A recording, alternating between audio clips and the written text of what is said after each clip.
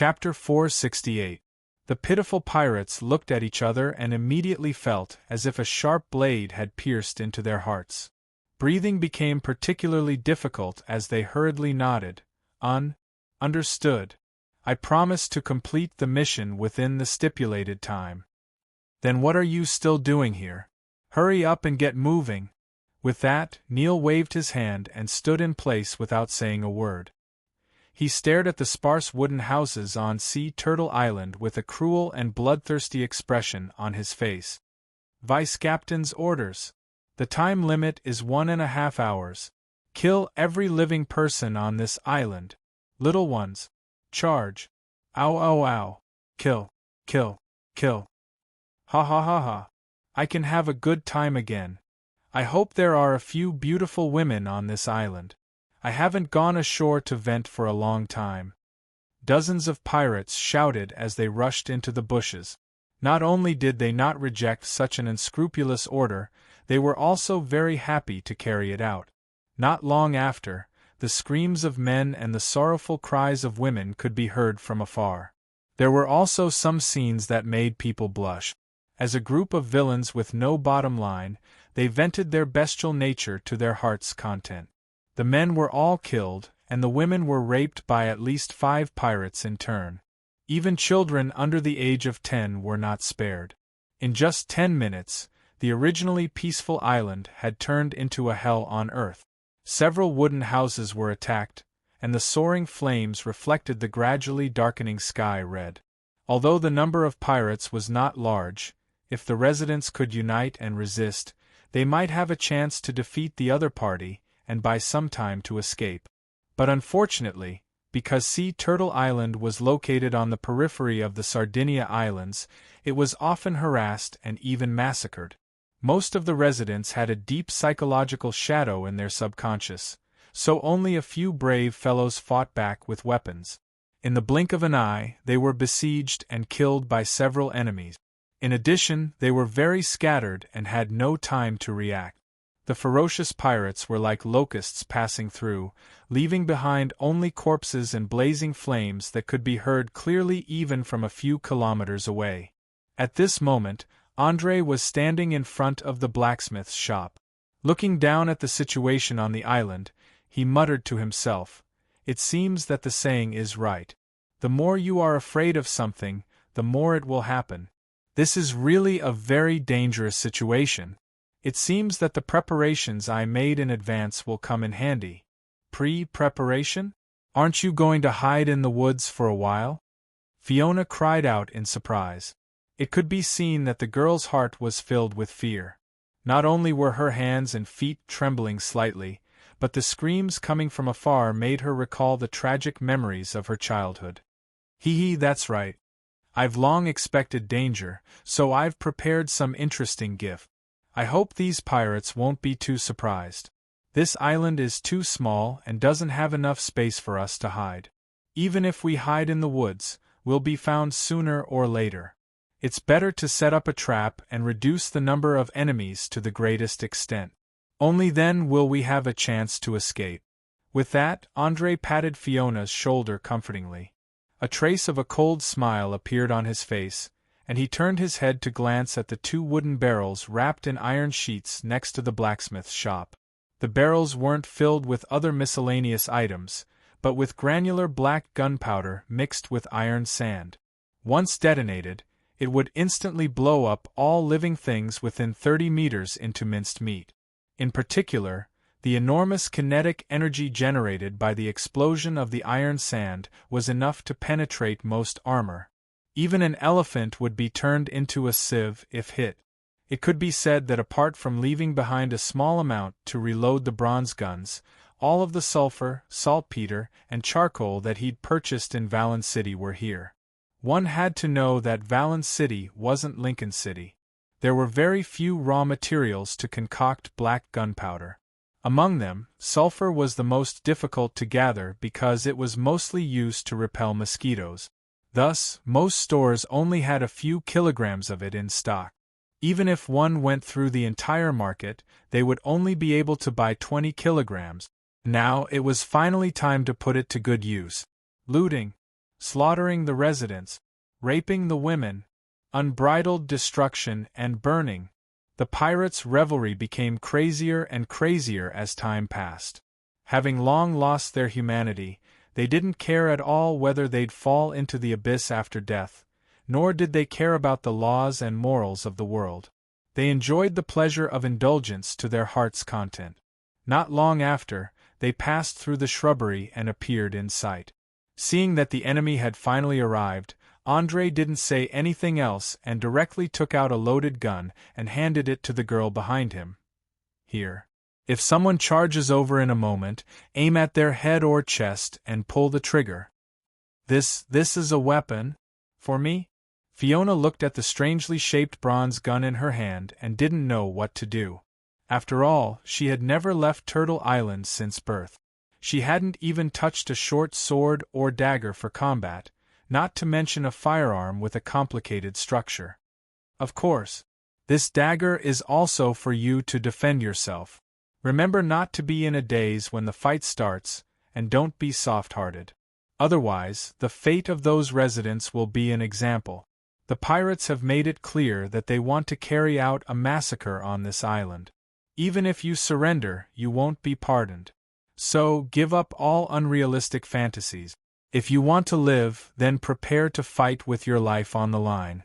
But now that things had progressed to this stage, André couldn't care less.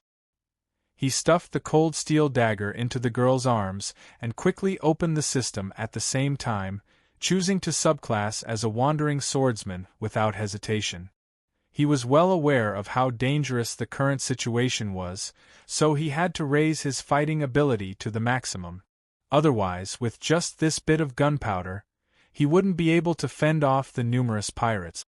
He wouldn't hesitate even if he had to bear the 20% experience penalty in the future. Are you sure your first subclass is a wandering swordsman? Yes. Subclass: Wandering Swordsman. Search: the relevant subclass information is 100%. Meets the requirements. Congratulations! You have become a level 1 Wandering Swordsman. Because the level difference between the Mage and Wandering Swordsman is more than 2 levels, you will only receive 80% of the normal experience in the future. Congratulations! You have obtained the ability Weapon Proficiency.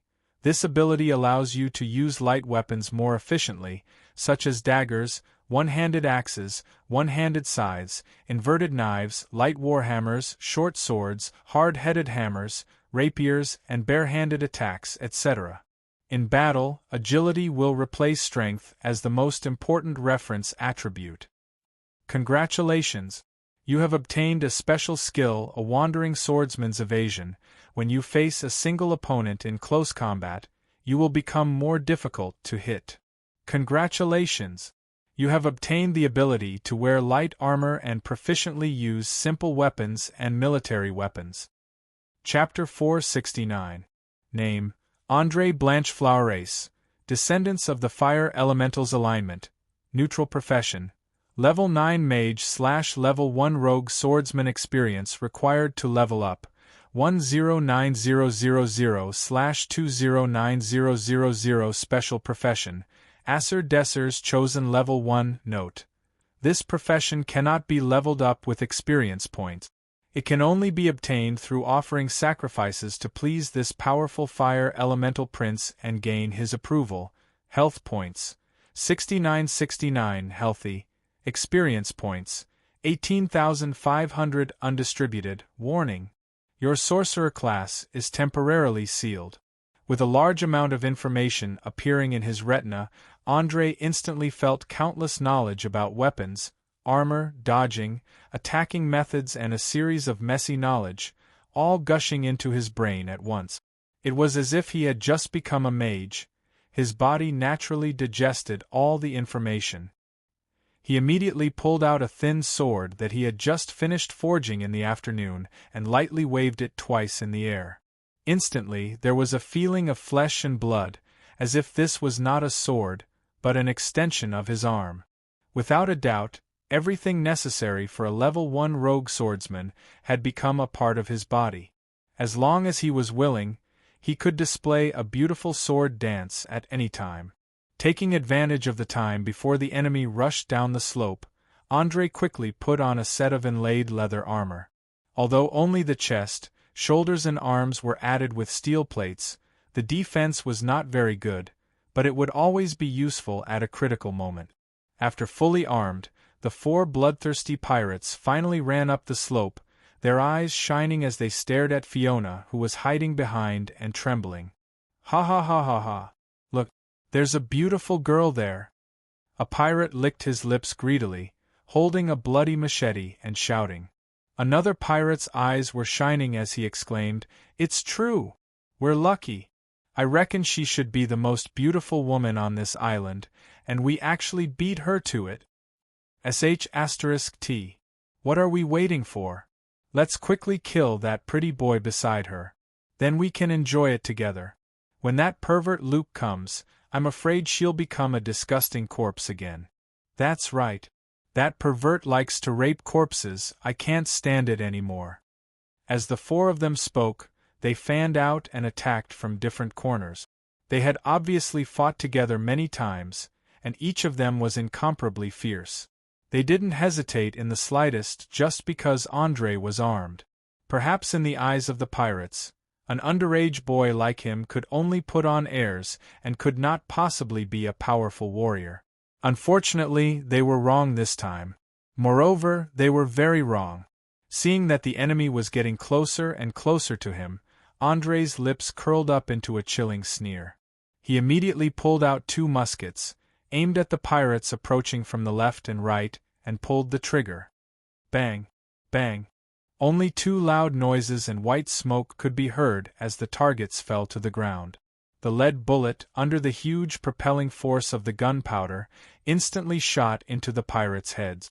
The 2 of them didn't even have the chance to scream before their souls were taken away by the Grim Reaper, leaving behind 2 lifeless corpses that fell to the ground with a plop. Hit the vitals. Critical strike activated. Dealt 20 damage to the pirate. Target's brain has been destroyed. Death. Obtained 40 experience points. Already reduced by 20%. Hit the vitals. Critical strike activated. Dealt 27 damage to the pirate. Target's brain has been destroyed. Death. Obtained 40 experience points. Already reduced by 20%. Looking at the information that appeared in his vision, Andrei immediately experienced the power of the double profession experience points punishment. The pirates that should have received 50 experience points now only received 40, and 10 of them were wasted. However, now was not the time to be distressed over the experience points. Because the other 2 pirates would reach him in a few seconds, he didn't hesitate to throw the 2 muskets on the ground, and pulled out a third. He turned around and fired. In an instant, a large hole was opened in the chest of the pirate who was trying to sneak attack him. It seemed like the pirate's heart was shattered, and he fell to the ground with a plop, his body twitching non-stop. The 4 evil pirates aggressively rushed forward, and in the blink of an eye, 3 of them were dead. Only one guy with a sinister expression was left. He raised his sharp curved sword and viciously slashed down. "Ah! Arrogant brat! Go to hell for me!" Not knowing if it was because of the sudden death of his companions, his whole body was like a demon from the abyss. Just from the momentum, it seemed like he wanted to split Andrei into 2 halves. Because of the excessive force in his arms, a large amount of his muscles were red, and his veins were bulging. However, Andrei didn't put him in his eyes. Instead, he laughed contemptuously and muttered to himself, "Hee, next. Let me personally test the true close combat standard of a rogue swordsman." After saying that, he threw the last short gun on the ground and quickly pulled out the thin sword hanging at his waist. Just as the scimitar was about to fall, he waved his arm like lightning and stabbed the target's 2 knees 4 times in a row. Then, he moved sideways and passed by the scimitar. The poor pirate didn't even have time to react to what happened. He only felt a sharp pain, and his legs could no longer stand straight. He immediately fell to the ground, and dark red blood stained his pants red in a short few seconds. Damn it! Damn it!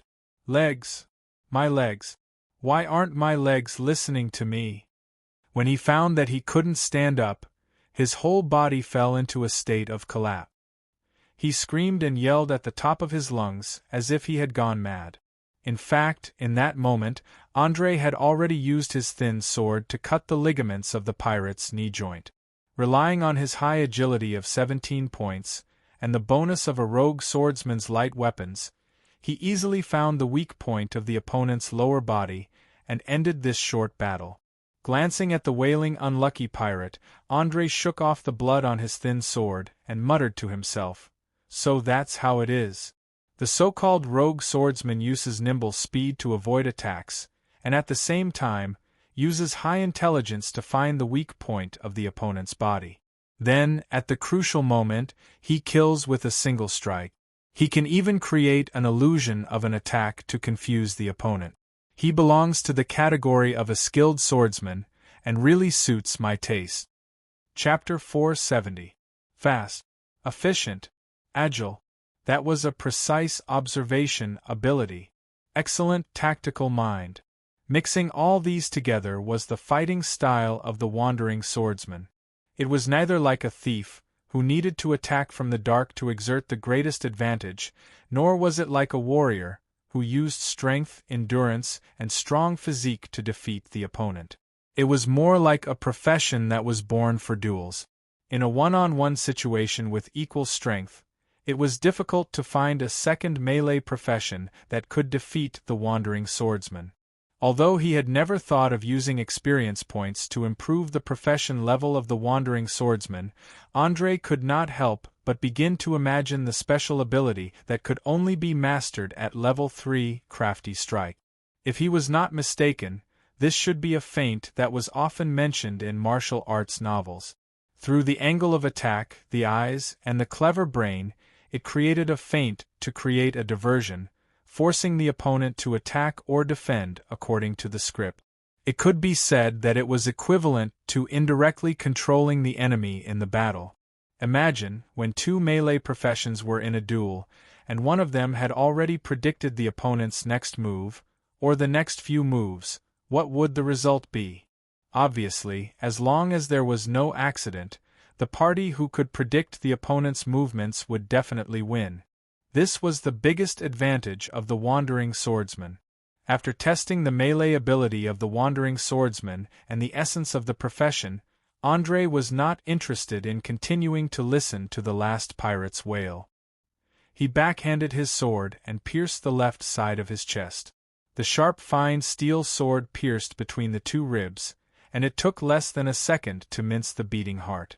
As the thin sword was slowly pulled out, a large amount of blood flowed out of the wound, and it flowed faster and faster. Soon, a small pool of sticky blood was formed on the ground. The pirate only felt his vision darkening a little, and after 10 seconds, he completely lost consciousness and fell to the ground, motionless. He had completely lost his life. Fiona, who was standing not far away, had a look of disbelief in her eyes. She tightly grasped the gun and dagger in her hand. She opened her mouth and wanted to exclaim, but she didn't know why she didn't make any sound. Her wheat-colored skin suddenly turned red, not knowing whether it was due to excitement or nervousness. She didn't dare to imagine that the powerful and terrifying pirates in the depths of her memory would be so weak. In the blink of an eye, 4 of them had fallen. Especially the loud roar of the muskets, and the terrible wounds caused by the lead bullets tearing through the skin and muscles. It made people shudder after seeing it. After all, if one died by a sword, they would at least know how they died. However, after a loud bang from a gun, they would immediately turn into a corpse that was beyond recognition. They wouldn't even know what happened at the moment of death. In the Oyer continent, anything that people could not understand would be categorized as magic. Hence, in the girl's opinion, these strangely shaped weapons must be some kind of powerful alchemy weapon.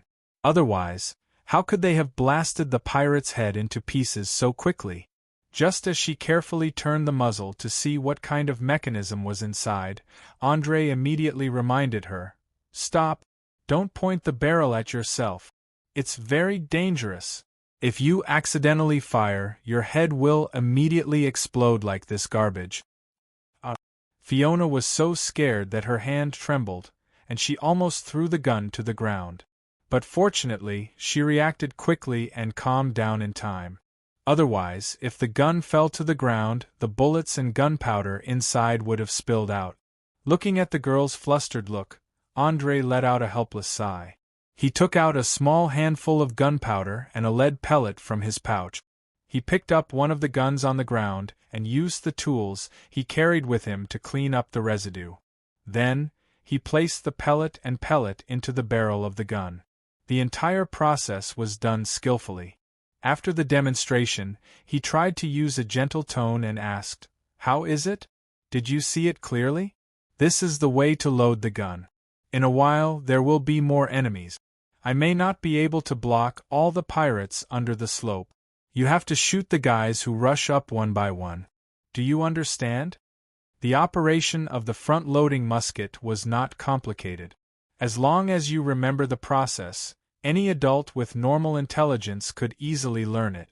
The only difficulty was the control of the gunpowder. If it was too little, it would cause the bullet to be less lethal. If it was too much, it would directly blow up the barrel. Of course, in addition to this, using firearms also required a very strong psychological quality. At least when you see the enemy rushing towards you, you must not panic and be unable to quickly load the gun. Obviously, Fiona's psychological quality was certainly not calm, but she obviously had no experience in using cold weapons, so the simple operation of the gun became the only choice.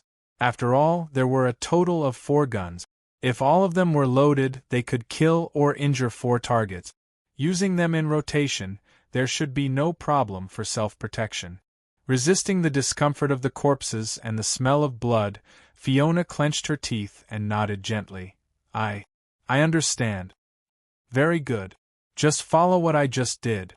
Now repeat it immediately and fill the empty gun on the ground," Andre said as he took off the ammunition bag and the gunpowder bag hanging on his waist and threw them on the ground together. He knew very well that the girl must be very scared at the moment, but he still forced her to learn how to kill her own kind.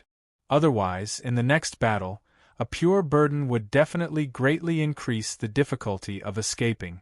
In addition, he also wanted to conduct a small psychological experiment. Fiona had never had her own opinion.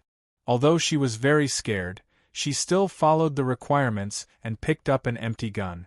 She quickly cleaned up the gunpowder residue with a tool and then learned from Andre. She grabbed a small handful of gunpowder and poured it into the barrel. Then, she stuffed a lead bullet into it and pressed it firmly. She presented it with trembling hands and waited for the evaluation. Watching the girl complete the loading in half a minute, Andre finally showed a satisfied smile. "Not bad, very fast, and the amount of gunpowder filled is just right. Remember the process just now.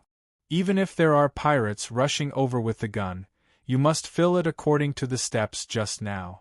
Now aim at the head or chest of the corpse in front of you and pull the trigger." Pull the trigger? Fiona's eyes widened, and her face was full of disbelief. She had seen with her own eyes how terrifying the power of the weapon in her hand was. In addition, she had never killed anyone before. Her hands and feet were trembling slightly. Obviously, she was extremely scared. Chapter 471. Yes, pull the trigger. Don't hesitate. Think about what they wanted to do to you just now. Now you have to learn to use it to protect yourself. Andre pointed at the corpse of the pirate whose heart was pierced by him and answered firmly. Fiona was not a fool. When she was a child, she had seen how miserable the fate of the girls who were raped by pirates was. Her brain was quickly occupied by fear and anger. She raised the flintlock shakily and pulled the trigger subconsciously. Bang!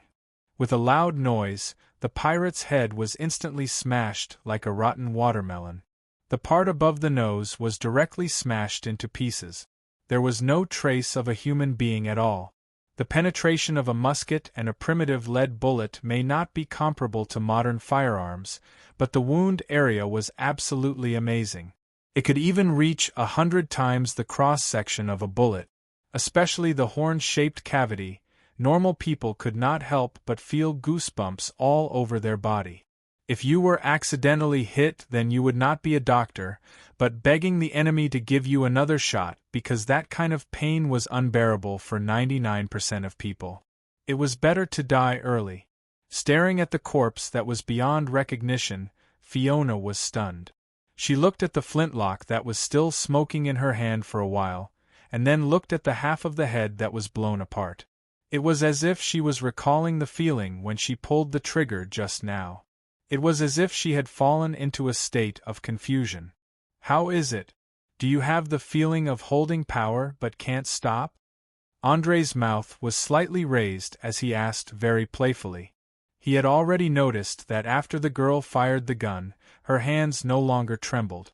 The fear in her eyes also slowly disappeared as if she had found her backbone. As a person who had experienced it, he was very clear that when he had just become a mage, he also had a similar experience. He knew how fascinating that wonderful feeling was. A scholar once said that human beings were a race that was loyal to their own desires.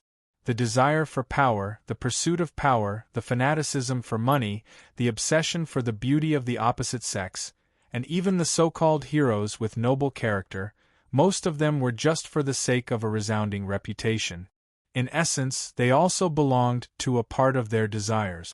Since they were loyal to their desires, it meant that in the bottom of everyone's heart, there was actually some kind of hidden desire. From the elderly in their 70s or 80s to the children around 10 years old, once they found out that they suddenly had the ability to easily kill their own kind, more than 70% of them would fall into ecstasy. Many perverted serial killers came about this way. This was similar to how most ordinary people would have the urge to shoot at a crowd when they held a gun in their hands. If they held a sharp sword in their hands, they would have the desire to stab it into someone's stomach. Perhaps it was just like the saying that everyone had two completely different characteristics in their hearts. One was an angel and the other was a demon.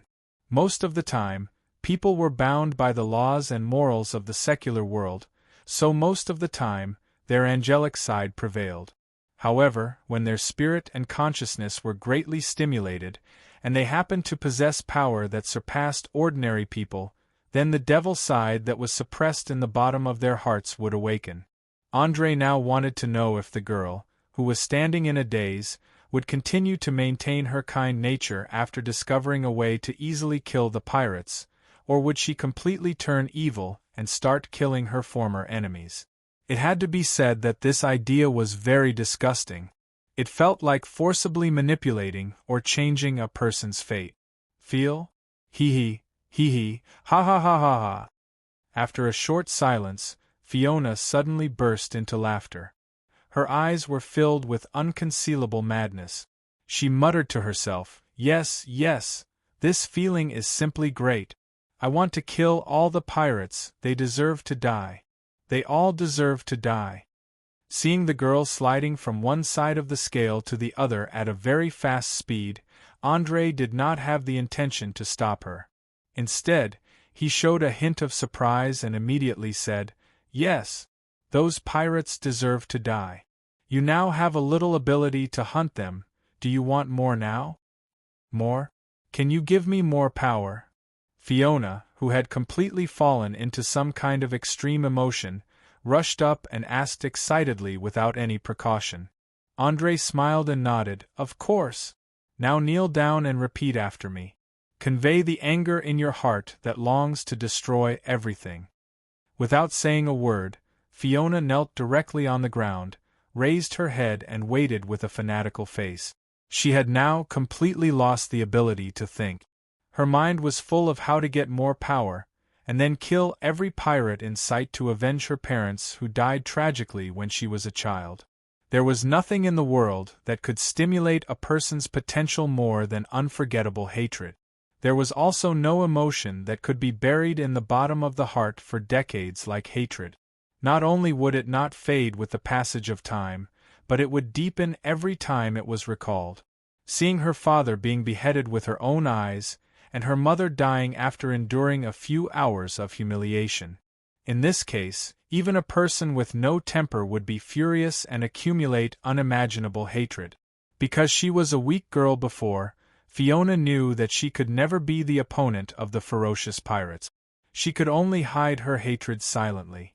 But now it was different.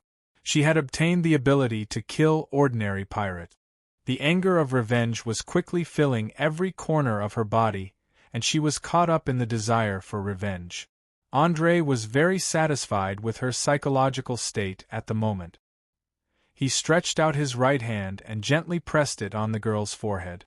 He narrowed his eyes and recited loudly in a very solemn tone, "The great prince of fire elements, Isoldezer. You are the master of the angry flames of the elemental world, the embodiment of the ultimate power of fire, and the embodiment of destruction.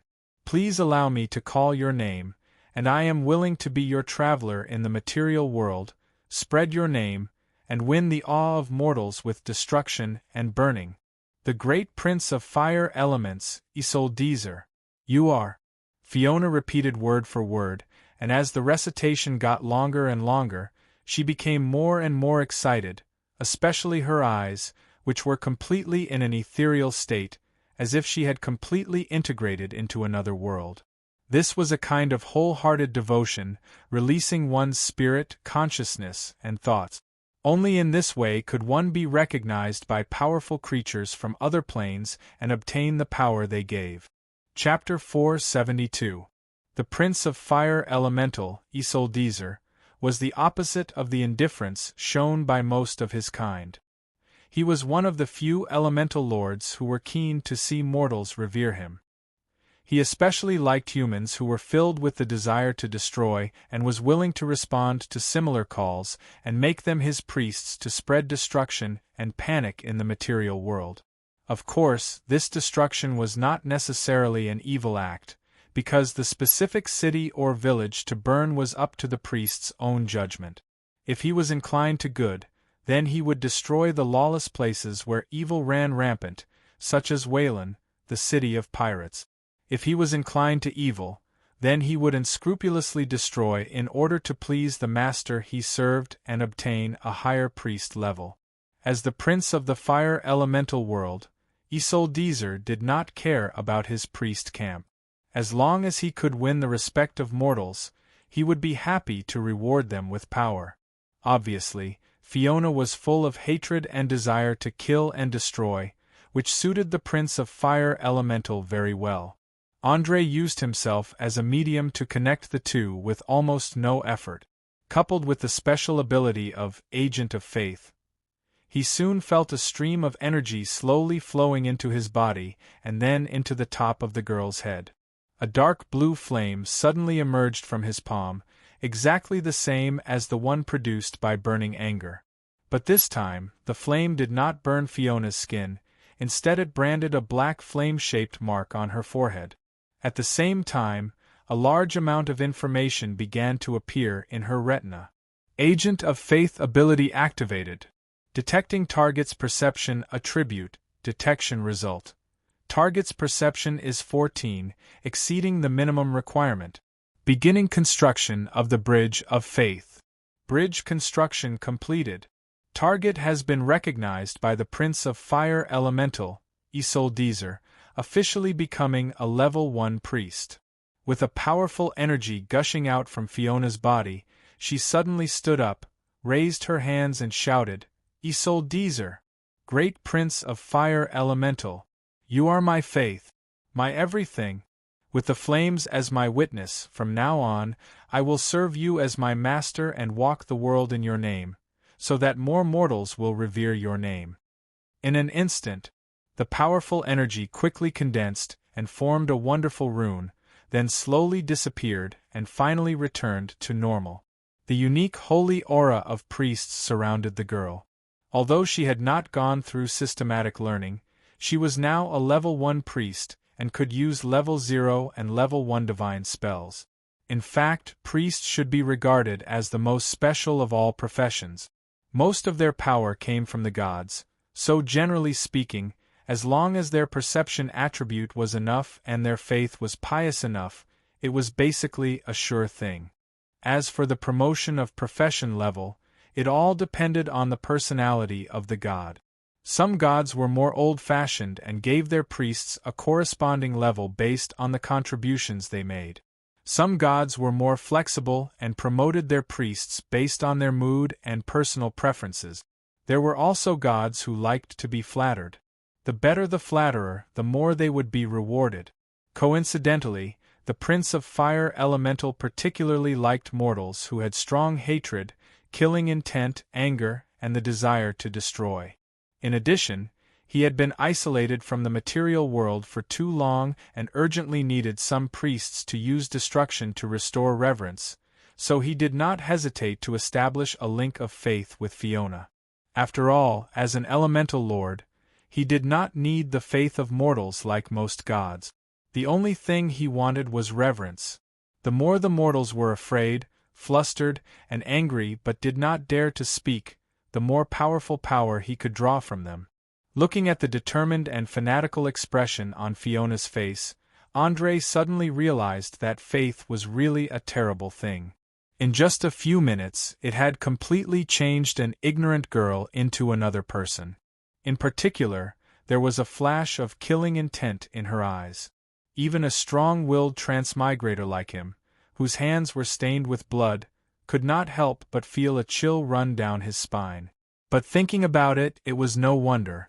Even in the 21st century, where technology and culture were highly developed, there were still a large group of idiots who were bewitched by religion.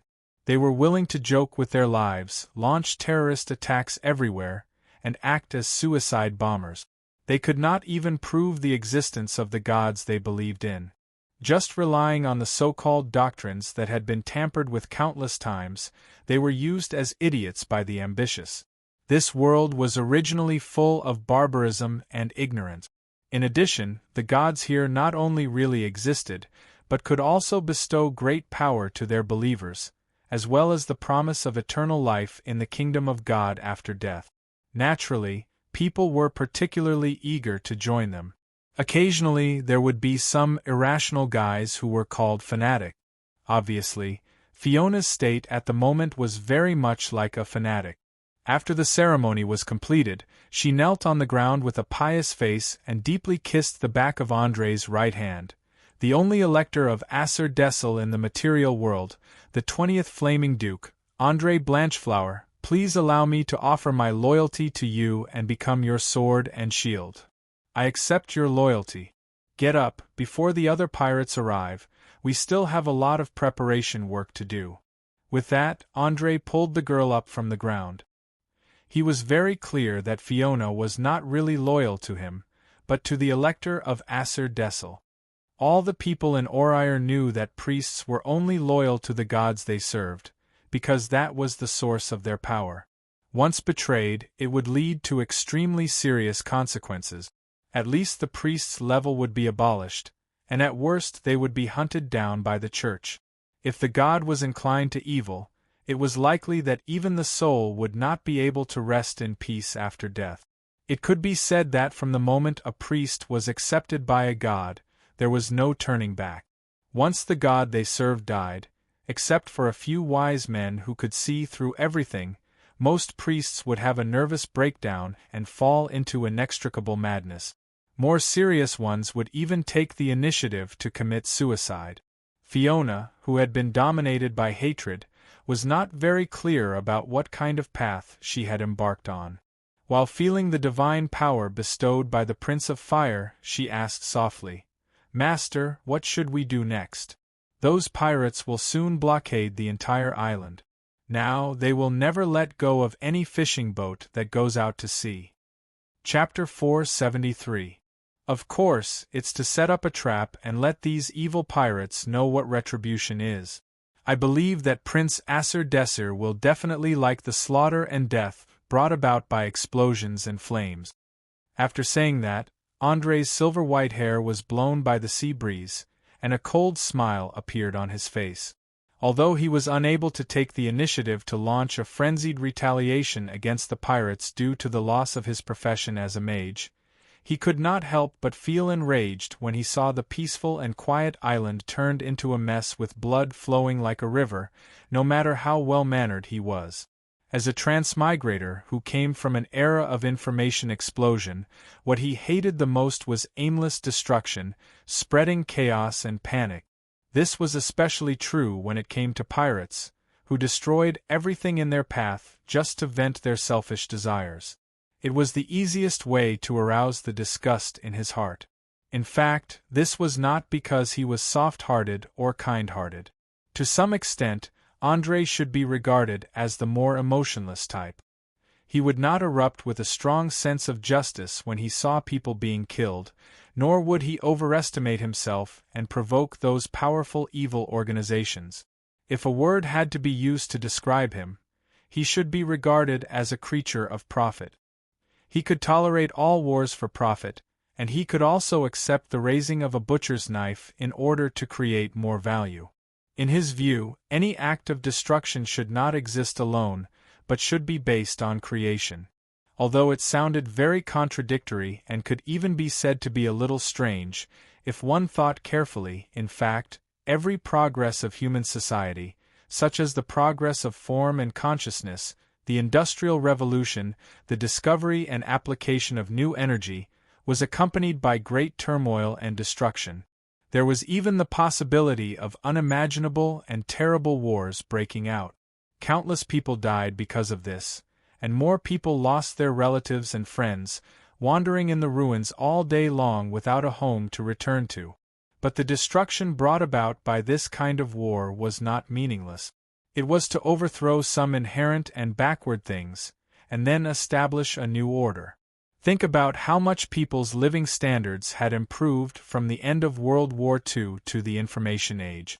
All kinds of technology, political system, justice, entertainment, information, and so on had improved by more than 10 times.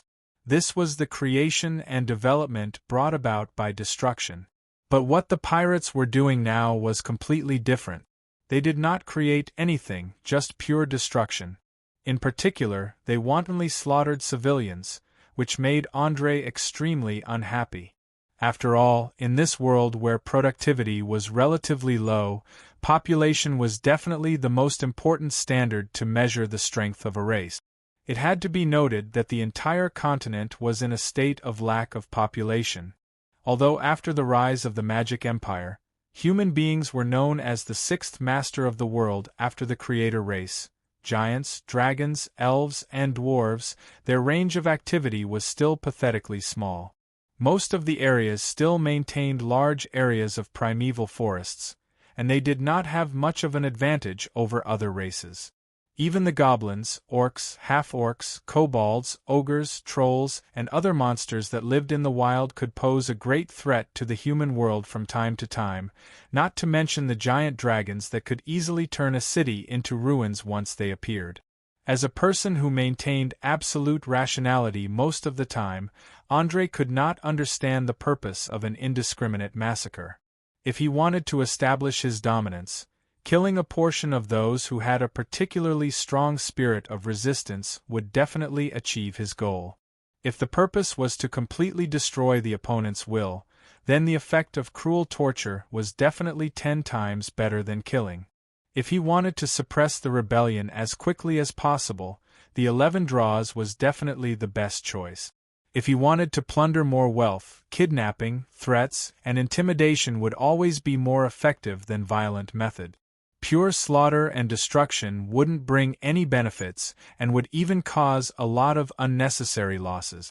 Perhaps it was because the pirates couldn't see through this that they had been suppressed in this small archipelago.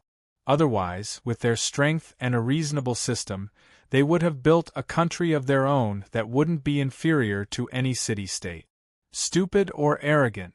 Today, let me see with my own eyes what the pirates, the #1 enemy of Linton City, are capable of, Andre muttered to himself as he threw the corpses of the 4 pirates onto the slope. At the same time, he hid 4 barrels of gunpowder in the surroundings and used a small amount of gunpowder as fuses to connect them. This could ensure that at the moment of explosion, the iron sand in the barrels could sweep a radius of tens of meters, and form a 360-degree penetrative killing without any blind spots. It was estimated that even with a shield and armor, it would be useless. After finishing the arrangement, the next thing to do was to wait. Not knowing if it was because of the gunshots, it did not take long for a large number of pirates to pass through the woods and appear at the bottom of the slope. There were as many as 20 to 30 people. "They're here. They're finally here. They will become my first sacrifice to the great Swordacil this evening. Only flames and destruction will last forever." Looking at the increasing number of enemies, Fiona did not tremble like before. Instead, she was particularly excited. The power of hatred seemed to have successfully dispelled the psychological shadow, but it pushed her from one extreme to another extreme. However, André did not have the optimism of the girl, because he had already seen the medium-sized pirate ship docked in the bay. Judging from the size of the ship and the displacement of the ship, the number of enemies was at least 300, and the pirates in front of him were only 1/10 of the total. Even if he could kill all of them, it would not affect the overall situation. It should be known that his true strength was only that of a level 1 rogue swordsman. In the situation where he did not use a flintlock, he could at most deal with 3 to 4 pirates at the same time. If there were more, he could only choose to turn around and run. After all, pirates would not talk about one-on-one combat or chivalry. They were a group of people who could not be stopped. They would try anything that could help them kill the enemy, including throwing knives, throwing lime into the opponent's eyes, and even defecating and urinating during the battle. All in all, this was a group of scoundrels with no moral integrity at all. Expecting them to abide by the so-called morality was more realistic than expecting pigs to climb trees. Fortunately, in André's plan, there was no need to fight the pirates head-on. He only needed to reduce their numbers and avenge the tragic deaths of the residents. Then, he would take advantage of the chaos to sneak into the pirate ship and follow them to Valen City. Chapter 474. Wasn't there a saying that the most dangerous place was the safest place? Perhaps even the pirates wouldn't have thought that there would be someone hiding in their own cabin. Of course, it wasn't easy to do this. The first and most important thing was to clean up a portion of the pirates, and the number couldn't be too small. André, who had been a captain for a period of time, was very clear about the amazing use of space in the hull of this world. Especially the lounge of the ordinary sailors, it could be described as stacked on top of each other. Often, a narrow space could be placed with 7 or 8 hammocks. If the number of pirates couldn't be greatly reduced, leaving a certain amount of space in the cabin, he was afraid that even if the infiltration was successful, it wouldn't take long for him to be exposed. Sigh. I really don't know how long we're going to have to hide like this. If only we could use the fireball magic wand, we could easily kill a few hundred pirates in a few rounds. We wouldn't have to go through so much trouble. André grumbled helplessly. Since the wizard profession was sealed, many of the things he had carefully prepared had lost their function. For example, the powerful wand, the teleportation ring that could only be activated by a wizard, the secondary defense staff, and the stack of arcane scrolls in the scroll box had all become decorations without exception. Even summoning a magic pet was useless. Otherwise, he wouldn't have been forced to take on the role of a wandering swordsman and receive a penalty of 20% experience points. That was 20% experience points. As the profession level got higher and higher, the amount of experience points required was getting closer to an astronomical figure. Perhaps 20% was only about 20,000 now, but it would certainly increase in the future. It wouldn't be surprising if it eventually became hundreds of thousands. But there was no other way. Everything was to safely get through this period of weakness. Anyway, the ability, Raging Flame Eruption, wouldn't disappear after one use. Maybe in the future, he would need to use it again when he needed to go all out. So, it was better to take on a melee profession as a precaution.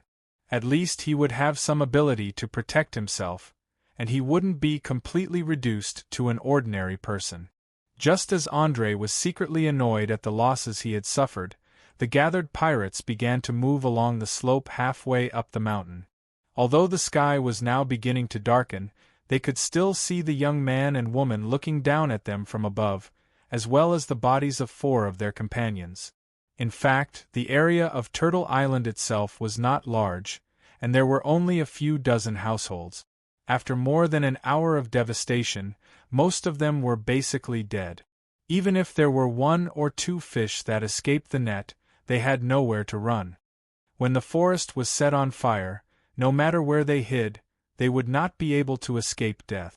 As everyone knew, tropical plants had a particularly high moisture content, so when they burned, they would release a large amount of smoke that was harmful to the human body. If one hid inside, even if they didn't burn to death, they would be suffocated to death by the smoke. This was also the reason why the pirates didn't give chase when they saw the scattered residents escaping. Instead, they pointed and laughed. However, they probably wouldn't have the chance to do so today. From the moment they stepped onto the hillside, the Grim Reaper had already appeared above the island, silently waiting to harvest their souls. Remember, don't be impulsive later. Stay at the back and shoot with your gun, understand? Andre warned the girl behind him. He could feel that there was not much rationality left in Fiona's brain at the moment. Half of it was occupied by strong hatred, and the other half wholeheartedly dedicated to the Prince of Fire, Soldisil. Maybe she would really rush up like a madman. Well, you are the chosen one of the great Soldisil. You are its spokesperson in the material world. I will obey all your orders. Although she was a little reluctant, Fiona still nodded and agreed. While the two were talking, 20 to 30 armed pirates finally entered the range of the trap. As expected, they began to slow down and check the bodies of their companions, trying to find the cause of death.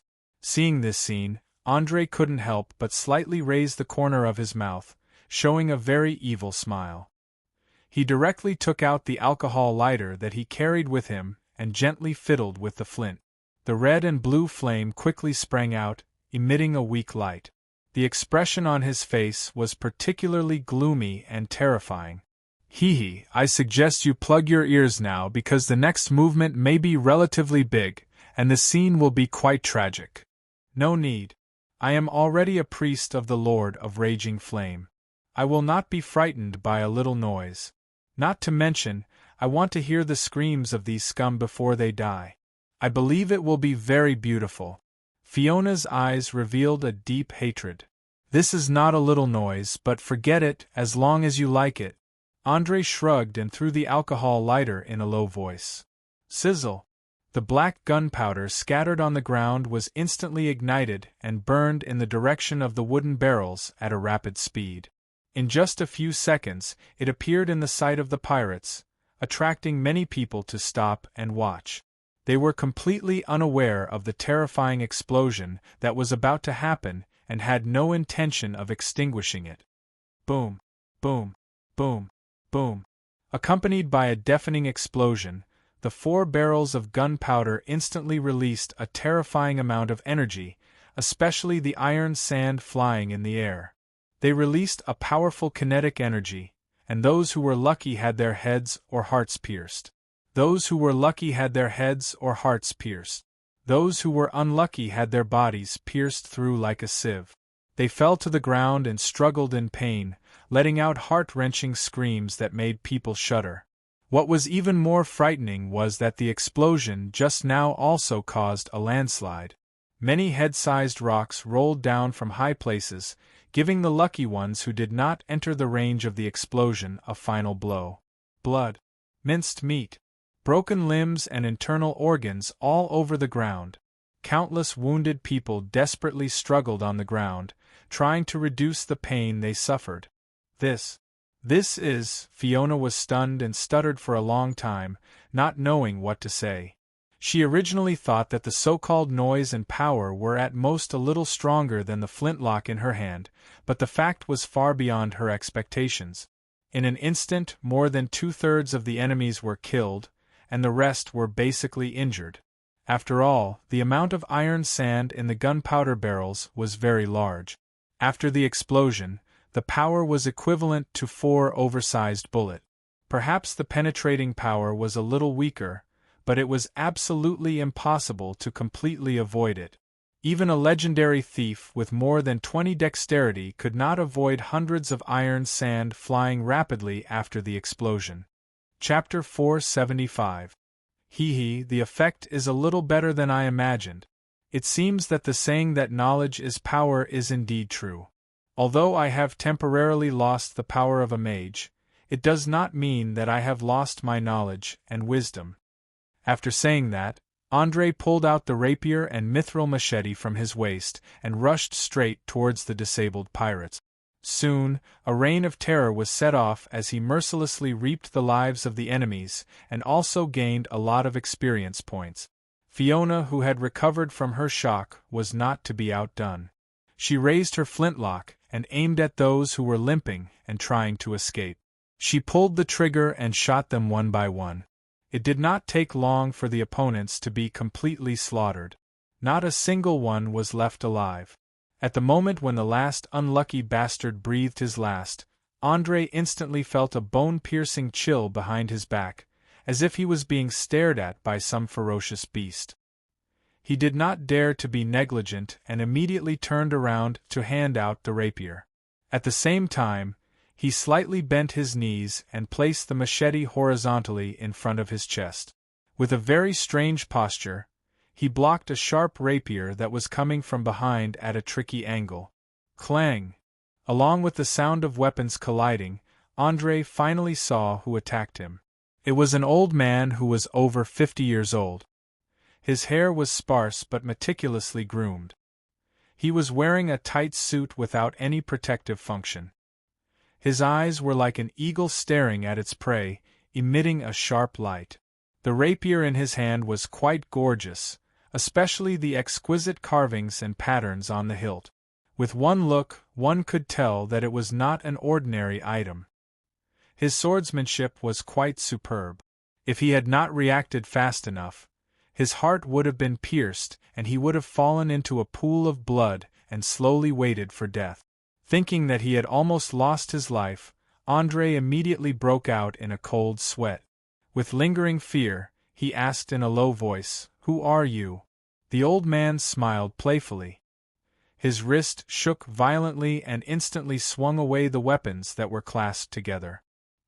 He quickly took 2 steps back and very elegantly performed a sword salute. "My name is Neil Grant, the vice-captain of the Sea Wolf, a level 6 rogue swordsman. I really didn't expect to meet another rogue swordsman on such a desolate island. Your reaction just now was pretty good.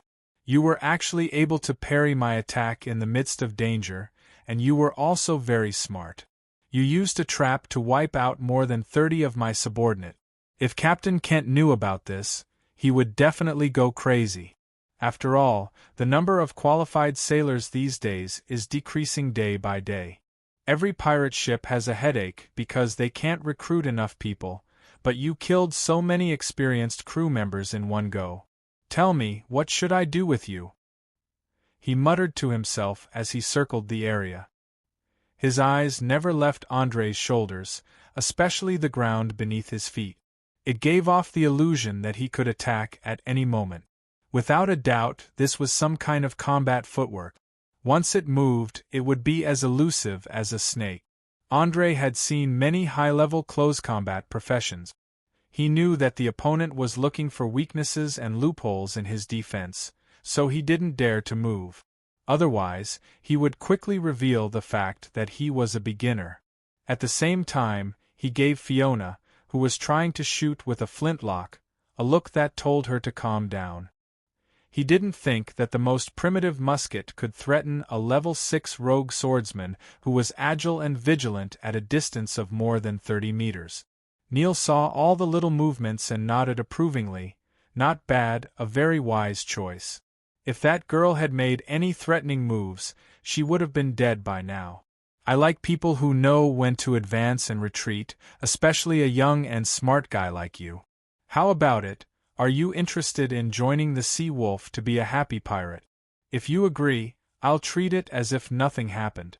Anyway, to Captain Kent, exchanging a mere 30 ordinary pirates for a professional with limitless potential is definitely a profitable business. You can also learn some combat skills of a true wandering swordsman from me, such as crafty strike. The moment the last word was uttered, the old man, who was over 50 years old, suddenly exerted his strength and rushed forward in less than a second. The thin sword, which was less than 2 fingers wide, was raised high above his head, like a bull stretching its horn forward. Just when Andre thought that the opponent would definitely stab straight at him and make a cross defense, Neil's face immediately revealed a strange smile. Neil used his left foot as the center and made a 180-degree turn in the middle of the sprint, abruptly changing the direction of the stab. The stab that was originally coming from the front immediately became a side stab. Damn it! Seeing the sharp sword tip getting closer and closer to his temple, Andre secretly cursed. He forced himself to lean back and barely avoided the fatal blow. He could even see the hair on his forehead that was cut off. But it wasn't over yet. Just when the stab was halfway completed, Neil once again forcibly stopped the momentum of the sword and fiercely pulled back, forcefully drawing a line of blood on Andre's neck. After doing all this, he didn't continue to attack. Instead, he put away the thin sword and asked with a smile, "How was it? Did you feel the power of crafty strike? Only a wandering swordsman of level 3 and above can grasp this technique. It allows the opponent to make a series of attacks that they can't dodge in time. Furthermore, every step is planned in the mind. So, from the very beginning, your defeat was already destined." Andre touched the blood flowing out from his throat, his eyes revealing a look of horror. He completely believed that if this old man in front of him hadn't killed him, his throat would have already begun to spurt blood. Unbelievable! Although he had long read about the characteristics of crafty strike in books, after experiencing it for himself, he realized that this ability was simply like cheating. Not only did it fully utilize the inertia of the human body to avoid danger, it even included the reaction of the next few steps. Unless one had extraordinary combat talent or physical fitness, it would be very difficult to escape from this kind of continuous and strange attack. At the very least, he couldn't do it now. But it was a pity that it was just as Neil had said. This ability could only be grasped by a wandering swordsman of level 3 and above. Furthermore, the higher one's intelligence, the more it could be used to maximize its power through calculation. Andre was now only a level 1 wandering swordsman. His close combat experience was pitiful. Even if he knew the theory, it was useless. After all, swordsmanship wasn't like weapons such as sabers, axes, spiked maces, and the like. It could be easily used with just a little bit of strength. It required a lot of practice over a long period of time, repeatedly, and fighting against various opponents to accumulate experience. Finally, one could slowly develop a technique that belonged to oneself. Chapter 476. The sword was a weapon that relied heavily on technique. Just the basic movements included slashing, stabbing, pointing, lifting, breaking, cutting, wiping, piercing, lifting, twisting, sweeping, and so on. It was then integrated into the footwork, grip, and posture. Its complexity was absolutely shocking. Otherwise, it would not have stood out among the many cold weapons and become the undisputed king. It was precisely because of the variety of uses that the sword was the first choice of countless close combat professions. It had developed into many varieties, including the two-handed greatsword that focused on slashing, the rapier that focused on stabbing, the dagger that focused on dexterity, the half-handed sword that focused on defense, the longsword. As for the rapier, it was the most special type. It did not have the powerful slashing ability of the two-handed greatsword, nor did it have the terrifying penetration of the rapier. At the same time, it was not as dexterous as the dagger. The 2-finger-wide rapier could not cause any fatal injuries unless it stabbed a vital point. But it was this seemingly useless weapon that could immediately become a terrifying killing weapon in the hands of a wandering swordsman. With his nimble movements and the misleading attack method of trickery, Neil had successfully made Andrei experience the feeling of brushing shoulders with death once again. He was now considering whether to agree to the other party's conditions and obediently be a pirate for a period of time. When the mage's strength recovered, he would kill everyone on the ship. The old man noticed that Andrei's eyes were becoming more and more dangerous. He gently shook off the blood on the rapier and said with a smile, "Not bad. You actually still have a strong fighting spirit after seeing the huge gap between us. I'm really starting to like you more and more now. How about this? As long as you kill that girl as proof of your loyalty, I'll accept you as my disciple. Not only can I give you a higher position, I can also teach you the skills of a wandering swordsman. There's nothing cheaper in the world than this. Don't force me to ruin your future with my own hands. Young man, think carefully before you answer. There's plenty of time. I've always been very patient." He obviously treated Andrei as an ordinary youth on the island and was planning to use threats and enticement to take him under his wing. One had to know that pirates also attached great importance to the absorption and cultivation of talent. Many famous pirate groups could even be traced back to the era of the first pirate king hundreds of years ago. They could be called the nobles of the pirate. Unfortunately, Neil had chosen the wrong target this time. A terrifying unknown creature like a transmigrator wasn't someone a small character like him could recruit and control. Looking at the smug look on Fiona's face, Andrei's mouth curved into an imperceptible arc. He deliberately put on a complicated expression and glanced at Fiona. Then he asked in a very conflicted tone, "Do you have to kill her?" "Of course. If I don't kill her, how can I see your determination? How can I feel at ease teaching you the true skills of a wandering swordsman?" Neil continued to tempt him with words.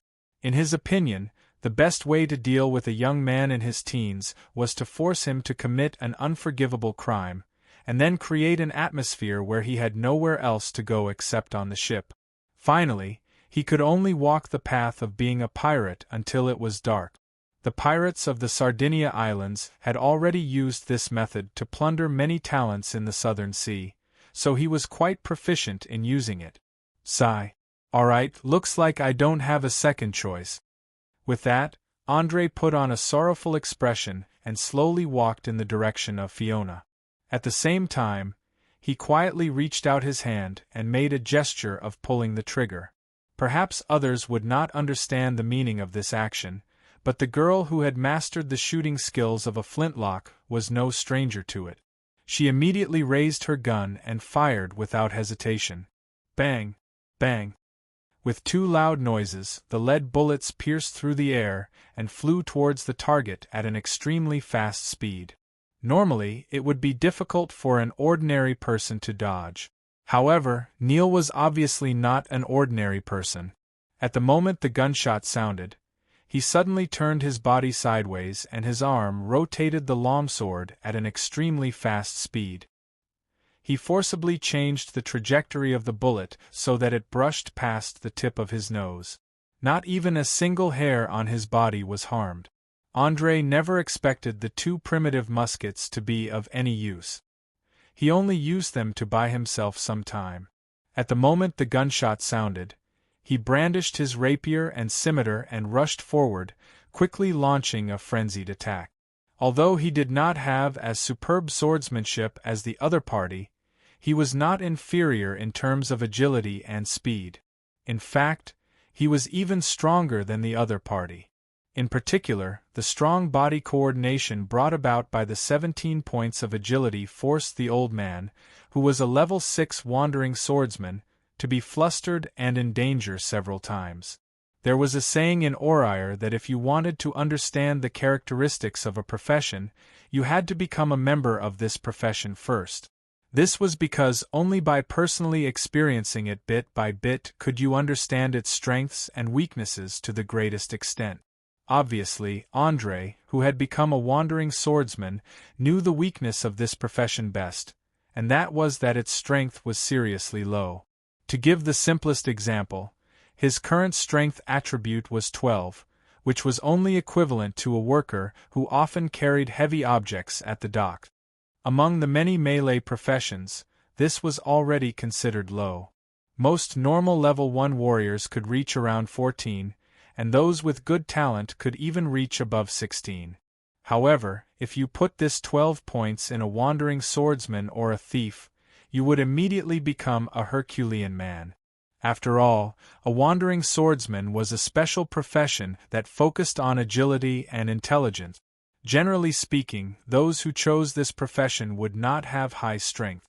Due to the limitations of the human body's muscle structure, those with great strength and endurance would generally have a large proportion of red muscles, and their agility would often be relatively poor.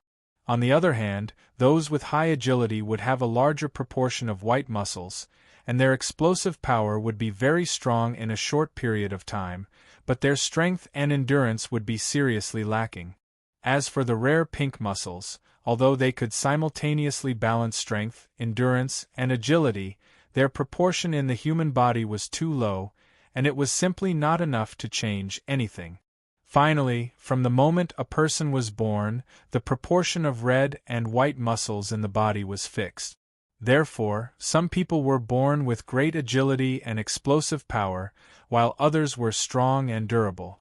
Postnatal training could only make a certain part of the muscles more developed, but it could never change the type of muscle. Although Orier was a different world, the people who lived here had the same body structure as the people on Earth. To be exact, they were pure-blooded humans, and those who were mixed with special blood were not included in this list. For example, Andrei himself had now begun to transform into an element, and his heart had already been replaced by a core. Chapter 477. From the high-speed combo earlier, Andrei could basically confirm that this old man with superb sword skills definitely had a white muscle constitution. This meant that even though the old man seemed undefeatable, as long as Andrei could hold on until his white muscles started to get tired, the rest of the battle would be much easier. It was precisely because of this reason that Andrei unleashed a frenzied barrage of attacks, forcing the old man to continuously retreat, dodge, block, and parry. Coupled with the unbelievable sharpness of his mithril scimitar, he didn't give the old man any chance to breathe. In such a situation, not to mention counterattacking, even breathing was difficult. Both sides were holding their breaths, just like a cheetah running at full speed. Once they let out their breaths, it would immediately mean defeat. In fact, Neil was already starting to regret that he had been so obsessed with recruiting this treacherous little monster. He was now in an extremely sorry state, and if this continued, his life might be in danger. Damn it! After this period of time, I'll definitely kill this brat. The old man swore in his heart. At the same time, Andrei, who was brandishing his sword and scimitar, cursed in his heart, "Bastard! Why isn't this old fart exhausted yet? I won't be able to hold on for another 10 seconds. Attacking was more exhausting than defending. This was an eternal truth. In order to push his speed to the limit, he couldn't breathe at all. If he slowed down, he would immediately be faced with the terrifying sword technique that the roaming swordsman was proud of, crafty strike. But unfortunately, not everything in this world would not happen just because you didn't want it to. On the contrary, just like Murphy's Law in psychology, nothing was as simple as it seemed on the surface. Everything would take longer than expected. Things that could go wrong would always go wrong. If you were worried that something would happen, then it would definitely happen. After holding his breath for 2 minutes, Andrei, who was in a state of vigorous exercise, finally couldn't hold on any longer. He finally opened his mouth and took in a deep breath, slowing down his attack. But in this short moment, Neil sharply grasped the opportunity. The thin sword in his hand abruptly swung away the mithril scimitar. Like a venomous snake spitting out its tongue, it nimbly slipped past the defense and stabbed towards the old man's throat. His movements were so fast that he didn't give his opponent any chance to dodge. From his vicious eyes, it could be seen that he definitely wanted to get rid of the hidden danger with one strike. Seeing that the sharp sword tip was getting closer and closer to him, Andrei knew that he couldn't completely dodge it. He immediately gritted his teeth and made a prompt decision. He didn't even have the slightest intention of dodging as he swung his scimitar down fiercely. As a transmigrator, he had a better understanding of the human body than most people in this world. He understood that the throat was not the most fatal part of the body.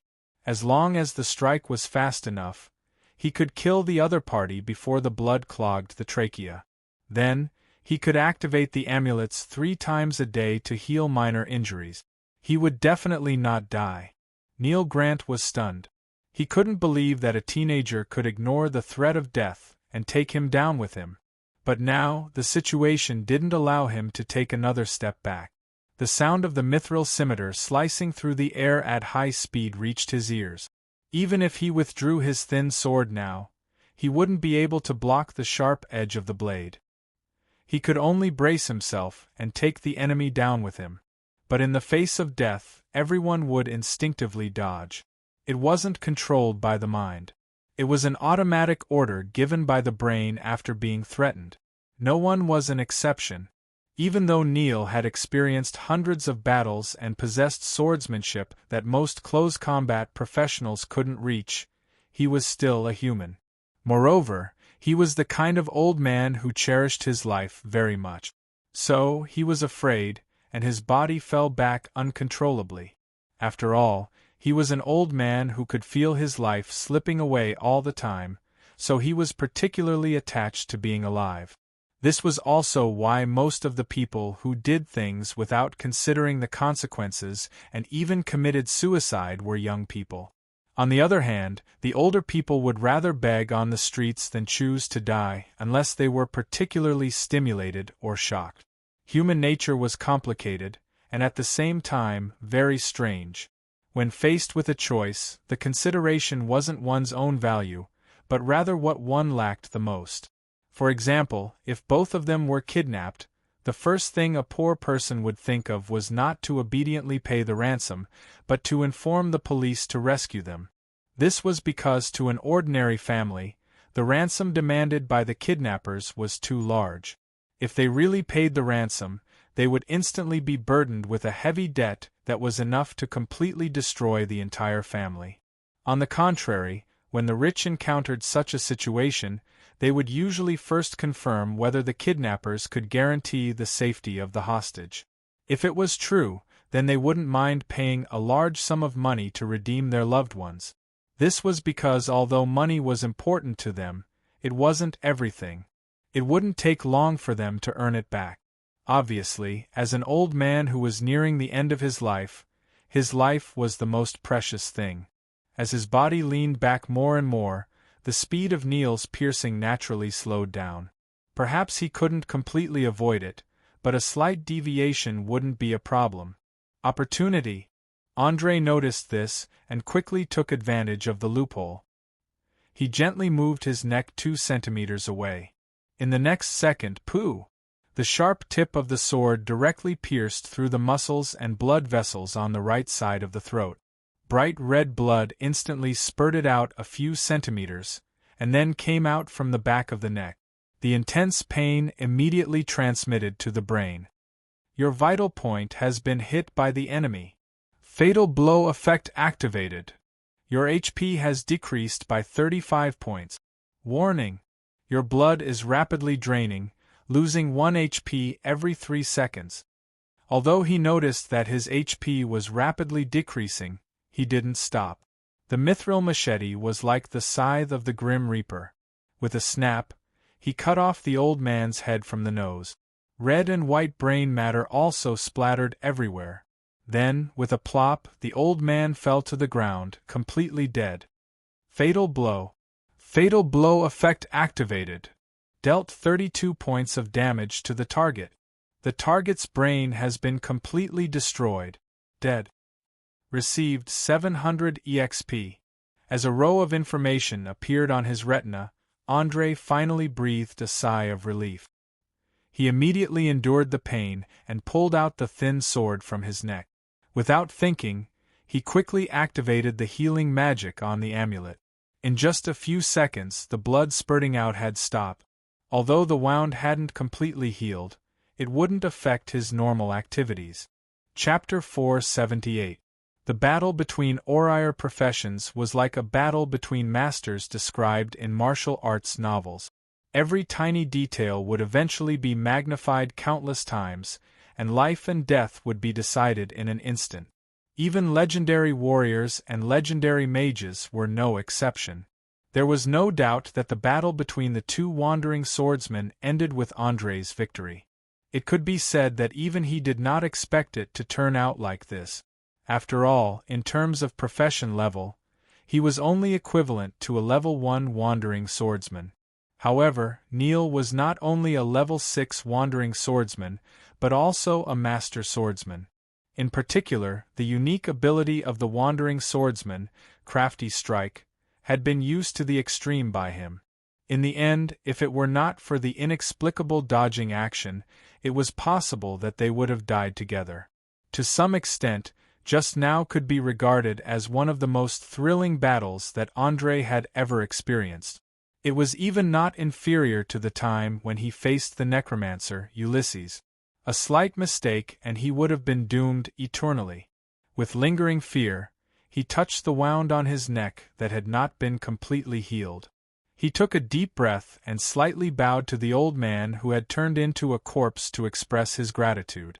Although he was an enemy, the fact that the old man used a sword told him that the dangers in this world were far more than just supernatural forces. Under certain conditions, the seemingly backward cold weapons could also exert great power. Perhaps it was because of the rapid advancement of mages recently, or perhaps it was because of the influence of the mages in Lincoln City that Andrei gradually despised those close combat professions who relied on their bodies and weapons to fight. He thought that they were just barbarians who thought with their muscles. No matter how strong they were, they could not threaten him who had mastered many arcane spells.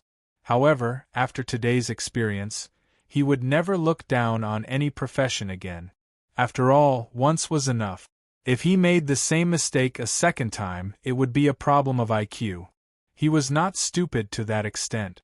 Seeing that the enemy had completely fallen, Fiona, who was standing behind and aiming with her flintlock for a long time, rushed over and asked with concern, "How are you? Is your wound okay?"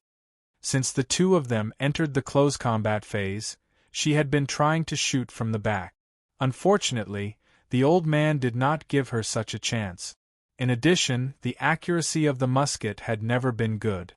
Once she opened fire, it was uncertain who would be hit. "Don't worry, the trachea and nerves weren't injured, and the artery that was cut open has already healed. The remaining small wound can be fixed with a bottle of medicine." As he spoke, Andrei took out a bottle of potion that he had concocted himself, pulled out the cork, and drank it. The wound on his neck quickly healed at a speed visible to the naked eye. In the end, other than a red mark, not even a scar was left. He gently touched the wound, and after confirming that it had really died, he secretly heaved a sigh of relief. In this world where medical science was extremely backward, tetanus was no laughing matter. In addition, the southern region was hot and humid, and there were all kinds of terrifying mosquitoes. Just thinking about it made his scalp tingle. He didn't want to be infected with any troublesome bacteria or viruses. Silently thanking Olair for his unscientific healing magic, Andrei bent down to pick up Neil's rapier and carefully examined it. This was because he knew that this weapon, which could block the mithril machete to a certain extent, was definitely not ordinary. Especially the golden sparks that burst out when the blade collided with each other, ordinary steel could not do that. Quite a rare cold forging process, using folding forging, and this unusual hardness. So it's manganese steel. No wonder it could block the mithril machete. There's also a row of small words engraved here. Arcane should be the name of the forger. Because of his intermediate forging specialty, Andre didn't take long to analyze all the materials and forging methods of the rapier. At the same time, he was quite surprised that there was actually someone in this world who could refine manganese steel. Manganese was a high-strength anti-wear metal, and smelting it required a high temperature of at least 1,000 degrees. Apart from magic, he really couldn't think of how an ordinary furnace could reach such a high temperature. Of course, in addition to manganese steel, there was also a small amount of adamantine mixed in the blade, and from the complicated patterns on the guard, there was also a special magic attribute. But unfortunately, he didn't recognize this magic pattern, and temporarily couldn't use identification spells, so there was no way to judge at all. But one thing was certain, and that was that this rapier was definitely very precious, at least much better than the ones he forged himself. Without any hesitation, Andre directly took off the gray scabbard from the corpse, fixed it on his belt, and then continued to search on the corpse. Not long after, he found a notebook that recorded a strange poem and a small amount of gold coins and gems. But he was a little strange. Why would a pirate vice-captain, a master swordsman, carry a book of nonsensical poems with him? And just the grammar alone could be found no less than 100, and the wrong words were even more numerous. If the other party was really a boorish pirate, it would be understandable. But no matter whether it was from the way Neil talked, his manners, or his clothes, all of it showed that he had received a good education, and could even be the illegitimate son of a noble, or he himself was a fallen noble, and definitely shouldn't have written something of this level. Just as Andre frowned and was trying to find something, he suddenly heard a shout from afar. Looking up, he found that the warships docked at the bay had suddenly released countless small boats, and began to slowly move towards the small island. The number was at least 5 times more than before. But he didn't show the slightest bit of panic, and instead, the corner of his mouth was slightly raised, and he said with a cold smile, "Finally a reaction? Just what I want. Fiona, pack up the necessary things, our chance is here." "Yes." The girl didn't ask why, but only nodded, and quickly ran into the blacksmith shop. A few minutes later, she ran out with a small bag on her back. In addition to gold and silver coins, there was only a small amount of food and a water bag, and finally, a small hammer used for blacksmithing in her hand, and it seemed that she intended to use it as her weapon. Although she wasn't very smart, but she knew that she must not bring too many things with her when escaping, or else she would be caught by the enemy before long. "Very good. As a newbie, you didn't bring any useless burdens." Andre nodded with satisfaction, and praised with a smile. Chapter 479. "Thank you for your compliment, but this is not my credit, but the teachings of the great Lord of Raging Flame. He has just instilled a lot of knowledge and information into my brain, and I can refer to it at any time." Fiona immediately showed a fanatical expression as she spoke. Hearing the girl's explanation, Andre nodded thoughtfully. "Well, in that case he should have also taught you combat skills, right? Otherwise, you wouldn't be carrying a small hammer in your hand." As everyone knew, there was a special connection between priests and the god they served. When the priest prayed, the god would respond. Similarly, if the god had any tasks, he would also give the priest hints through dreams. Generally speaking, in order to maintain the balance of power within the church, the god would not raise the level of a priest for no reason, nor would he easily impart a large amount of knowledge to a priest alone. However, the situation of the fire elemental prince, Aesop Desir, was somewhat different. Due to being isolated from the material world for a long time, the number of his priests was getting fewer and fewer. In addition, he never cared about the number of believers and only desired to be respected by mortals, so most ordinary people would never regard him as their guardian. It was hard to say whether the number of priests was 0 or not. Perhaps it was for this reason that he paid special attention to this girl who had just been forcibly converted into a priest. He even did not hesitate to waste time to teach her personally in order to quickly expand the priest team and restore the glory of hundreds of years ago. Fiona had no idea that she had been regarded as a key person to be trained. She gently waved the hammer in her hand twice and replied, "Yes. I have a lot of methods to use blunt weapons in my head, and what I lack now is practice. I believe that as long as I have a good body, I can also be like a real priest, use divine spells, break through enemy lines, and spread the name of the Lord of Raging Flame." "Haha, then I'll look forward to it. Let's go, before the pirates notice what's happening here. We have to sneak onto the ship as soon as possible." After saying that, André stuffed the notebook into his pocket and quickly moved in the direction of the beach. In order to ensure that he would not be discovered, he specifically chose the lush bushes to enter. Because he had lost too much blood just now, his movements were not fast. Not long after, he encountered a small group of pirates who had just landed. Without any hesitation, André immediately stopped, pulled Fiona into his arms, and covered her mouth. At the same time, he put a finger on his lips and made a silent gesture. The girl was obviously startled by the sudden movement, but when she saw the fire coming from not far away, she immediately shut her mouth. She hugged André's waist with one hand and the hammer in her other hand, trying to completely hide herself. The two plump and seductive weapons in front of her chest were squeezed out of shape because she was using too much force. Coupled with the fact that she was only wearing a small vest that exposed her navel, she looked particularly seductive. The two of them were so close together that they could easily feel each other's body temperature, breathing, and heartbeat. After all, they were young men and women with normal physiology, and because they were sweating from running just now that they were so close together, it was natural for them to have some physiological reactions. Especially André, who had already tasted the taste of a woman, a certain part of his body began to fill with blood, and soon pressed against the other party's lower abdomen. Fiona obviously knew what it was. Her body instantly became a little stiff, and she subconsciously bit her lower lip. A faint blush appeared on her wheat-colored face, and her eyes were almost dripping with water. She was full of shyness, but there was no rejection, which quickly ignited a ball of lust in André's heart.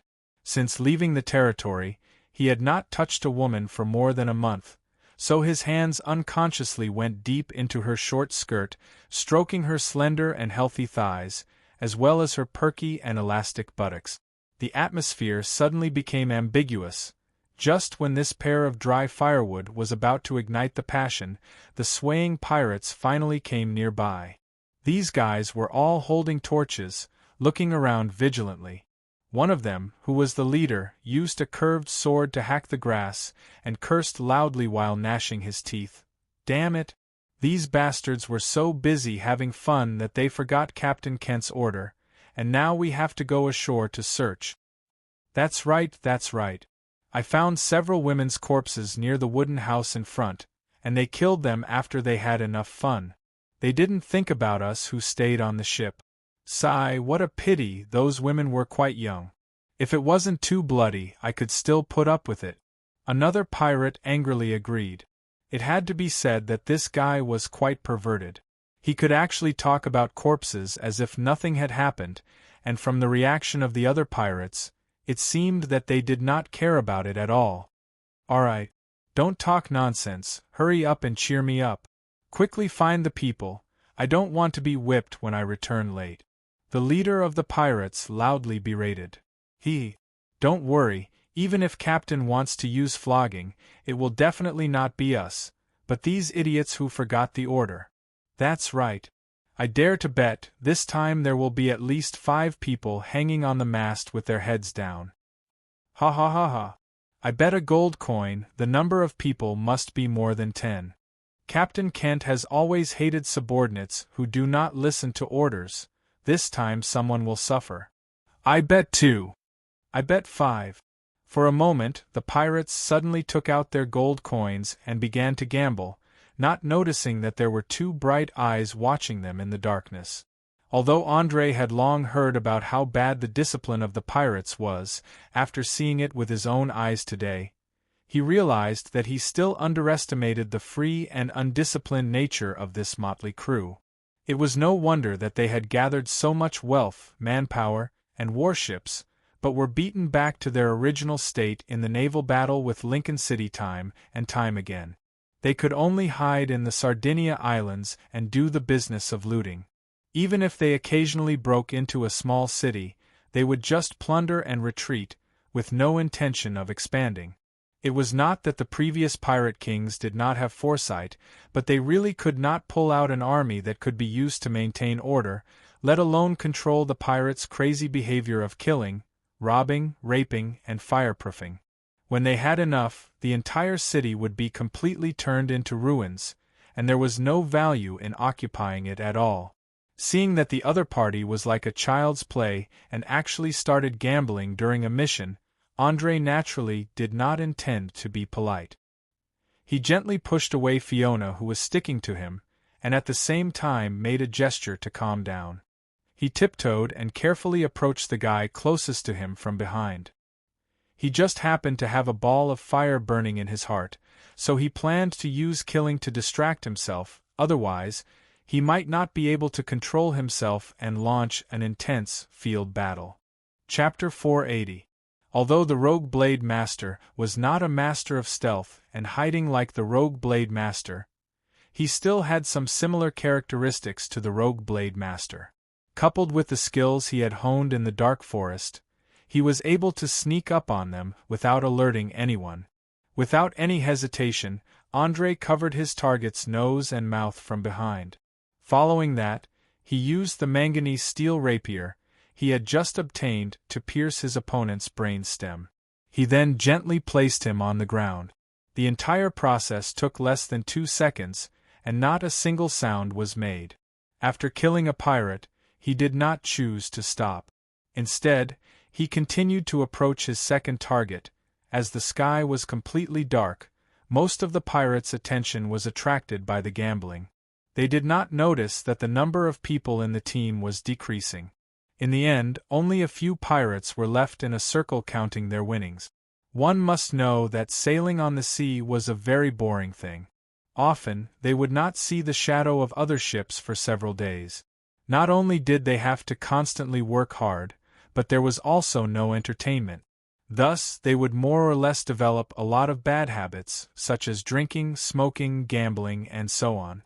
Especially the last one, it could be said that everyone knew how to do it. As long as there was an opportunity, these boorish sailors would gather together and use anything, including dice, to gamble.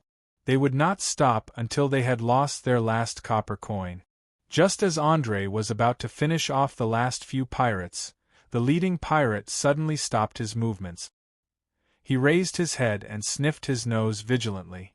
In an instant, his expression changed drastically. He shouted at the top of his voice, "Alert!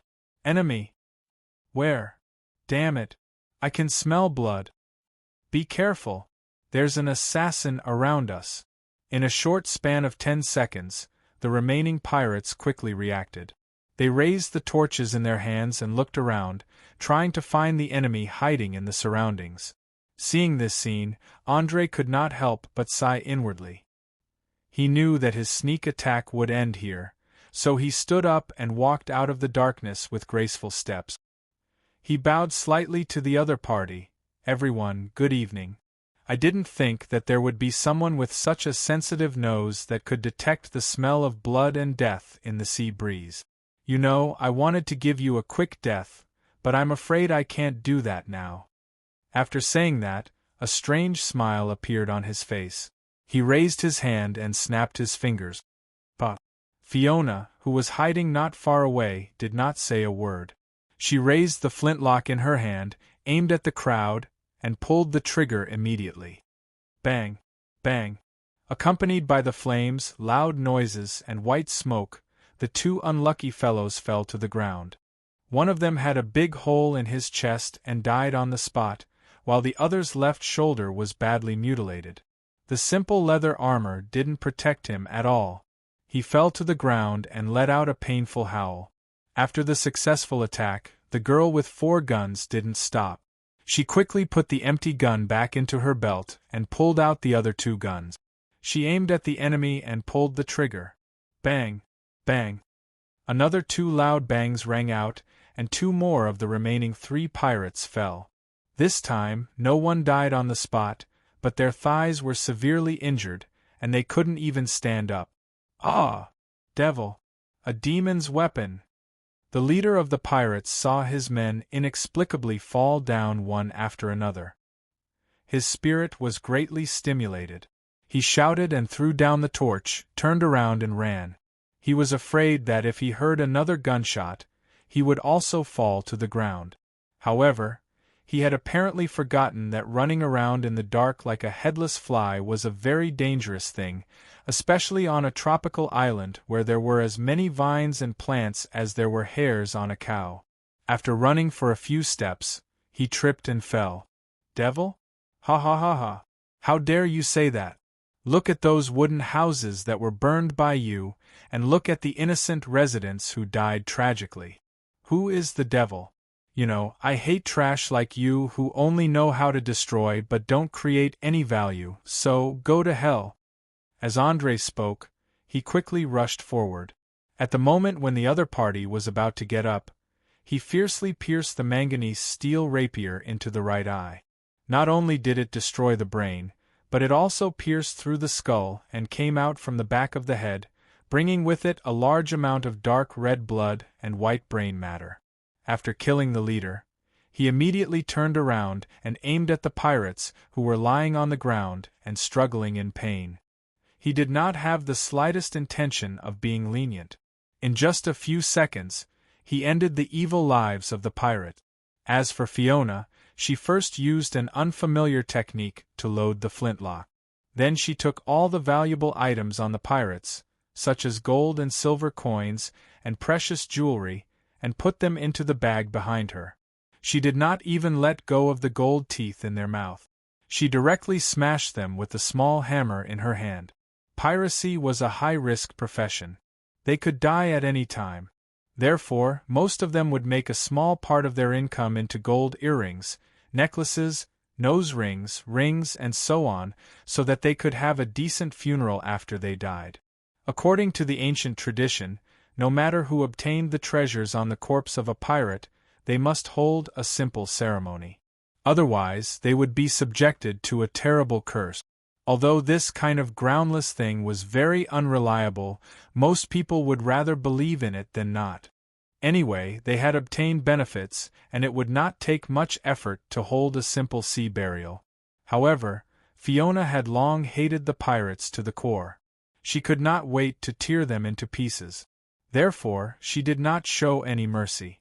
Often, with a hammer, she would beat the corpse beyond recognition. Then, she would grab the bloody jewelry, wipe it clean and put it away. She did not have the slightest scruple about the so-called curse. Seeing the girl's skillful method of removing the corpse, André could not help but secretly praise her. He thought that she was indeed a good girl who was diligent and thrifty. When Chloe searched for trophies, she had always only picked those weapons and jewelry that were inlaid with gems and looked very precious. As for the belongings on the corpse, she would not even touch them. It was said that the nobles would never take away the last burial item on the deceased. Otherwise, it would lose the noble's dignity and become the laughing-stock of the upper-class society. However, in André's view, this was just because the nobles looked down on the ordinary goods. After all, they were all rich. Naturally, they would not care about things that were worth more than a dozen gold coins. Instead of greedily swallowing the last copper coin, it was better to put on a noble appearance. If it was a magical item, it was guaranteed that they would snatch it faster than anyone else. Chapter 481. Just as André was silently criticizing the so-called rules of the nobles, there was a sudden commotion in the distant forest, followed by the appearance of a large number of torches. It was obvious that these guys were the pirates who had rushed over after hearing the gunshot. Their numbers were quite right, and they seemed to have discussed it beforehand. They surrounded them from all directions, leaving no gap at all. If they tried to force their way in, they would immediately be besieged by hundreds of people. It seems that our movement just now was quite big, and it seems to have attracted all the enemies here. Andre had a faint smile on his face and said contemptuously.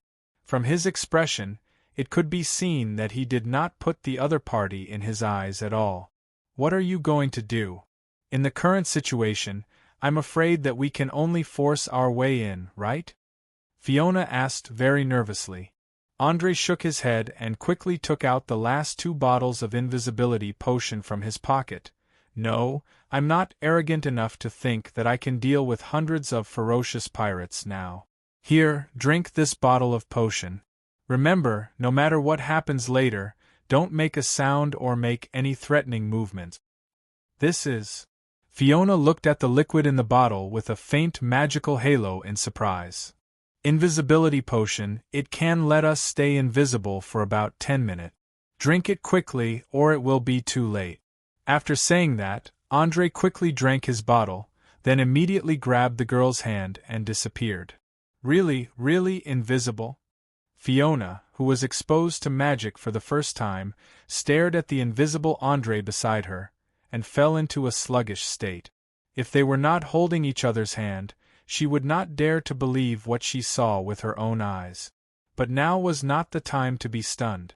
In just a few seconds, the pirates had narrowed the encirclement to less than 50 meters. The girl did not have time to think much, and she also drank the potion full of magical energy in one gulp, and her figure quickly disappeared without a trace. Seeing that Fiona's invisibility potion was starting to take effect, Andre did not have time to think. He immediately led her carefully through the 2 pirates and headed towards the small boat by the shore.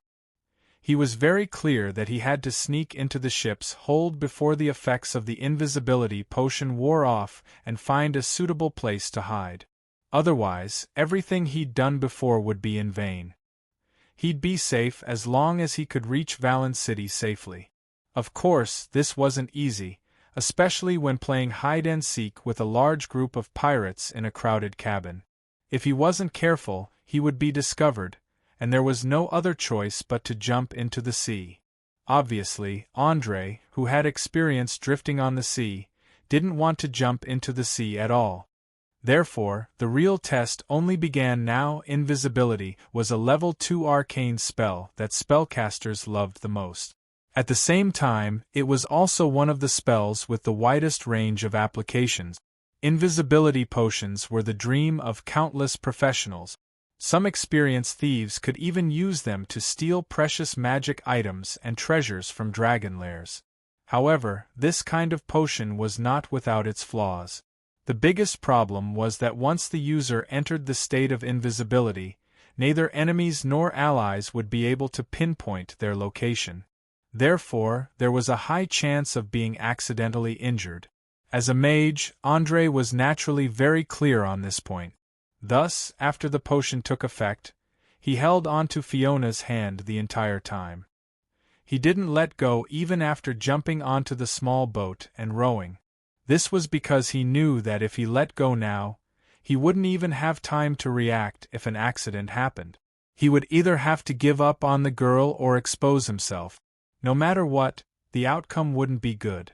In order to ensure that the entire process of sneaking in was foolproof, Andre sacrificed speed and chose to gently paddle the boat.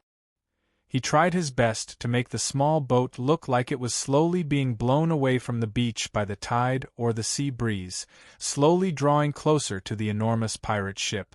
Fortunately, most of the pirates had been lured into the shrubbery by the sound of the suction gun. Otherwise, they would have been dragged back by the remaining pirates before they could even get a few dozen meters off the beach. The empty small wooden boat was half rowing and half drifting. Unknowingly, it was getting closer and closer to the Seawolf, which had a displacement of about 650 tons. Finally, when the potion's effect was about to wear off, it crashed into the hull with a loud bang. Don't underestimate this ship just because it had a small displacement. Generally, pirate ships were not too big in pursuit of speed. Moreover, their bodies were long and narrow. This was because they had to be able to catch up with merchant ships and also outrun the warships of various cities. If they were too big, it would be easy to have problems in terms of structure. Furthermore, the number of ballistas on the deck was not small at all. The pirate who was guarding the top of the mast obviously noticed this. He immediately shouted to his companions below, "An empty ship has been spotted on the starboard side. Immediately send someone to see what's going on. If any idiot didn't park the ship properly, you must report to the captain and let the captain skin him alive." "Got it. I'll go down and take a look." Another pirate who was patrolling on the deck agreed. He stood up unwillingly and put down a mooring rope. He climbed down skillfully, intending to see if there was really no one on the ship. Andre, who was in the invisible state, took advantage of this opportunity and quickly carried Fiona on his back. Without saying anything, he grabbed the rope and lightly kicked the small boat a distance away. He then jumped onto the deck and ran straight to the stairs that led to the lower cabin. Since he drank the invisibility potion, he had been silently calculating the time in his heart. In less than a minute, the two of them would be exposed on the deck where there was no place to hide. It was undoubtedly suicidal. Just when the two of them had just entered the cabin, the pirate who was in charge of checking the small boat suddenly realized that he was getting further and further away from the Seawolf.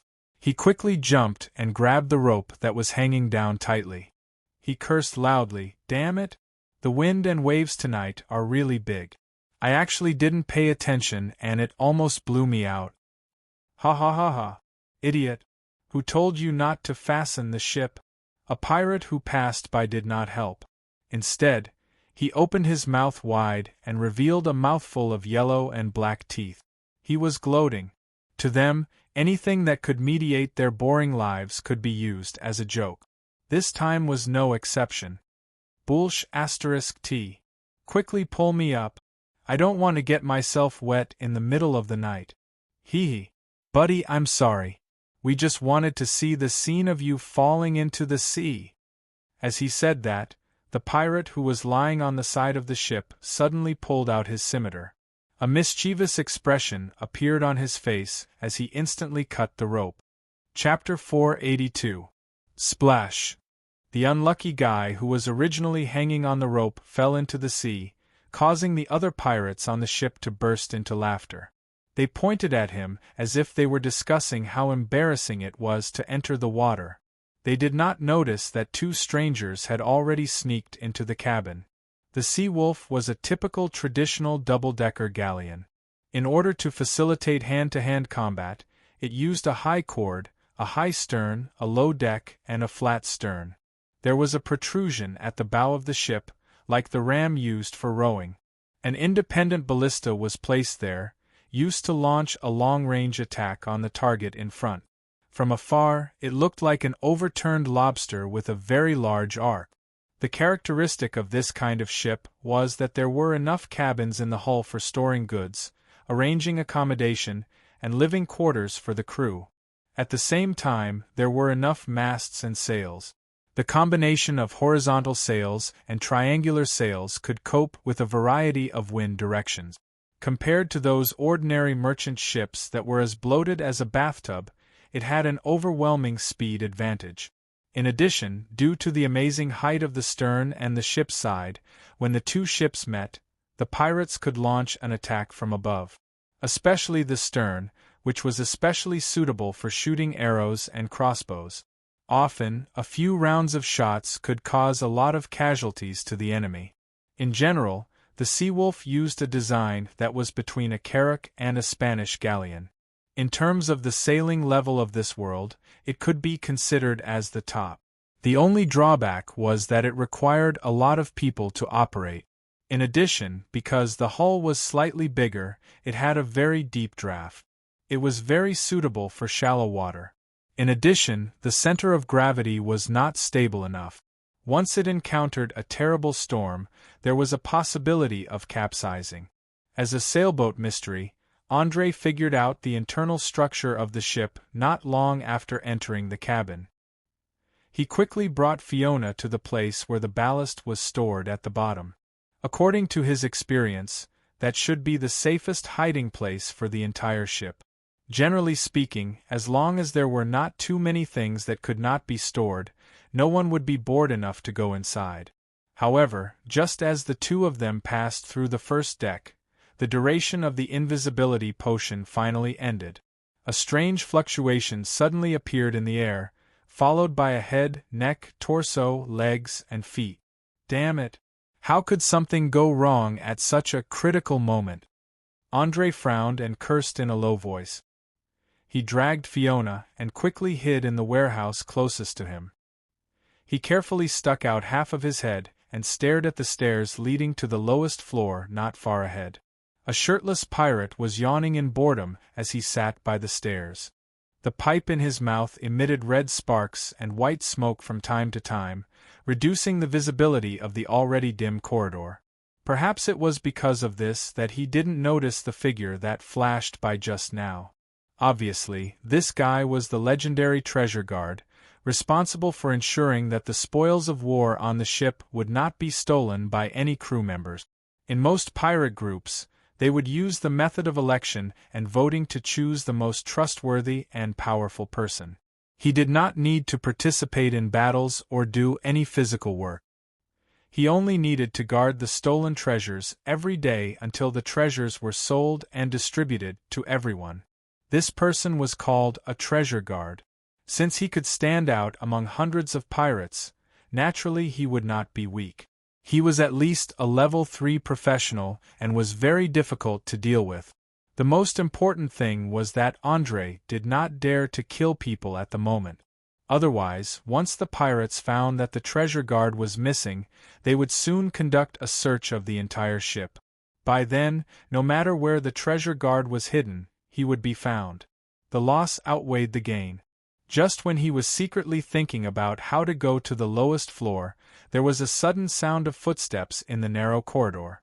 After a while, a middle-aged man with short black hair and a full beard came up from the lower floor. He first glanced at the treasure guard with a cold gaze, then lowered his voice and said, "Cruz, when I went down just now, no one approached me, right?" No one, but there was a rat. Do you want me to help you catch him?"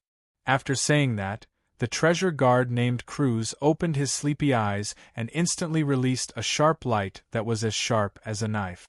The man's mouth slightly raised, showing a playful expression, and nodded gently. "Oh, a rat? Let's get him out then. It just so happens that I also want to see who has the guts to sneak into the cabin of the Sea Wolf without permission." After receiving the order, Cruz calmly took off his pipe and gently exhaled the last white smoke in his mouth. He poured the ashes into the clay jar at the side, slowly pulled out the broadsword hanging at his waist, and slowly walked forward. As he walked, he teased, "Little rat, I advise you to not resist, otherwise you may get hurt." Seeing that the other party was getting closer and closer, Fiona immediately began to become nervous.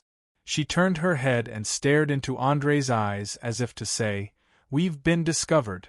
Andre's face was a little ugly at the moment. He did not expect that he would still fail at the last moment after making so many preparations. However, he did not have the habit of surrendering to the enemy without a fight. Thus, he quickly took out Mage Armor Potion, Bull's Strength Potion, and Agility Potion from his waist pouch and drank them all in one gulp.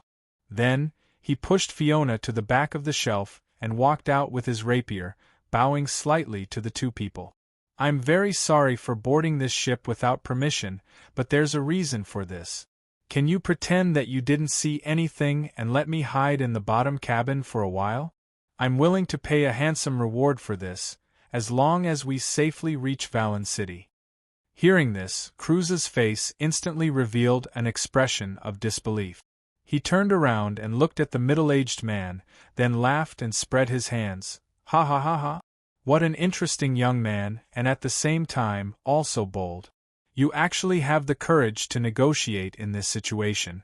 If it was under normal circumstances, I wouldn't mind making things easier for you.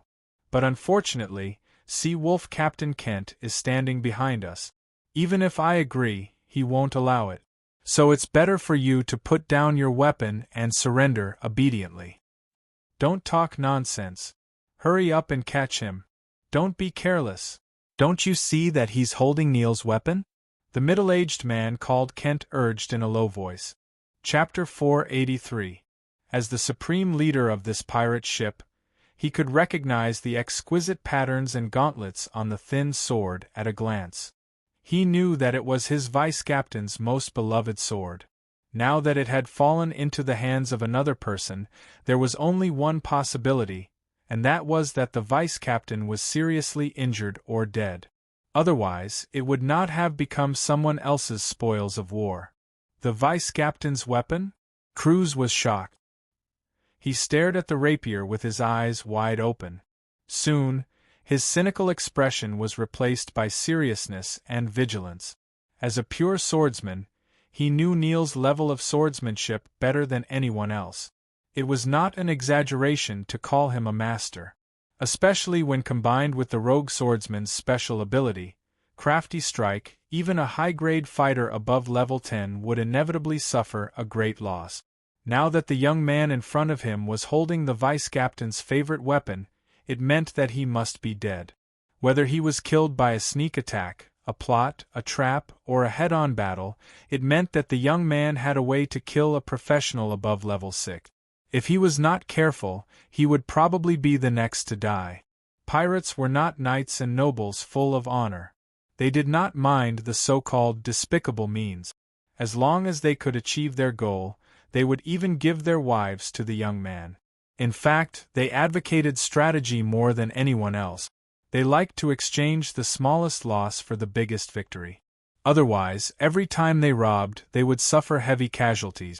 It would not be long before the pirate ship and its captain became notorious, and they would not be able to recruit enough crew members. Boy, although I don't know what method you used to kill Vice-Captain Neil, it won't work on me. After saying that, Cruz pulled out a round shield the size of a human face and put it on his wrist like a magic trick. Although he was full of confidence, he was very careful in his actions. He even took out a small round shield that could block flexibly. He was definitely the most difficult opponent to deal with. As everyone knew, the lighter and shorter the weapon, the faster it would be to use it. For example, a short sword or a dagger would always be much faster than a long sword. It was very suitable for blocking and parrying. The same principle applied to shields. Although a tower shield could cover more than 80% of the body area, it was too heavy. It was not an ideal shield in close combat. Most of the time, it was good for blocking arrows. If it was used in close combat, it was purely an act of seeking death.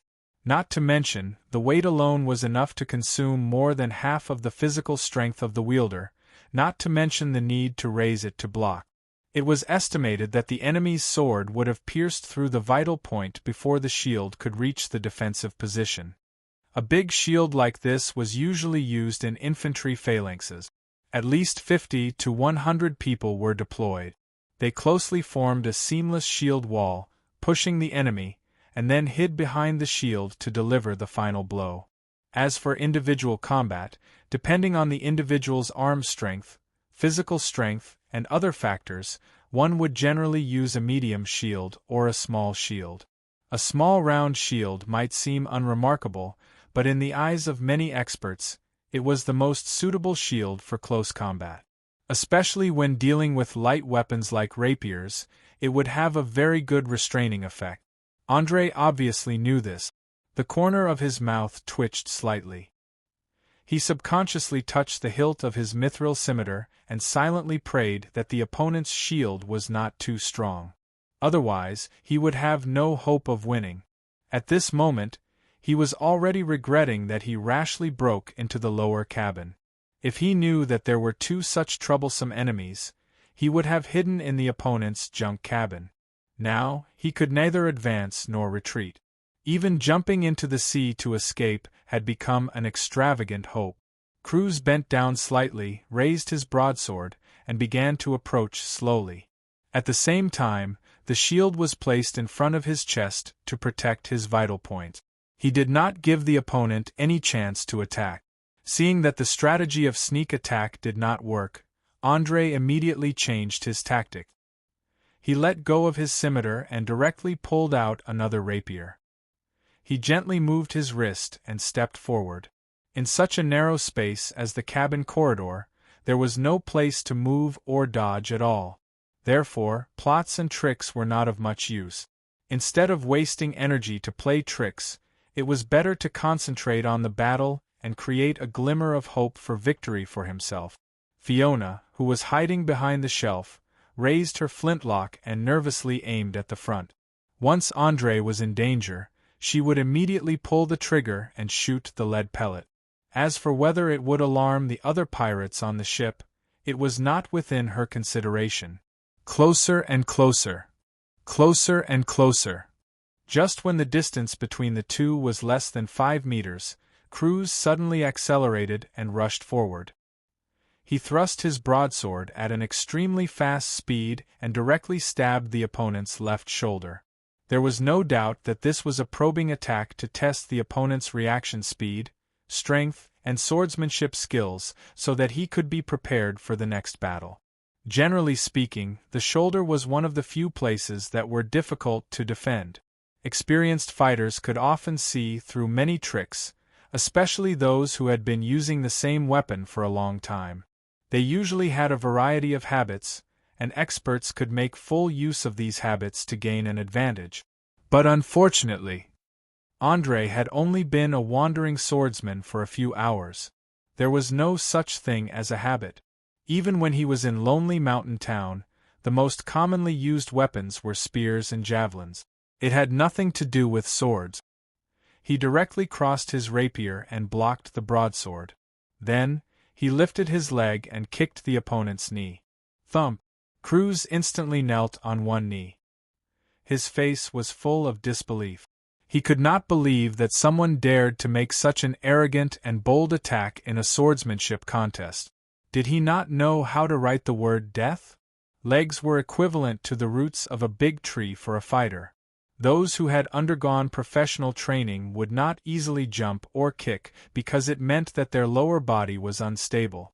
Once they suffered a fatal attack and were unable to react in time, they would either be pierced by a sharp blade or die from a heavy blow from a blunt weapon.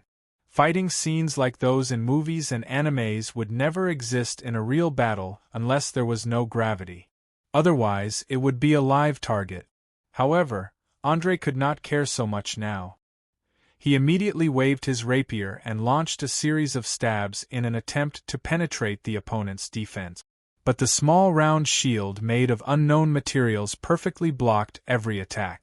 Even the manganese steel rapier mixed with fine gold could only leave a dent of less than 2 millimeters on the surface. Chapter 484. Damn it! This tortoise shell is really hard. He secretly cursed. Using all his strength, he suddenly threw out the ordinary steel rapier as a hidden weapon. Then he pulled out his mithril scimitar and immediately slashed horizontally. During the whole process, he raised his body's coordination ability to the extreme. He didn't give the enemy a chance to breathe at all. With the help of the bull's strength potion and the agility potion, Andrei's strength had exceeded 15 points, and his dexterity had exceeded 20 points. Coupled with the bonus of the weapon proficiency on light weapons, he was like a leopard pouncing on its prey.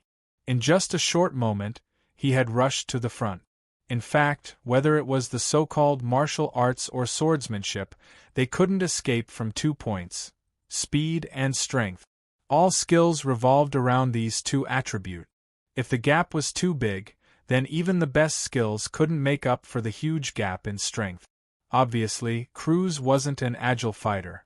He couldn't attack 3 points at the same time. So he made a prompt decision to tighten all the muscles in his body, including his abdomen muscles, and forcibly clamped the rapier flying towards him. Then he swung his broadsword to block the attack of the other rapier.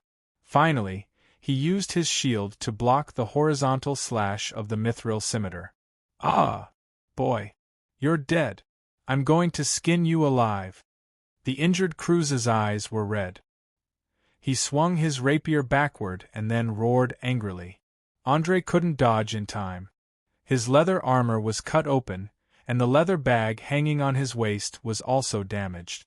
The things inside all fell to the ground. Just when he wanted to take a few steps back, Seawolf Kent, who had been standing at the stairs, suddenly moved. He rushed to Cruz's side at lightning speed. A strange smile appeared on the corner of his mouth. Then he didn't hesitate to stab the rapier in his hand into the gap between Cruz's ribs. He successfully destroyed one of the most important organs of the human body, the heart. You. Cruz didn't expect that the captain would kill him for no reason at all. He stretched out a finger and trembled. His eyes were filled with horror and resentment.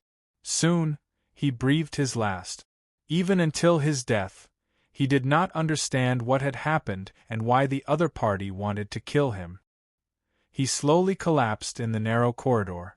Blood quickly flowed out of his wounds, forming a dark red pool. After doing all this, Kent drew out his longsword and rubbed it against the corpse. He then took 2 steps forward and picked up a gold coin from the ground. He placed it under the oil lamp and examined it carefully. This gold coin was completely different from the others. Its surface was as smooth as a mirror, but in the dim light, it reflected dark patterns like a spider web. There was also a spider at the center of the web. Depending on the angle of the light, it would show different shape. It was the gift that the legendary Lich gave to Andre. After observing for a few seconds, Kent immediately put away his weapon and offered the gold coin with both hands. At the same time, he knelt on one knee and bowed deeply. "I'm very sorry. No one recognized you just now, esteemed web weaver. My name is Kent Kashi, an insignificant servant. I'm at your service at any time." After that, he gently kissed the spider on the surface of the gold coin. His eyes showed a fanatical look, as if he had seen the god he believed in. "You are." Andre narrowed his eyes and deliberately dragged out the word. Although the Lich said that this little thing could bring him some good luck when he gave the gold coin to him and used it to balance the gap between him and Loretta Botons, he did not explain the specific use of the gold coin, so he didn't dare to casually answer. "I'm a 3rd-level member of the Shadow Web, codenamed Foot. I'm responsible for lurking among the pirates and waiting for the opportunity to move. There are several captains and other personnel who sneak in with me. If you need, we can mobilize at least 12 ships and 2,000 fierce pirates at any time. As long as you give the order, even if it's the Pirate King's lair, it won't be a problem." Kent clenched his fist and said in a very excited tone. He didn't know what means the legendary Lich used to control a person's mind and make him give everything without reservation. Even in the face of death, he didn't have a trace of fear. Charge into the Pirate King's lair? The corner of Andre's mouth drew a beautiful arc as he shook his head with a smile. "Do you think I'm that kind of idiot who doesn't know his place? Or do you think that the top castle of Valen City can be taken down by a mere 2,000 motley crew?" As a powerful actor, he easily let himself enter the mode of a villain boss. His entire body emitted an evil aura, especially the sinister coldness in his eyes. Even in a situation where the ambient temperature was over 30 degrees, it still gave people the illusion of a chill. Of course, all of this was only on the surface. What he needed to do was to quickly understand the meaning of the coin, as well as what kind of organization the Shadow Web was, how big it was, who was in charge of controlling it, and how much of it he could make use of. Kent clearly didn't know that this was a test, and still replied with great fervor, "No, respected web weaver, after many years of infiltration, we have people in every corner of the Sardinia Islands. Even though they don't have many people, they can immediately start a large-scale rebellion as long as you give the order. Even if they can't completely destroy Pirate King Francis's rule, they can make him lose control of most of the pirates. When that time comes, you only need to raise your arms and shout loudly, and you'll quickly gain the support of more than half of the pirates.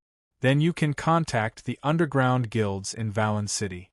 I believe that those smugglers and gang members will quickly understand who can truly bring them benefit. Sir, perhaps you still don't know, but the truth is that the guard captain stationed in the castle, Yvonne, fell into my hands over a month ago. Perhaps I can use this to threaten him and force him to open the door at a critical moment. This way, it's not impossible to directly attack and take over. After hearing the other party's explanation, André instantly felt his heart palpitate. He completely didn't expect that the Sardinia Islands pirates, the #1 enemy of Lincoln City, had unknowingly and slowly fallen into the control of a huge organization. It had to be known that this was a pirate alliance with at least 300 warships that could simultaneously launch attacks on more than half of the trade routes of the Green Sea Alliance. In addition, there were close to 10,000 valiant sailors. If they attacked a city at all costs, then no matter how powerful the city was, it would suffer heavy losses. At the very least, the entire port would be turned into ruins. Chapter 485. This was also why Lincoln City would form an alliance with other cities every once in a while to carry out a regular crusade against the pirate. The purpose was to reduce their numbers before they grew stronger and prevent them from attacking the cities. In addition to the above, André also noticed that Kent had called himself the Net Weaver twice in a row.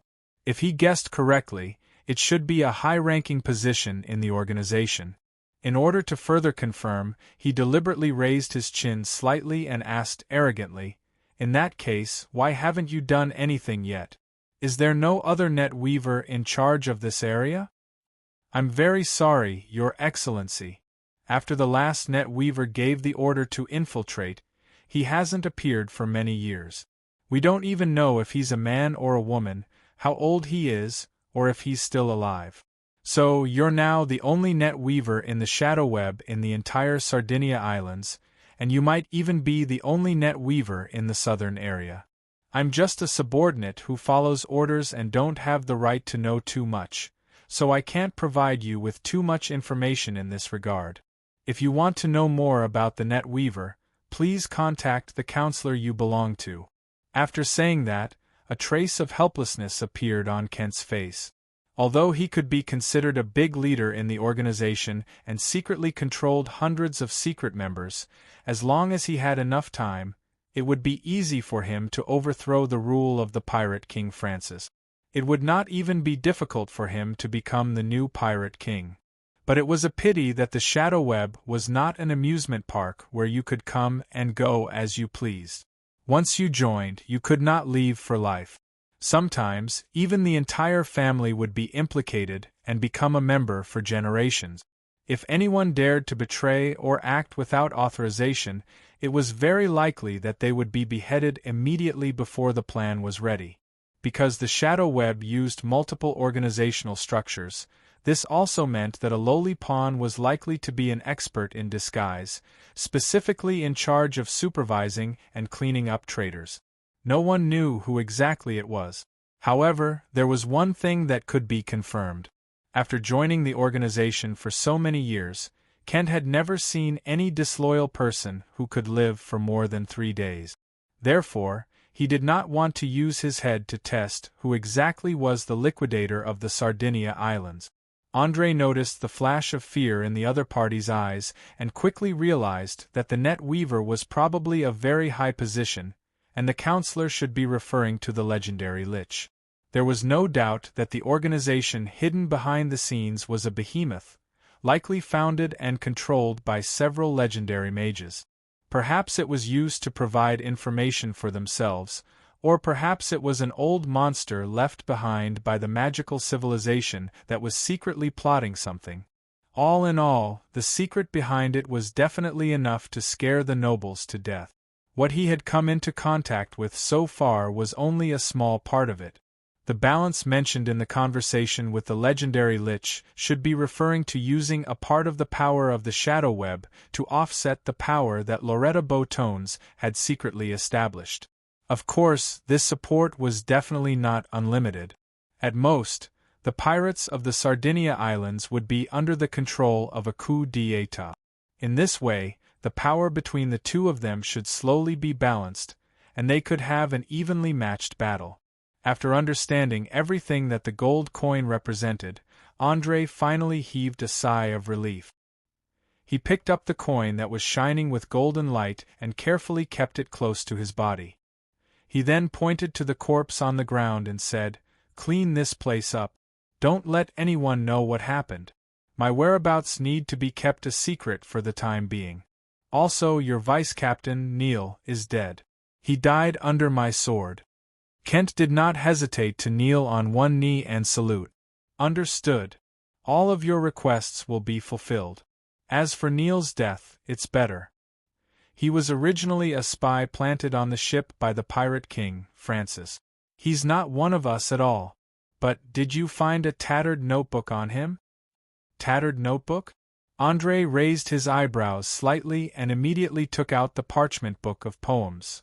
"You're talking about this?" "Yes. That's right. That's it." Kent obviously recognized this thing. He stood up excitedly and stared at the lame poem recorded on the parchment, full of greed and possessiveness. No matter how stupid André was at this moment, he understood that the content was definitely not as simple as a poem. There was a 90% chance that it was some kind of code or code. It definitely recorded something incredible, so he immediately asked, "Tell me, what is it?" It's the remnant manuscript of the famous swordsmanship master of the Malt Kingdom from more than 500 years ago, Sir Johnny Richardson. It's said that he created an unbelievably powerful swordsmanship back then. Even the fierce legendary Green Dragon, Milt's Poison Cloud, could not escape the fate of being beheaded. He was the greatest legendary warrior in modern human history, a weapon master, a dragon slayer, a giant killer. According to historical records alone, he had killed more than tens of thousands of creatures. His swordsmanship had reached the point of perfection. He could defeat an entire orc army by himself, and he wouldn't feel tired even if he fought for 3 days and 3 nights. He was a living legend. A swordsmanship master who stood at the peak of warriors. A monster who had grasped the pinnacle of killing techniques. Neil relied on deciphering a portion of the manuscript's contents to leap from a normal person to a 6th-rank wandering swordsman and comprehend his own battle techniques. If one were to disregard physical fitness and other factors, just in terms of swordsmanship alone, he was definitely the strongest person in Valen City. Even I, a 5th-rank warrior and 3rd-rank barbarian, would find it difficult to gain any advantage in a head-on battle. Kent replied with unusual excitement. His current mental state was as if his brain had received some kind of stimulation and entered an overly excited state. Large amounts of blood vessels even appeared on his eyes, and his breathing also became hurried. Master Swordsman Johnny Richard Turner? Hearing this name, André couldn't help but reveal a trace of surprise on his face.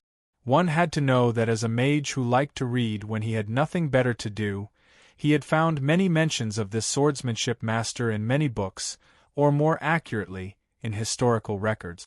He was hailed as the mentor of countless heroes, and one of the strongest warriors that had ever appeared in the material world. Just the disciples he had taught alone had crossed the threshold of legend, and there were more than 10 who had also become famous figures. Among them, there was no lack of founding monarchs. Chapter 486. Clearly, as the manuscript that recorded his swordsmanship techniques, its value could not be measured by money. If the news were to spread, all the warriors of the Oleal continent would gather here within a month at most, fighting over Johannes Richard Turner's swordsmanship manuscript. There might even be a large-scale battle. Perhaps the word priceless was the best way to describe this tattered collection of poems. But what puzzled André was where did Neil get this manuscript, and how did he decipher the password? As a typical conspiracy theorist, he didn't think that something so precious could be obtained so easily, not to mention the fact that the real content was covered up with lame poems. Without the help of magic, it would take decades for a normal person to decipher the secret. Thinking of this, he pointed at the notebook in his hand and said, Tell me everything about it. Try to be as detailed as possible. Kent resisted the urge to rush forward and grab the manuscript.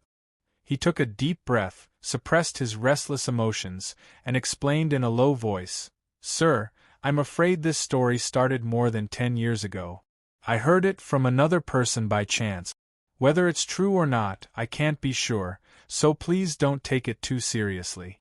Because it does sound a little preposterous, even I don't really believe it. It's just that Neil's swordsmanship is a little too powerful, and it seriously doesn't match his profession level. Since I can't find any other reason, I can only take it as true for now." "It doesn't matter. Just tell me what you know, and I'll judge whether it's true or not. Do you think that as a foot you're smarter than me as a web weaver?" Andre narrowed his eyes, and his tones suddenly became stern. At the same time, he used the mithril scimitar in his hand to lift Kent's chin, releasing a faint murderous aura from his body. Kent felt a cold touch on his skin, and a row of sweat appeared on his forehead. He quickly waved his hand. "No. Please don't misunderstand. You're a noble web weaver. How dare I have such blasphemous thoughts?" As a high-ranking leader of the Shadow Web, he knew how big the difference between a foot and a web weaver was. It could even be described as a mote. The former was just a person in charge of a certain area or a special project, while the latter was a trusted aide of the highest counselor. They often controlled a huge intelligence network, and as the name suggested, they hid in the dark to weave a large net of conspiracies. They had the right to kill the lower-ranking members, and could even cause a rebellion to topple a country. In fact, the Shadow Web had secretly controlled many important members of the kingdoms and cities. However, in order to avoid alerting the gods, they had always been in a state of concealment. Only when the higher-ups gave the order to act would these conspiracies slowly surface. It looked like a conflict that had accumulated to a certain extent and suddenly erupted. Although Andre looked very young, Kent didn't dare to judge him by his appearance. He knew that there were many ways in the world to change or hide one's age, body shape, appearance, gender, and so on. The handsome young man in front of him might be from a special race that was older than his grandfather's grandfather. Similar situations were not uncommon in the Shadow Web. "Is that so?" Andre smiled noncommittally as he sheathed his saber back into its scabbard. Soon, he put on a harmless smile and said, "Very well. Let's talk about the origin of this manuscript. Don't hide anything from me. Otherwise, I can't guarantee that I won't use other means. Do you understand?" "Understood." Kent nodded quickly. He was already a little scared by Brendel's temperamental behavior. He didn't even dare to say a word. Seeing that his goal was achieved, Andre didn't continue to intimidate him. He stood there quietly and pretended to listen attentively. The reason why he did this was because he was afraid that his understanding of the Shadow Web was too little and he might accidentally reveal a flaw. However, if the other party felt a strong sense of fear, then they would subconsciously turn their attention to him, afraid that they would say or do something wrong. This would lead to many omissions in many details. This was a little trick in psychology. Many superiors like to use this trick to establish a strong and invincible image in front of their subordinates, making it easier to manage. However, Kent obviously didn't know this. He was completely immersed in a state of caution and couldn't extricate himself. Just when he was about to start talking about the origin of the manuscript, Fiona, who was hiding behind the shelf, accidentally knocked over a wooden barrel and made a loud bang. Who is there?" Kent immediately stood up and stared at the place where the sound came from. The first principle that all members of the Shadow Web had to abide by was confidentiality. Except for the designated superiors and subordinates, no one was allowed to leak information to others. Otherwise, they had to personally deal with the hidden danger, even if it was the person closest to them. Otherwise, the cleaners would start to take action. It's me." Fiona bit her lower lip and slowly walked out from behind the shelf. She had a nervous expression on her face, and both of her hands were tightly holding the bronze flintlock.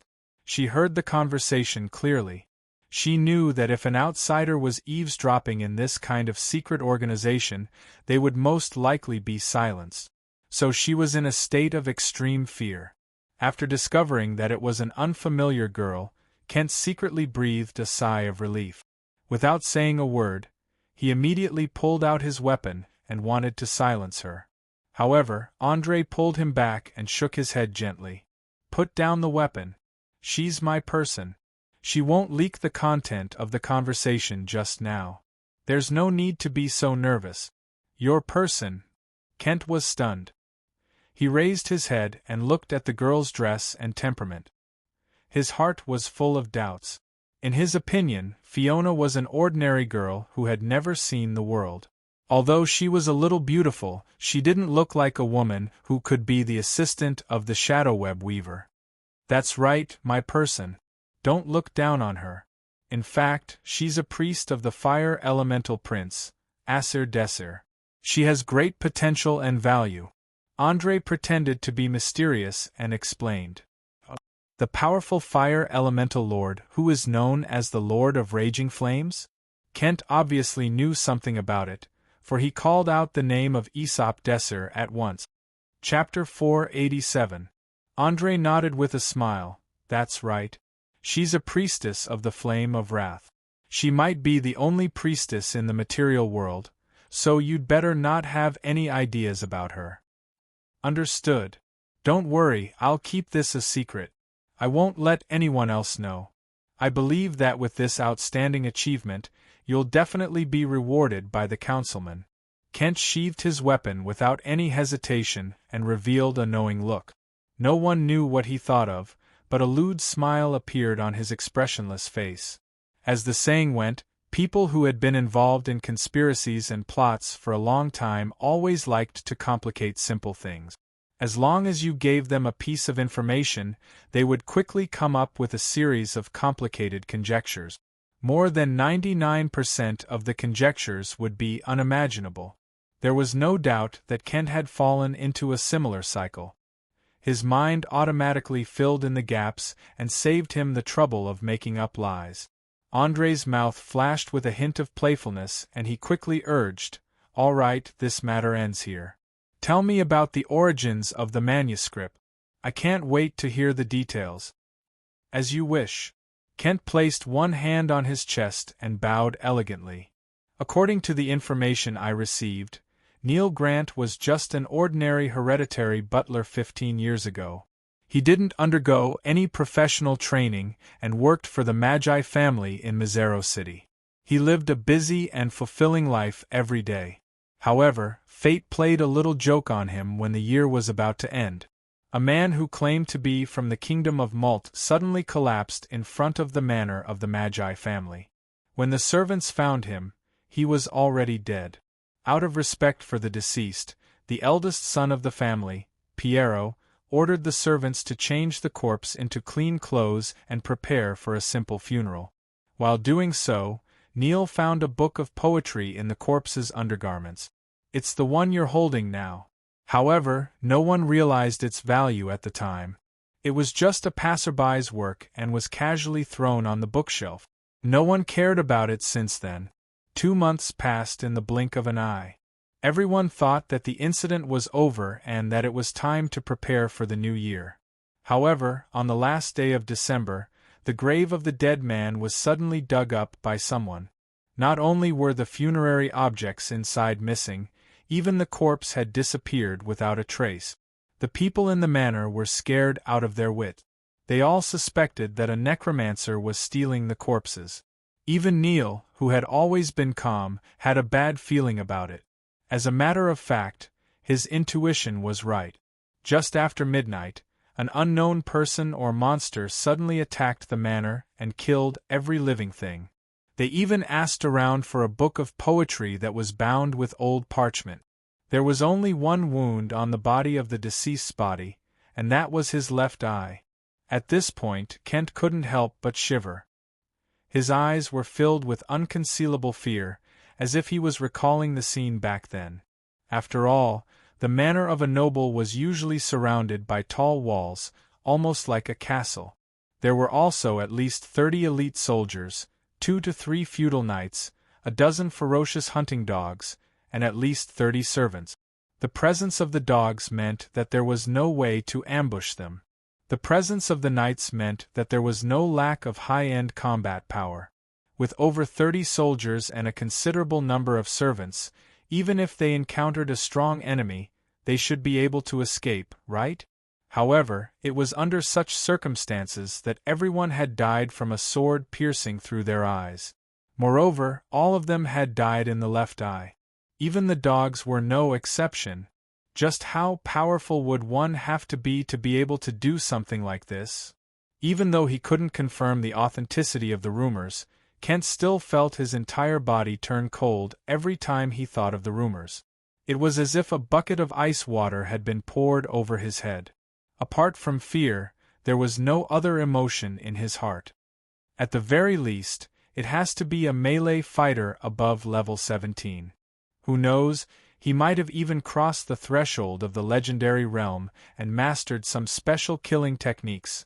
Andrei furrowed his brows, secretly estimating the strength of the killer. At the same time, he estimated the chances of him surviving if he encountered the killer. Although mages had a huge advantage when facing melee fighters, once their total profession level exceeded 21, it meant that they could obtain certain things that were beyond the limits of their profession. For example, armored skin, which could make a warrior's skin as hard as leather armor. Ordinary iron weapons could only leave a white mark on the warrior's skin, and not even a drop of blood could be seen. Another example was legendary evasion, which could evolve the body's reflexes to a level beyond that of felines. Even standing in a rain of arrows, the warrior could easily dodge them all. There were even some warriors who could temporarily break through the sound barrier and create terrifying supersonic attacks. Often, they could smash an elephant into meat paste. The power was unbelievably strong. Of course, the physical requirements of warriors also determined that their numbers were inevitably few, even fewer than that of the legendary mages. This was because the latter had various methods to prolong their lives, while the former's physical fitness would begin to decline rapidly once they reached middle age. No matter how powerful a legendary warrior was, if he didn't have a fortuitous encounter, he could only end up as a powerless old man. A scholar in Orier once said that warriors were pitiful. When they were young, they couldn't cross the threshold of the legendary realm due to their lack of experience. However, when they accumulated enough experience, they would have become white-haired old men. Their physical fitness would decline greatly, and they would completely lose the chance to advance to the legendary realm. Only those races with long lives and very few geniuses among geniuses had the ability to advance to the highest level. In comparison, it was much easier for mages to cross the threshold of the legendary realm.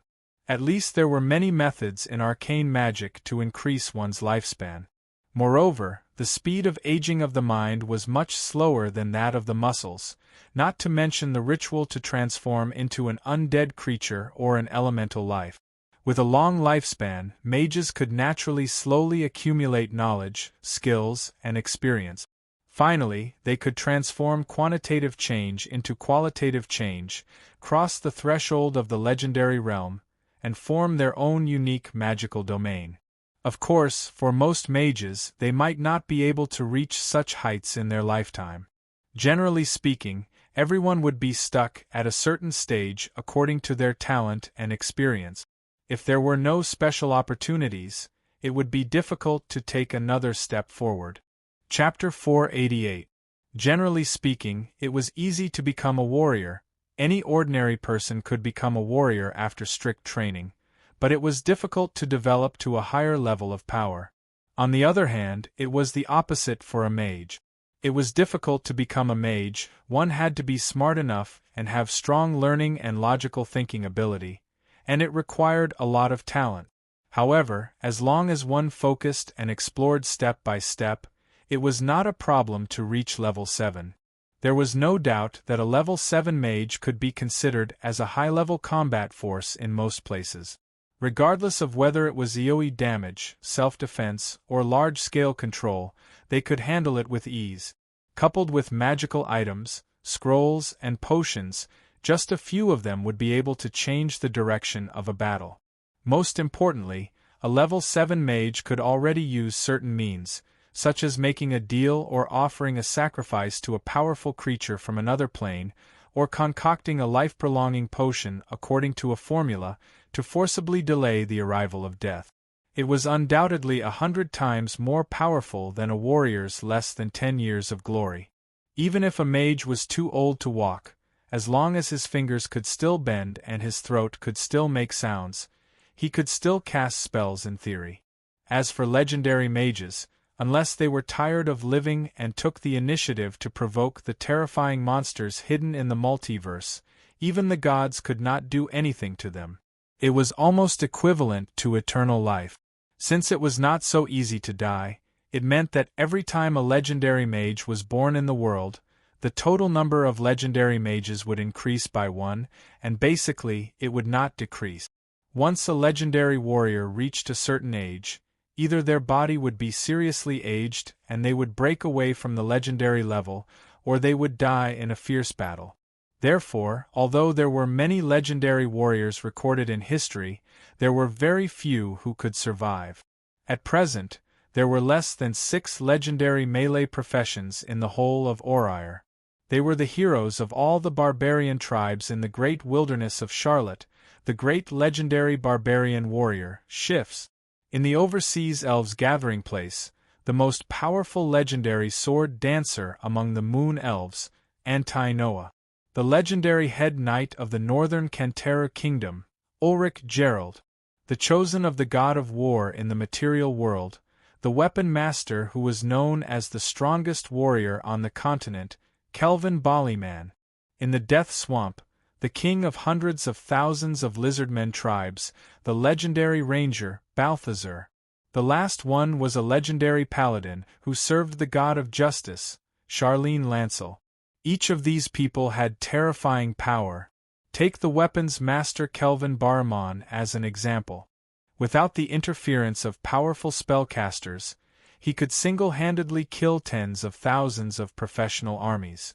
It was said that with the legendary battle axe Dragon Roar, a full-force blow could tear the earth apart, and he could tear down a castle with his bare hands. However, even such a terrifying humanoid weapon wouldn't dare to claim that it could reach the level of Master Swordsman Jonas Richard Turner at his peak. From this, it could be seen how valuable the manuscripts he left behind were. It wasn't surprising that it attracted the attention of some experts. André could almost imagine that there were countless forces involved in this matter. The annihilation of the McGee family was completely expected.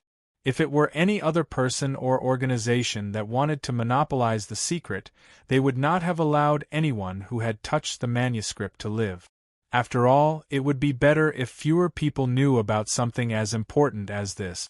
Killing people happened to be the simplest and most brutal way to hide the truth.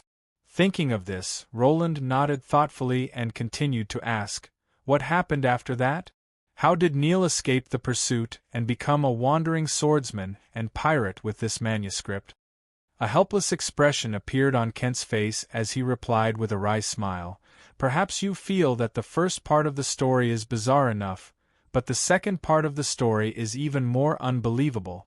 Just a few hours before the incident, Neil received an anonymous letter asking him to take the manuscript to the river 3 kilometers away from the manor. This guy was lucky enough to escape the massacre and met a man who claimed to be the successor of Jonas Richard Turner. This man directly told Neil that great danger had arrived and asked him to take the manuscript and leave Mizero City as quickly as possible. He wanted him to hide in a place where no one could find him, and it would be best if he never let the manuscript see the light of day again. After these words, a powerful assassin suddenly appeared and engaged in an earth-shattering battle with the successor of Jonas Richard Turner. No one knew who won in the end, but from the traces left on the ground, there was indeed a fierce battle between two powerful warriors. Neil took this opportunity to escape to the docks with the manuscript and took a boat to Valence City in the Sardinia island.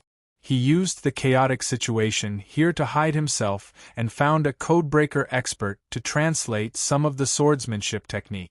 It didn't take long for him to transform from an ordinary person to a wandering swordsman.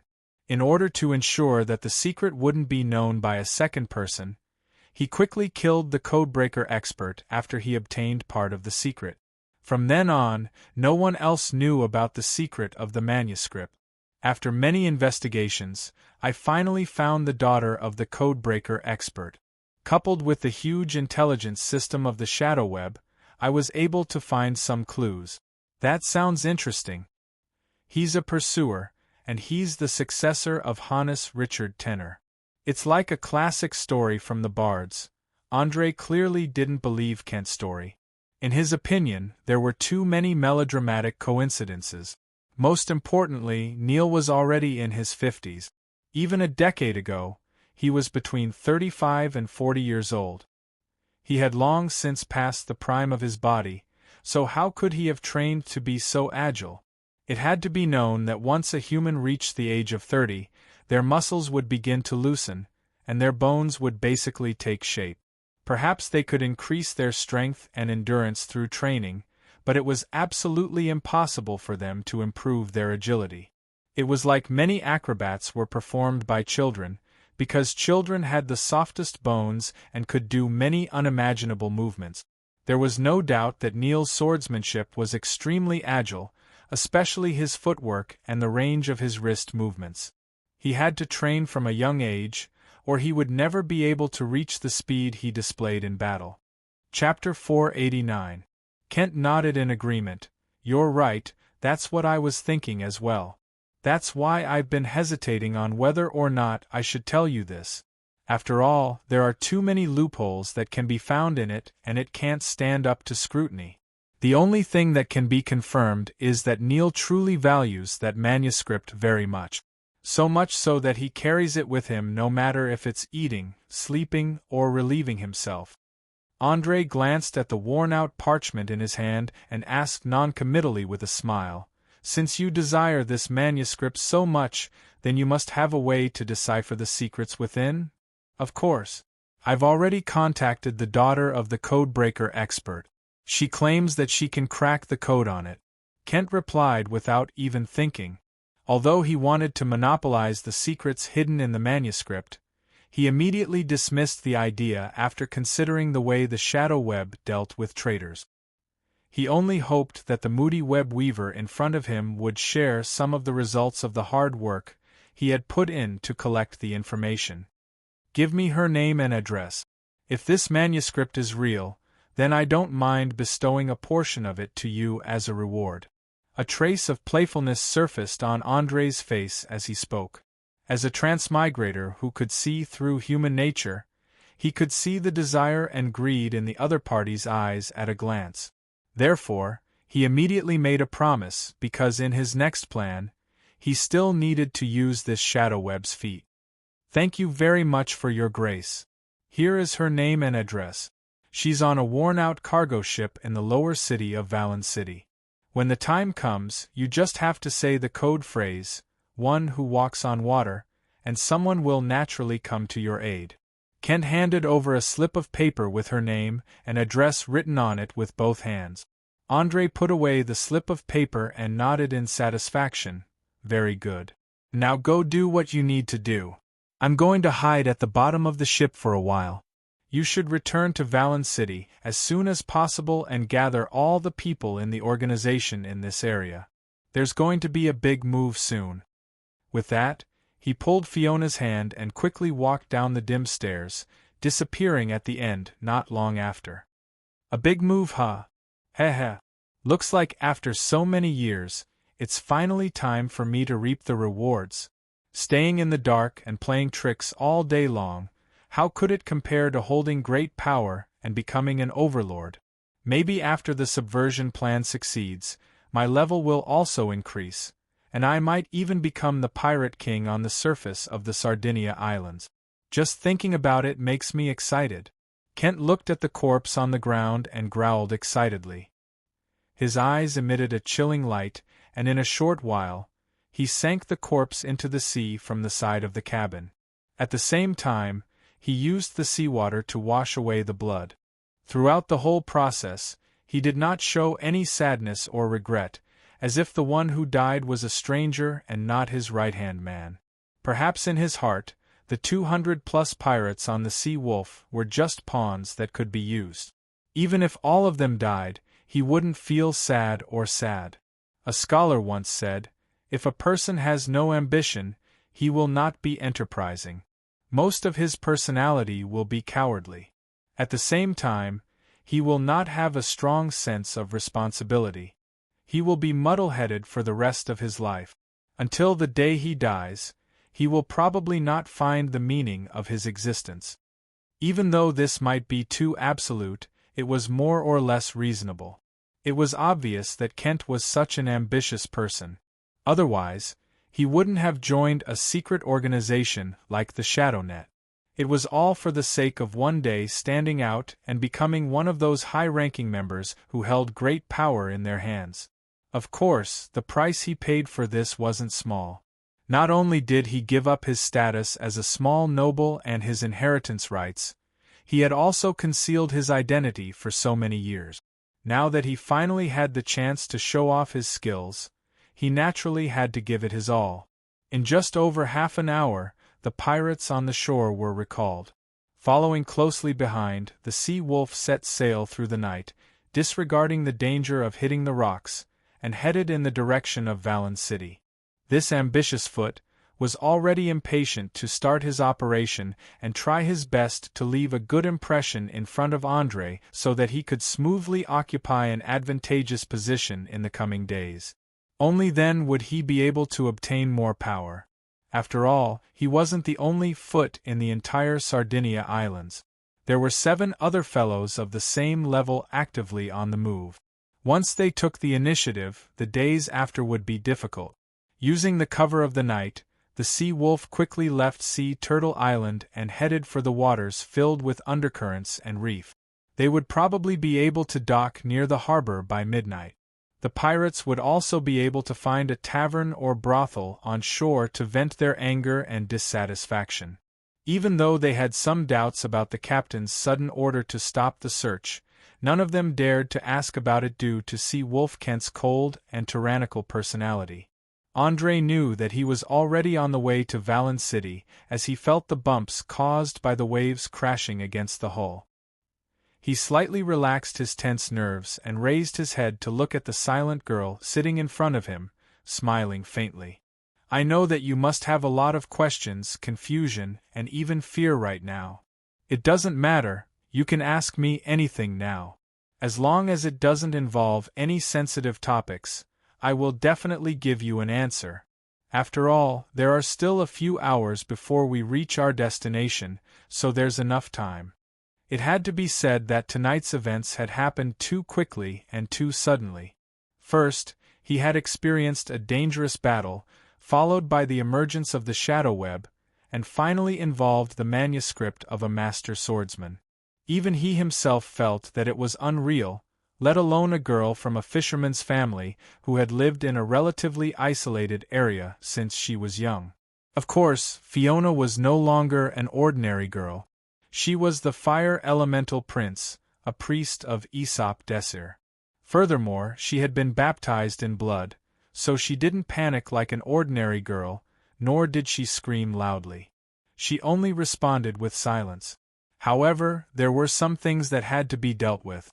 Otherwise, once a knot was left in her heart, it would be difficult to smooth it over. Perhaps because she saw the sincerity in Andre's eyes, Fiona hesitated for a moment before immediately asking, "What kind of organization is the Shadow Web? What's your goal in joining them?" One had to know that there were countless evil cults and secret meetings in Orire. Some were unscrupulous in fighting for benefits, while others incited rebellions and incited conflicts between nobles in order to gain control of a certain area. In short, there were few good people who liked to operate in the shadows. Chapter 490. Although Fiona did not reject killing and destruction as a priestess of the Lord of Raging Flames, it did not mean that she liked to hang out with a group of insidious and cunning guys all day long. Haha, I knew you would ask these two questions. Andre shook his head helplessly. He took out the gold coin with the special pattern and waved it. Do you see this? It was an accidental reward after an adventure. The person who gave it to me said that this thing could bring me good luck. I didn't think much at the time and accepted it directly. But who would have thought that the so-called good luck referred to the resources that could be used by the shadow web? In fact, I'm the same as you. I only found out today that there was a secret society hidden in the dark on the Sardinia island. Otherwise, why would there be such a fierce battle and almost lose my life? As for my goal, it's very simple. I want to use their power to completely destroy the rule of the pirate King Francis and return this distorted archipelago to normal. You mean, all of this is just a coincidence? Fiona had an incredulous expression on her face. She did not seem to believe this explanation. No, it's the opposite. Everything you see and hear is a trap set up by someone in advance, and I'm just a manipulated chess piece. Can you understand this explanation? Since there was no way to tell the truth, Andre had to use another way to explain the current situation. He only hoped that the girl in front of him could understand that he was not a member of a mysterious organization, let alone an ambitious person who liked to overthrow the regime. What he yearned for most was to hide in a well-equipped mage tower and quietly study all kinds of strange mathematical olympiads, strange magical creatures, and endless planes that existed in the distant universe, but unfortunately, the simpler the wish, the harder it was to realize it. After all, there were only so many social resources. If one wanted to get enough resources, others would get less. If one wanted to get enough resources, one had to join the struggle between people and get rid of some of the vested interests and replace them. I seem to understand a little. So, you're not a member of the Shadow Web, and you're just using them, right? Fiona's face looked a little better, and the wariness in her eyes was also reduced a lot. But with her intellect, it was obvious that she couldn't understand the intricate relationships, not to mention the conspiracy behind it. It just so happened that Andre didn't want this young lady to come into contact with the dark side for the time being. So, he nodded with a smile. More or less. Actually, you just have to treat them as mercenaries who only care about profits, and I'm equivalent to an employer who doesn't intend to pay. Once you've achieved your goal, you can kick them away. Think about it, under the rule of the pirates, the entire Sardinia archipelago was in a state of disorder and chaos, especially Valence City, which hides a large amount of evil. Wouldn't it be good if we could find an opportunity to overthrow everything and rebuild a new order so that the residents here could live normal lives? It's good, but can it really succeed? The pirates have ruled this archipelago for more than 400 years. Even when faced with a huge fleet led by Lincoln City, they have never been destroyed. Are you sure you have a way to do this? Fiona asked, holding her chin. Of course. The Pirate Alliance isn't as powerful as you think. They are like castles made of ice. They might look very sturdy on the surface and can withstand the test of powerful enemies, but once the temperature rises, they will quickly melt. What I want to do this time is to disintegrate them from the inside. I want all the pirates to be suspicious of each other, fight each other, and have internal strife, destroying the weak trust and balance between them. Then, I will attack Valence City with a thunderous attack and completely end the history of the pirates on this archipelago. I believe you don't want to see your home continue to be ravaged by pirates who only know how to plunder and destroy, right? Just like the saying goes, humans are creatures who are extremely greedy and can never satisfy their desires. Andre had just escaped danger and was already planning to take down the Sardinia archipelago and turn it into a force under his control, so that he could seize the initiative in the upcoming game. After all, The Lich's intention in giving him that gold coin was very likely to be to take down these fierce pirates as support. If he didn't make good use of it, how could he be worthy of himself? Fiona bit her lips with a complicated expression and retorted in a low voice, "No. This isn't my home. This is the cage that imprisoned me and my brother. But I would be very happy to see the pirates rule in the Sardinia archipelago, and it would be best if scum like them were all killed. Don't worry, I promise that after everything is over, there won't be a single pirate left alive here. They were born in the sea, so they should naturally die in the sea." At this point, the corner of Andre's mouth rose slightly, a cold smile that made one shudder. He wouldn't keep a group of unruly pirates who always wanted to replace him. Thus, he planned to use them as cannon fodder when the time was right and send them out to fight the enemy head-on. If they all died, then so be it. He could just push them back and rebuild them. As for the members of the Shadownet, he also had to find an excuse to send them away. Otherwise, they would be scared awake even in their sleep when they thought of such a mysterious organization hidden in the dark in their own territory. Good.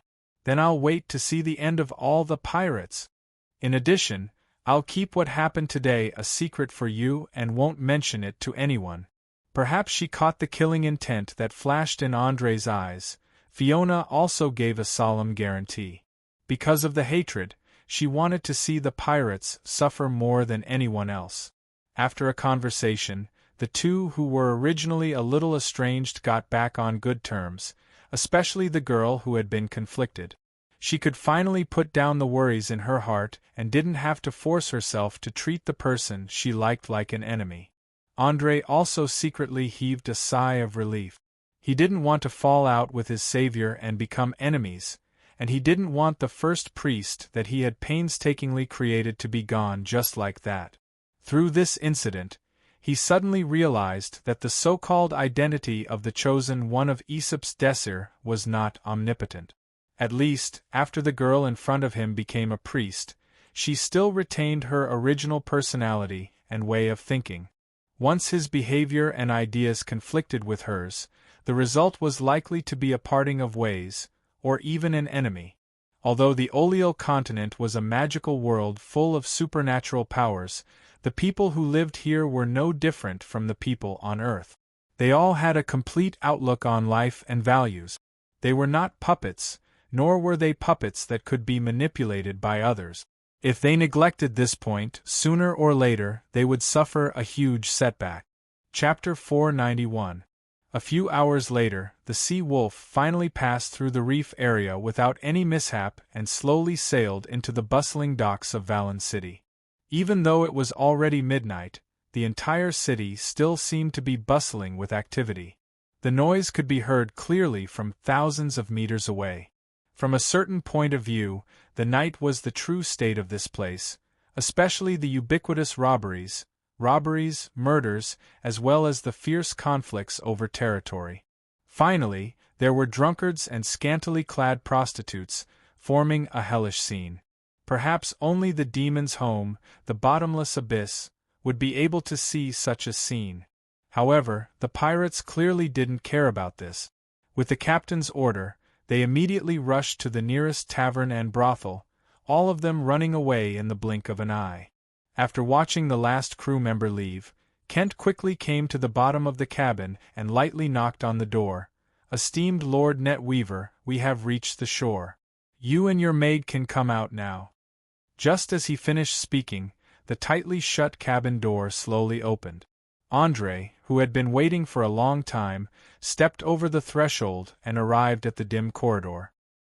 He looked around the empty cabin and immediately asked, "Have you sent away all the pirates under your command?"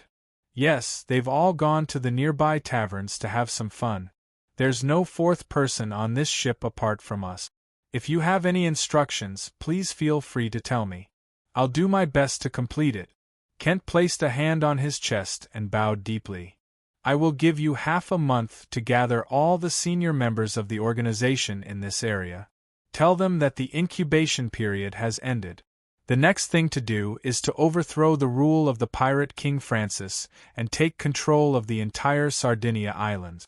Remember, try to be discreet when communicating. I don't want the enemy to be aware of it beforehand. Do you understand? Andre stared at Kent and spoke of his plan in a low voice. Of course, this wasn't everything. Just like what he had done before, he had at least 2 backup plans for everything. On one hand, he would use the resources of the shadow web to cause maximum damage.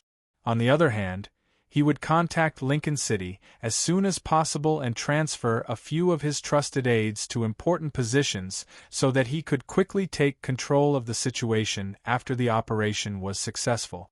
He would strive to completely turn them into his support before the hot summer ended. The most important thing was that this matter must not be known to Loretta Botons. The news had to be sealed for at least half a year. Otherwise, the sneak attack would lose its effect. Pirate King Francis and Loretta were allies. Andre was looking forward to seeing Loretta's expression when he found out that his close ally had stabbed him in the back. He believed that it would be very interesting. Hearing this, Kent's eyes instantly lit up. At the same time, he grinned, revealing a mouthful of pearly white teeth, and nodded vigorously. Understood. Don't worry, I'll be able to gather the other 7 legs in half a month at most. It just so happens that the Pirate King is gathering all the captains to return. It's said that he's going to make a big move. We can take this opportunity to test how many people are dissatisfied with Francis. If possible, it's best to incite a portion of the ambitious captains to start a riot. We'll launch a fatal blow when both sides are injured. Don't worry, this matter will take at least a month and a half to brew. If we want to control the entire Sardinia, it's not enough to just get rid of the Pirate King. We also have to find a way to eradicate the underground guild controlling Valen City. Otherwise, we'll never be able to obtain true power. In addition, I estimate that the large-scale gathering of the pirate captains is likely to interfere with the trade war between Lincoln City and Bakarov City. You'd better be mentally prepared, the battle will be very fierce. After all, Lincoln City has the strongest naval fleet in the south. Even if they join forces with Bakarov City to attack from both sides, they'll lose more than half or even 2/3 of their forces. Tell our people to be careful and not become cannon fodder for no reason. Although Andre hoped that the people of ShadowNet would all die, now was not the time, so he took the initiative to remind them. It was almost June now, and the trade war had been going on for more than 2 months. Both Lincoln City and Bakarov City had done their best, attacking and plundering each other on the vast sea in an attempt to force the other party to surrender and sign a series of unequal treaties. However, due to the disruption of the Eye of Arcane, Bakarov City's losses seemed to be greater. Coupled with the fact that they were weaker to begin with, Loretta Botons would not have the chance to annihilate them if they did not launch a war of annihilation. With his intelligence, he would definitely not watch his plan fail. Thus, the large-scale gathering of the pirates this time was bound to launch an attack from behind, and completely destroy the navy that Lincoln City was so proud of in a predetermined sea area. Although Andre still did not understand why the other party wanted to mess up Lincoln City, and why they wanted to summon a demigod-level demon lord in the material world, for his own interests and the safety of his subordinates and friends, he had to win this game no matter what. Please rest assured. We've already collected most of the information in this regard. There will definitely be no mistakes, Kent said confidently. As a veteran spy of ShadowNet, if he could not even understand such an obvious situation, he would have died countless times. Remember, once you find anything wrong, send someone to pass the news to me as soon as possible. Okay, I still have something to do. That's all for today. We'll talk about the rest when you gather the other 7 legs. After saying this, Andre pulled his cloak, put on his hood, and quickly walked up the stairs leading to the upper floor. Fiona followed closely behind, and it did not take long for them to disappear at the end of the dim street. Looking at the gradually disappearing figures of the two, an excited smile quickly appeared on Kent's face. He took out a gold coin with a special pattern and gently stroked it a few times. After a few seconds, the gold coin began to get hotter and hotter, and finally completely melted into liquid and fell to the ground, forming a circular flat surface. He quickly squatted down and whispered an incantation. After a while, a woman's face appeared on the flat surface. Damn it! Didn't the organization prohibit our legs from contacting each other? You'd better have a reasonable explanation. Otherwise, don't blame me for falling out with you. The woman's mood was obviously not very good. As soon as she appeared, she cursed loudly and did not give the other party any face. Chapter 492.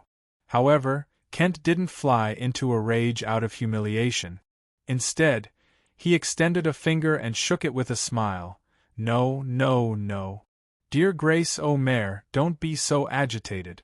Since I dared to contact you, I must have a good reason. Moreover, it's good news. Why can't you calm down and let me finish? The bald woman was slightly surprised and quickly asked, Good news? What good news? Could it be that there's finally a new order from above? Kent laughed and replied, Ha ha ha ha. It's 10,000 times better than that. A respected net weaver has appeared, and he brought a new order. That is to overthrow and seize control of the Sardinia Islands. Our many years of hard work in hiding and infiltrating is finally coming to an end. Get ready, a new era of great waves in these seas is about to begin. Also, don't forget to inform the next person.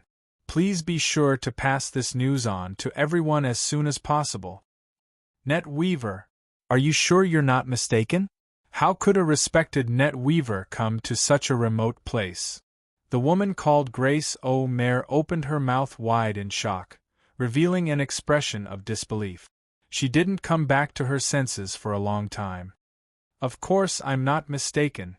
You should know best how special the gold coin that symbolizes the identity of the net weaver is. Once the net weaver is killed or his mind is controlled, then it will immediately lose its luster. I've already confirmed repeatedly that it is indeed a net weaver gold coin, even if the person carrying it looks a little too young. Kent smiled and spread out his hands as he spoke. After receiving an affirmative answer, Grace O'Mare narrowed her eyes and nodded thoughtfully. Since that's the case, does that mean our luck has come? Yes, our luck has come. Remember, move quickly. Don't make any mistakes at this critical moment. Otherwise, even if I let you go, the net weaver won't let you go. I believe you haven't forgotten how the organization deals with failures and traitors, right? At the end of the conversation, Kent used a slightly threatening tone. For an ambitious person like him, he would never allow anyone to obstruct him from obtaining greater power. Otherwise, even his own flesh and blood would not be able to escape death. I don't need you to remind me of this. Goodbye. Grace knew Kent's character well. She sneered and cut off the communication, not giving him a chance to continue teaching her a lesson. As expected of the pirate queen, Grace O'Mare. She actually dares to ignore my existence. But don't worry, there's still plenty of time for you to kneel down and lick my toes. Kent muttered to himself with a sinister expression. Valence City was especially restless at night. Not long after they'd left the relatively safe harbor area, a few men with wooden sticks in their hands started tailing them from not too far behind. It was obvious what they were up to. Apart from that, there were also a few children in tattered pants following them from afar. Their eyes emitted a green glow that sent chills down one's spine. In particular, each of them was holding a piece of metal that was stained with blood. Even a transmigrator like André, who had a strong mental fortitude, could not help but feel his scalp go numb. The reason was simple. He could tell at a glance that these children were cannibals through and through. In other words, they weren't following them to rob them. Instead, they were waiting for the bandits to kill them and then pounce on them to eat. André simply couldn't imagine how harsh the living conditions were to create these little fellows who relied on cannibalism to survive. No wonder those of the good faction would all show expressions of extreme disgust when the Sardinia was mentioned. So the legends of cannibalistic pirates were all true. He couldn't help but feel a chill in his heart when he thought of what these children, who grew up eating human flesh, would look like when they grew up. At the same time, he strengthened his resolve to destroy everything in front of him. It was obviously Fiona's first time in Valen City. She looked especially nervous as she tightly gripped the small hammer she'd taken from the blacksmith's shop with one hand and her gun with the other. She would pull the trigger without hesitation if the other party came within 10 meters of her. Seeing the girl's body and movements become more and more stiff, André sighed helplessly and immediately patted her shoulder. He lowered his voice and comforted her. "Don't be nervous, they're only normal people. They don't even have a decent weapon and are no threat to us. But the gazes of those people are a bit scary, especially those children. They're like wild beasts staring at their prey." Fiona shrunk her neck back with some fear. Even if she didn't know that the children were cannibals, her 14 points of perceptive sense allowed her to sense the malicious intent behind their actions. After all, the other party had never tried to hide their naked desires. It wasn't greed for wealth, nor was it infatuation for beauty. It was the most primitive, most basic human need, appetite. AI, this damned world. All right, we'll get rid of all the tails here. Remember, you must be quick and don't be soft. Especially those children, don't leave a single one alive. André stopped in his tracks as he spoke and slowly drew out the 2 thin swords at his waist, preparing for battle. Before he transmigrated, he had read a book that described several famous ogres on Earth in detail.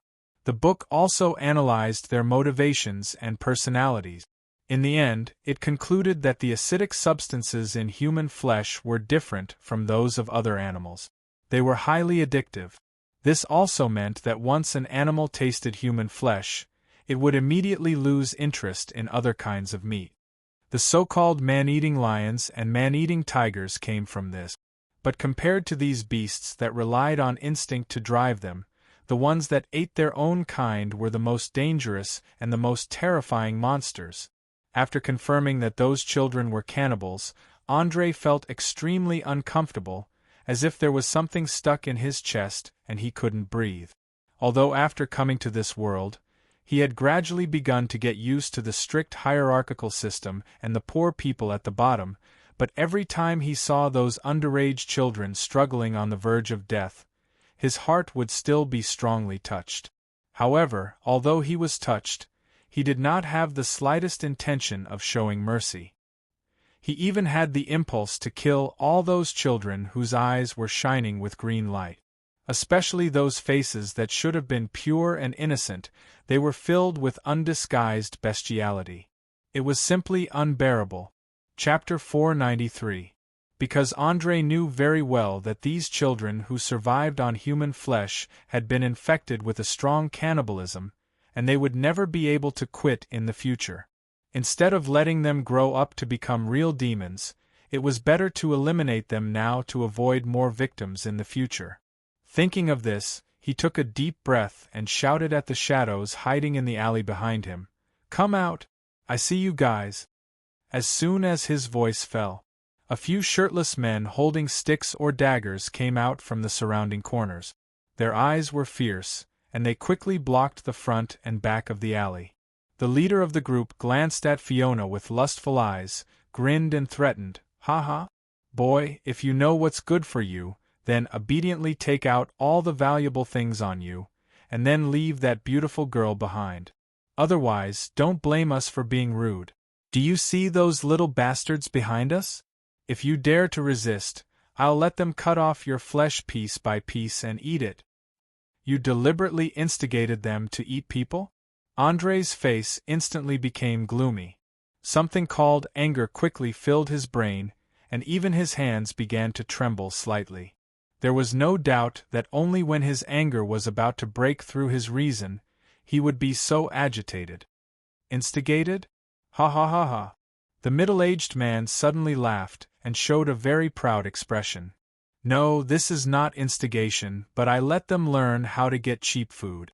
Think about it, there are countless unlucky people dying in this city every day, and their bodies are just thrown into the sea to feed the fish. Don't you think this is a great waste?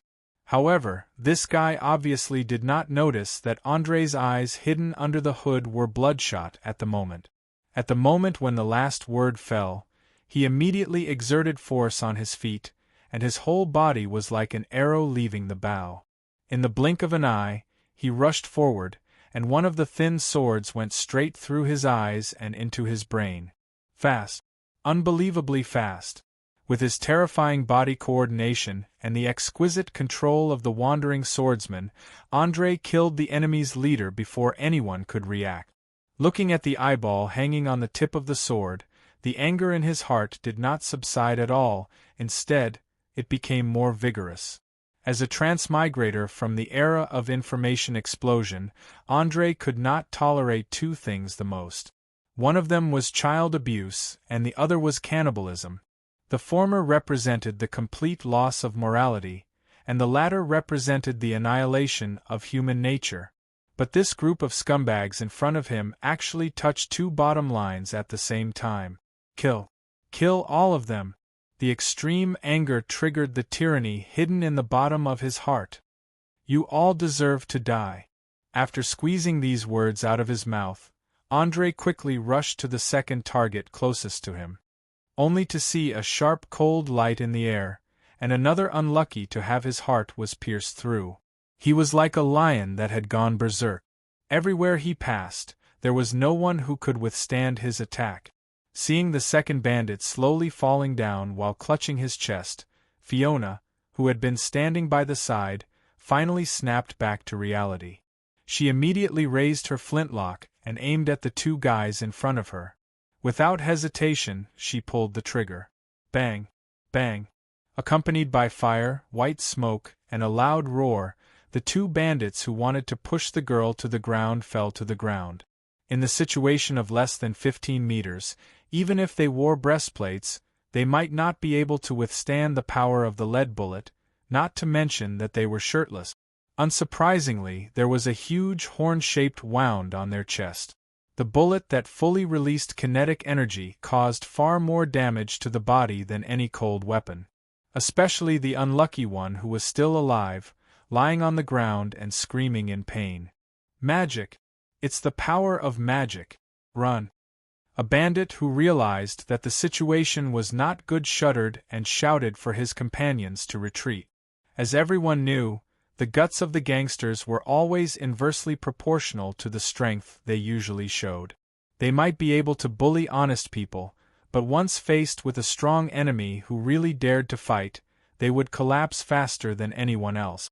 This was also why all the regular armies were very resistant to the gangsters. The reason was very simple: these trash were simply mud that could not support the wall.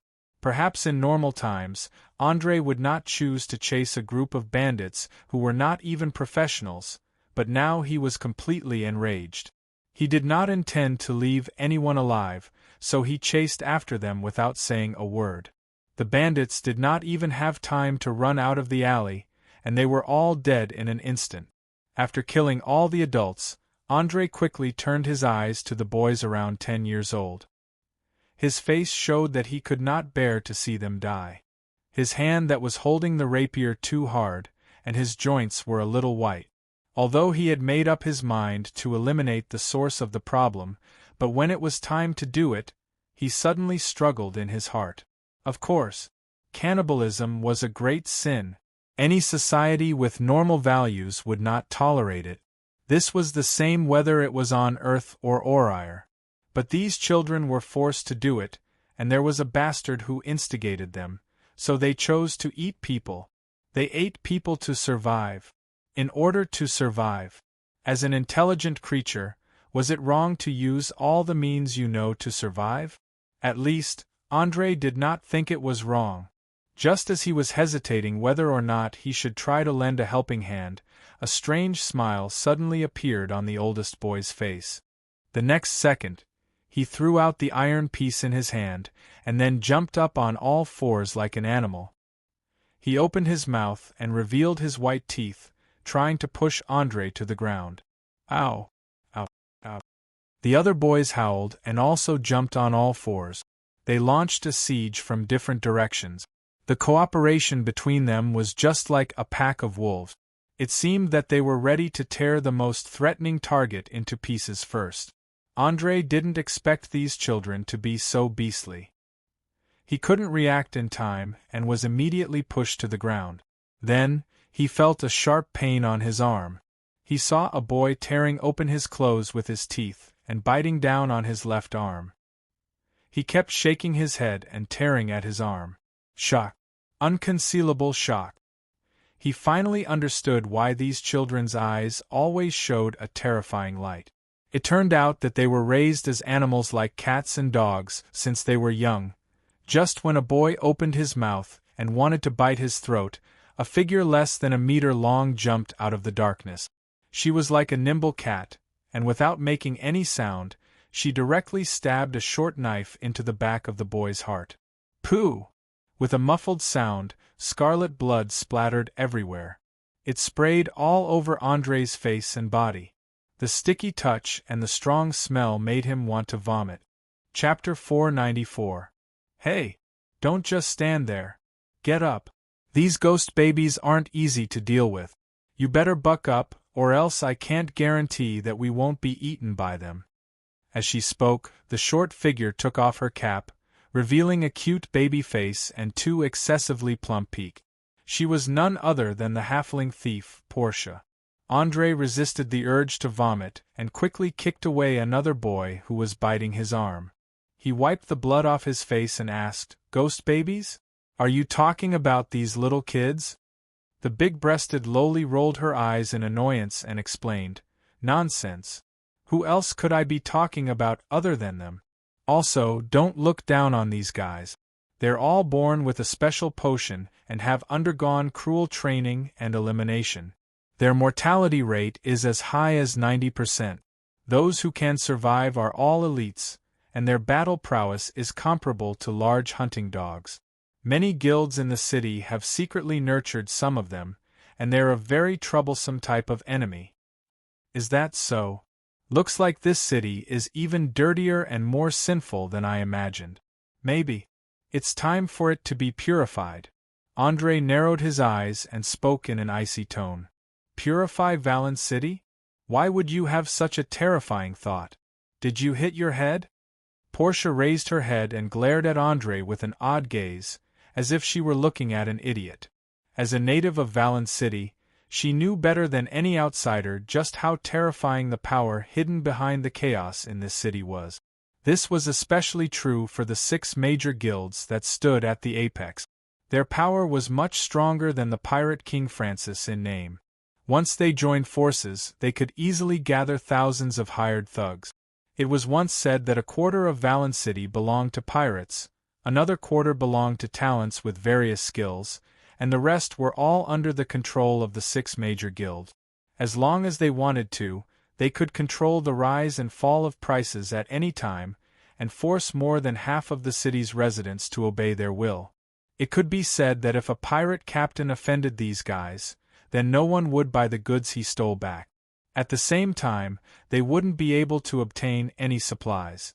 Even the sailors on the ship wouldn't be able to do business with them if they wanted to have some fun. Andre gently moved the flesh on his arm that had been bitten off. He took a deep breath and sneered, "No, there's nothing wrong with my head. Valen City's underground guilds aren't as strong as you think. They seem to be able to call the wind and summon the rain here, but they're nothing without the support of the pirates. I don't need to do much. I just need to seal off the sea for a month or so, and these fellows' rule will quickly collapse. I don't even need to do anything. Those thugs who can't get food will tear them to pieces. Alright, it's still too early to discuss this. Let's clean up the enemies in front of us first." In fact, the so-called 6 great guilds were far less threatening than the pirates in his eyes. The former was just a parasite attached to the latter. No matter how scary it looked, as long as the host died, it would naturally not continue to exist. Even if the latter lost their base of operations in the Sardinia Islands, they were still a group of headache-inducing enemies. As long as he could take care of the pirates, then a group of rats that couldn't see the light of day wasn't worth mentioning. Just as the two were talking, the boys who had transformed into beasts once again launched an attack from all directions. Because they were on all fours, their movements were very nimble, especially when it came to climbing. They were like monkeys, jumping onto walls in a few moves in an attempt to take advantage of the height advantage to seize the initiative. Unfortunately, these attacks without any technique might be good against ordinary people, but they were still too inexperienced against true professionals. Just as one of them pounced down from the roof, Portia immediately took out a throwing knife and threw it with all her might. A sharp, cold light flashed through the air. The tip of the knife directly pierced through the throat, and hot blood flowed out of the wound continuously. In just a few seconds the trachea was blocked.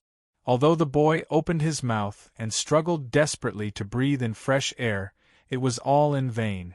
Not long after, he fell to the ground and turned into a cold corpse. On the other side, André went on a killing spree. Two thin swords were waved quickly, and every time they crossed, he would stab into the heart, throat, eyes, and other vital points. In just a few minutes, he had killed all 6 of the boys who were called ghost babies.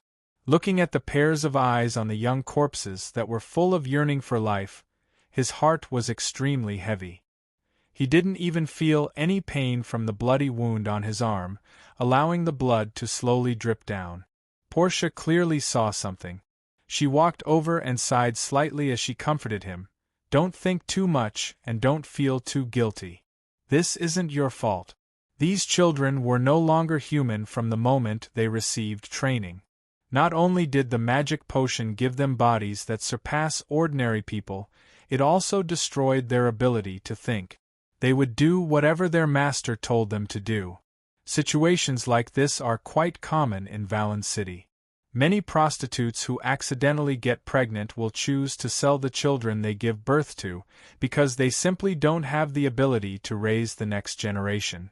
If they take the children with them, they will starve to death before long. Tell me about the potion.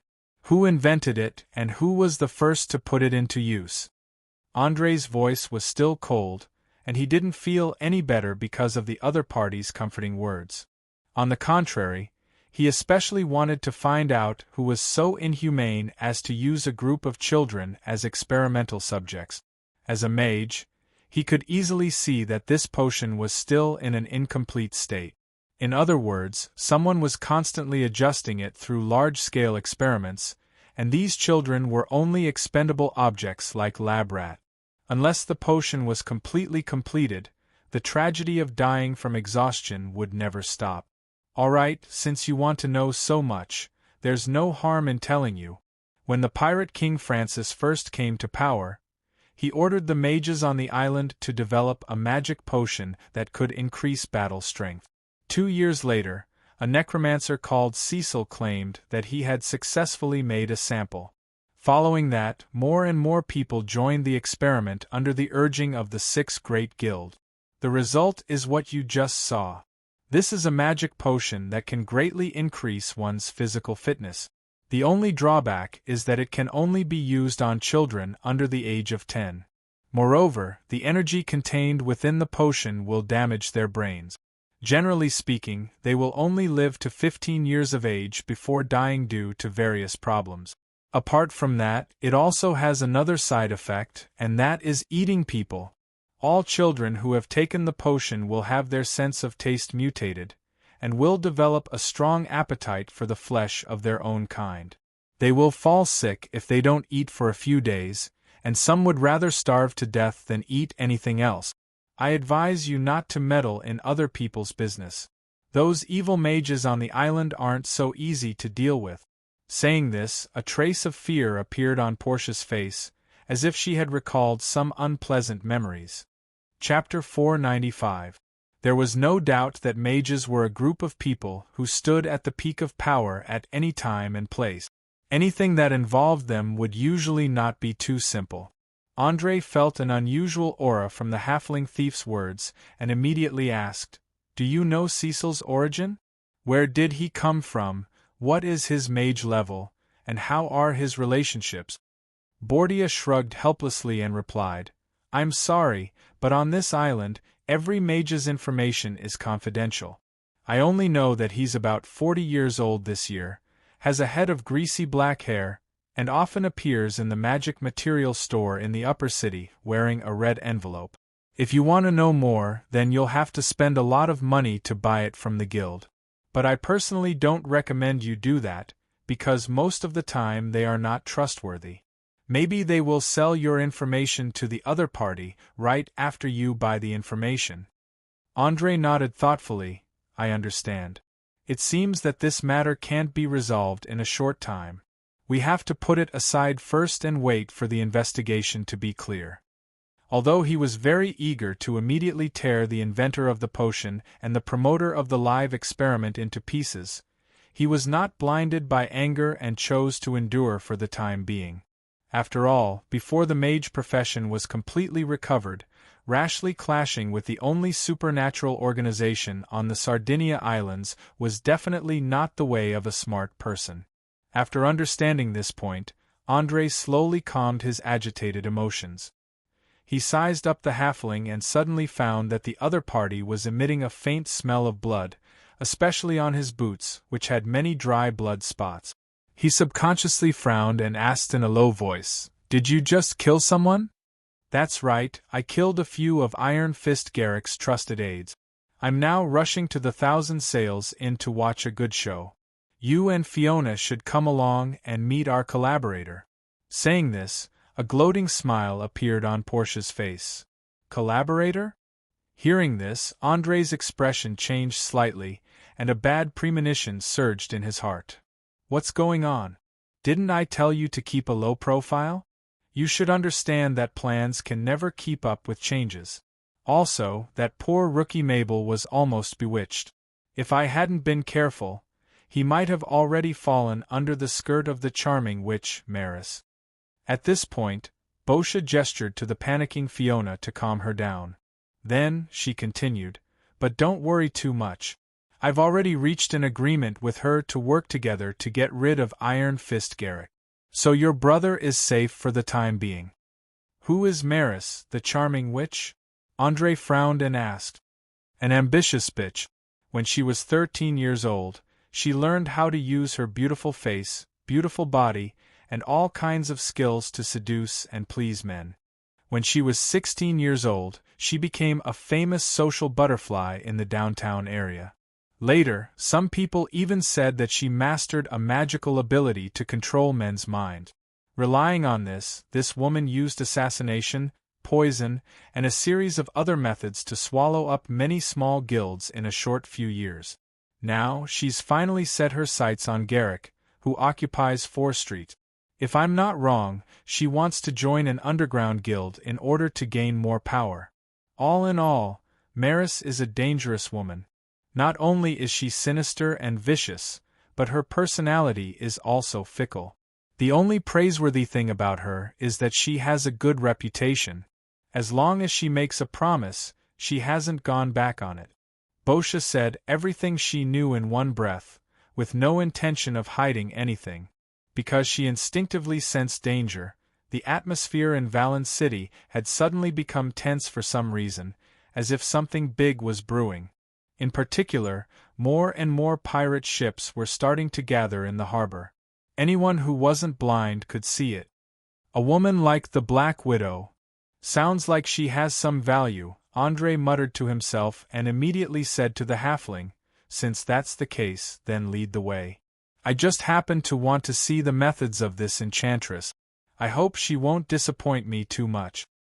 Come with me. I hope you won't be like most men and climb into her bed not long after you meet her." After speaking, Boscia sized him up with a distrustful gaze for a few seconds, then turned and walked in the direction of the inn.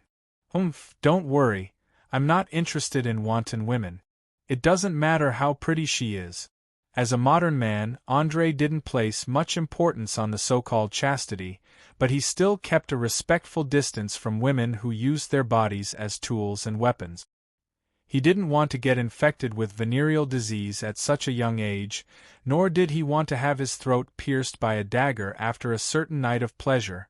Women were perhaps the most perfect creatures created by nature. Not only did they have a stronger immune system than men, but they also had stronger anti-aging abilities and a longer lifespan. Their sense of danger, endurance, ability to withstand pressure, intuition, resistance to attacks, and so on were superior in almost every aspect. Even their ability to distinguish colors was much stronger. If it weren't for women being especially emotional, fantasizing, and bleeding every month, in addition to being constantly instilled with the idea that they were the weaker group, there probably wouldn't be anything left for men in this world. Of course, there was no lack of exceptions in any race or group. There would always be a small group of women who could successfully break free from their limitations and evolve with strong ambitions.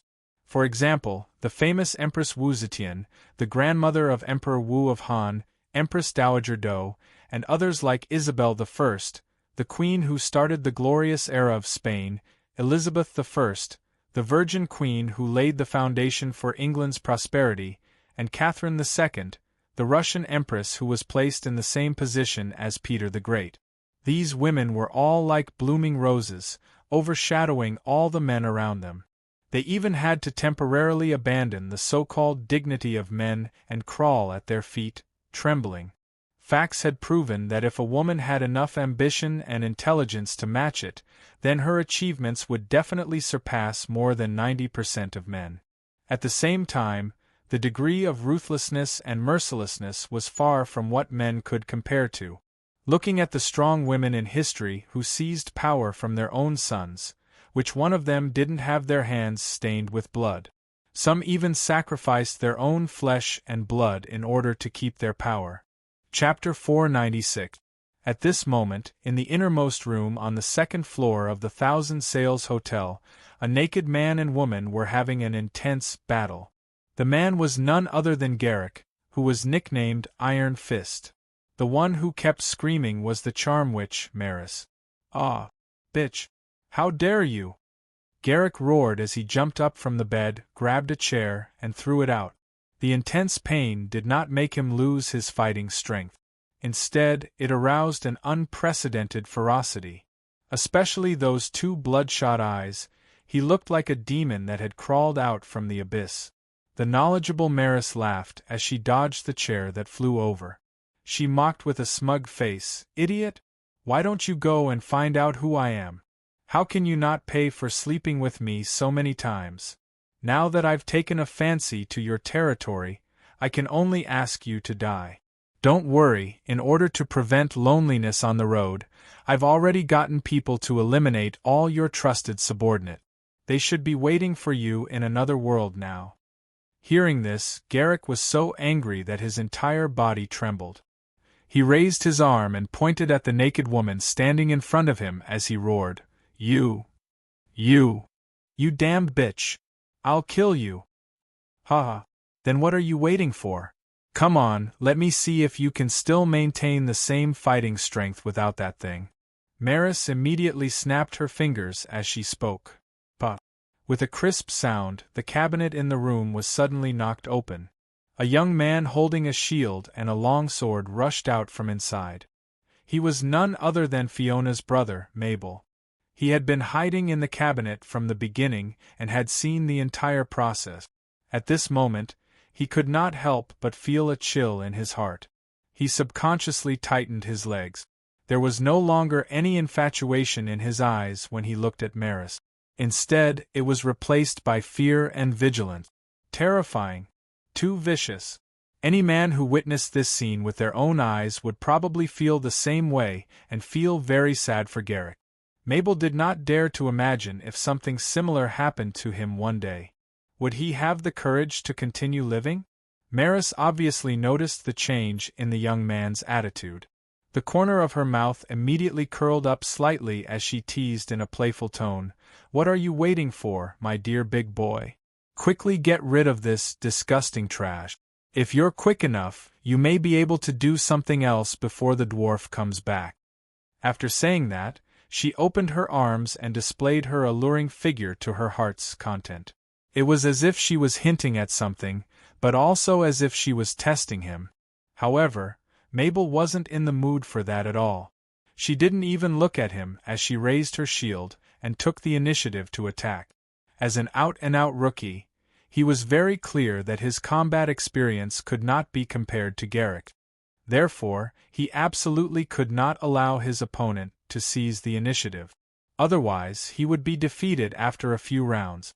The only way was to take advantage of the fact that his opponent was heavily injured to continuously attack, and attack.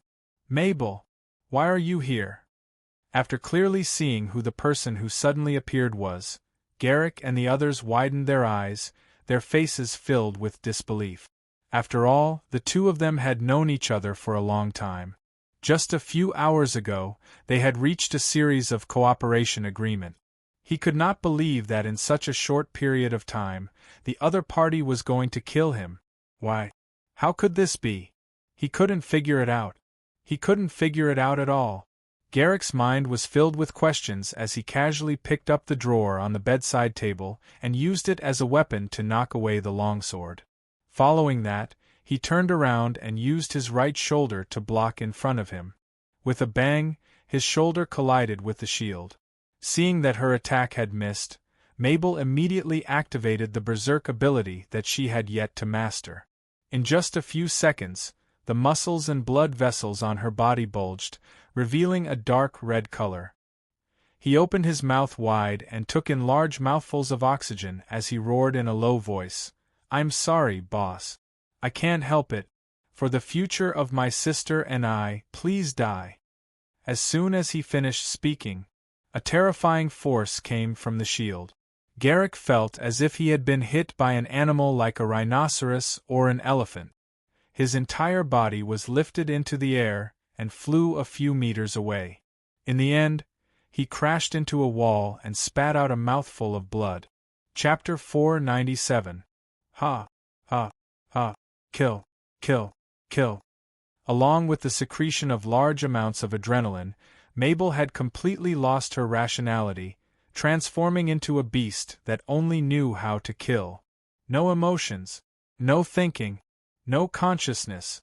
All that was left was the instinct that was carved into her bones. He rushed forward at an extremely fast speed, swinging his shield and smashing it down. Once, twice, thrice, bang, bang, bang, bang, bang, in the short span of a minute, Mabel had swung her shield at least 60 times. Every time, she used all of her strength to forcefully smash Garrick into a bloody mess. His entire head was like a puddle of paste. His skull, sternum, chin, shoulder blades, and basically every part of his body that protruded from the surface of his body were all shattered and fractured. There was no need to ask. Given the current situation, even a bishop who had mastered level 5 divine spells would not be able to do anything. Tragic. Too tragic. Garrick's corpse could no longer be described as a bloody mess. It was a mixture of bones, minced meat, and fresh blood. The scene was so bloody that even Maris could not help but vomit. This ambitious woman did not expect that the young man who usually looked harmless would be so violent and bloodthirsty. She did not dare to look down on him at all. Huff, huff, huff, after killing Garrick, Mabel's berserk state did not immediately disappear. She remained at the same spot, breathing rapidly. She quickly locked onto her next target. Without any hesitation, he quickly got up and rushed to the naked woman, raising his shield and smashing it down. "No, no, no, stop. I order you to stop." Maris, who had no time to dodge, began to scream in panic. Seeing that the shield was getting closer and closer to her, she could not care about anything else. She quickly raised the gemstone ring on her finger and shouted, "Arrows! Activate Berserk Charm!" Instantly, a ray of red light shot into Mabel's eyes, but unfortunately, it had no effect at all. In fact, as long as one had a bit of common knowledge about magic, they would know that when a warrior fell into a berserk state, their brain would be in an extremely chaotic state. Charm spells would not be effective at all. Let alone spells, they could not even communicate normally during this period of time. If a teammate made any threatening actions, they would immediately become the next target to be attacked. Bang! The wooden shield, which was covered in blood and minced meat, smashed into Mara's face with a heavy thud. Under the effect of the huge impact and inertia, her whole body flew into the air. Her nose, which was originally firm, was shattered, and one of her front teeth flew out of her mouth. Scarlet blood mixed with snot and tears flowed all over her face. In the end, she hit the door heavily and fell to the ground with a plop, coughing non-stop. Cough, cough, cough. Damn it, damn it, damn it. Why am I so unlucky to encounter such an inconceivable thing? Maurice cursed softly as she wiped away her tears. She quickly got up from the ground and ran toward the door that was not far away from her. Just as she left her original spot, the crazy Mabel descended from the sky. She crashed into the ground with the shield in her hand, causing wood shavings to fly everywhere, creating a large crater in the ground. If she hadn't moved fast enough, Maris would have suffered from comminuted fractures all over her body.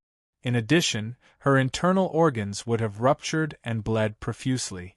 After all, she was only an assassin who was slightly more agile. Her physique was not much different from an ordinary person's. She would not be able to withstand such terrifying power. Even Garrick, a professional warrior, had been smashed into a meat patty by the shield. If an ordinary person were to receive such a blow, they would be half crippled, if not dead. The incomplete berserk had greatly increased Mabel's strength and physique. The reddened muscles on her body were extremely exaggerated. They looked as if they were cast from copper and iron. Her clothes were almost bursting apart. The originally heavy medium shield seemed to be weightless in her hands. She did not show any signs of fatigue, even after waving it around for a few minutes. She was like a heavy road roller. Everywhere she passed, there was a mess. Be it the bed, the cabinet, the table, or the chair, everything was smashed into smithereens. There were several times when Maurice wanted to escape through the door, but she was forced to retreat. She dodged around in a sorry state, and soon, there were several bruises on her body. One of her arms was accidentally broken, and in just a few seconds, it swelled to the size of a thigh. Her movements became slower and slower as she lost her stamina. Especially since she had fought naked with Garrick for more than an hour not too long ago, she was now extremely tired. She gradually felt that her strength was falling short of her will. Seeing that the life-threatening shield was inches away from her, Mara's face revealed a look of despair. At the same time, she shouted in her heart, "Bastard! Am I going to die in the hands of this idiot today?" At this critical moment, a loud bang suddenly came from the tightly shut door. Following that, 3 people rushed in from the corridor on the second floor. It was André and his group. It was unknown if it was because the noise was too loud, but Mabel stopped her pursuit. She turned around and looked at the door with a hostile gaze. She let out a low roar of unknown meaning. "Oh gods! Who can tell me what is going on?" Portia's eyes were wide open. She stared at the messy room and the corpse that had long been unrecognizable. Her face revealed an expression of shock. She did not expect that the situation would suddenly spiral out of control in the few hours she had left. Especially with Mabel's current state, anyone with a discerning eye could see that something was wrong. This was because the berserk ability usually lasted for a very short period of time. Moreover, it placed a huge burden on the body. Usually, the user would fall into a state of disconnection after half a minute. However, Mabel had obviously been in a berserk state for more than a minute. This could be seen from the color of her muscles and the heat she was emitting. However, she did not show any signs of exhaustion. She still maintained a vigorous fighting spirit. "Brother, is it you? Oh my God! How did you become like this?" Fiona covered her mouth and quickly took 2 steps forward, wanting to grab her brother's hand. However, Andre pulled the girl back and warned her in a low voice, "Don't move. Your brother is now in a berserk state. He doesn't recognize anyone. Rashly approaching him will only lead to his attack." As a knowledgeable mage, he was no stranger to the berserk ability unique to the barbarian warriors. He had even personally researched what it was that allowed these fellows from the wilderness to greatly increase their physical attributes in a short period of time. Chapter 498. The reason was simple. In fact, it was only due to the large secretion of adrenaline and the complete release of the instincts hidden in the depths of the brain. Of course, other than that, it might have something to do with genetics. After all, adrenaline could bring more energy, especially increasing the oxygen carried in the blood, providing a steady flow of energy for the cells and muscles. However, ordinary people could not bear too much of it, otherwise it would lead to severe cerebral hemorrhage. "Hey! You guys, quickly think of a way to get this lunatic away. He almost killed me." Seeing that the reinforcements had arrived, Maris immediately distanced herself from the danger zone and opened her leaky mouth to shout for help. Her current miserable appearance had nothing to do with sex appeal. Not only was her proud face swollen, but her skin was also covered with sticky blood. If she had been half a minute late, she would have been lying on the ground with Garrick. "This is the charming which you spoke of, Maris? How come I don't see how charming she is?" Andre teased with a wicked sense of humor. Portia laughed mockingly and spread out her hands. "Hee, that's her.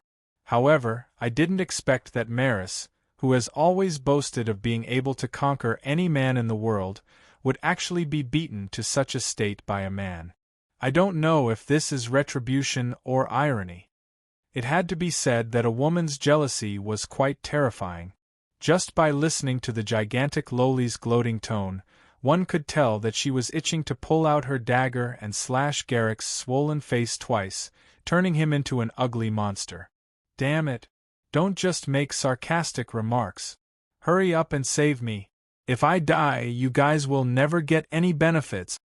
Maris cursed loudly as she stared at the youth who was breathing rapidly.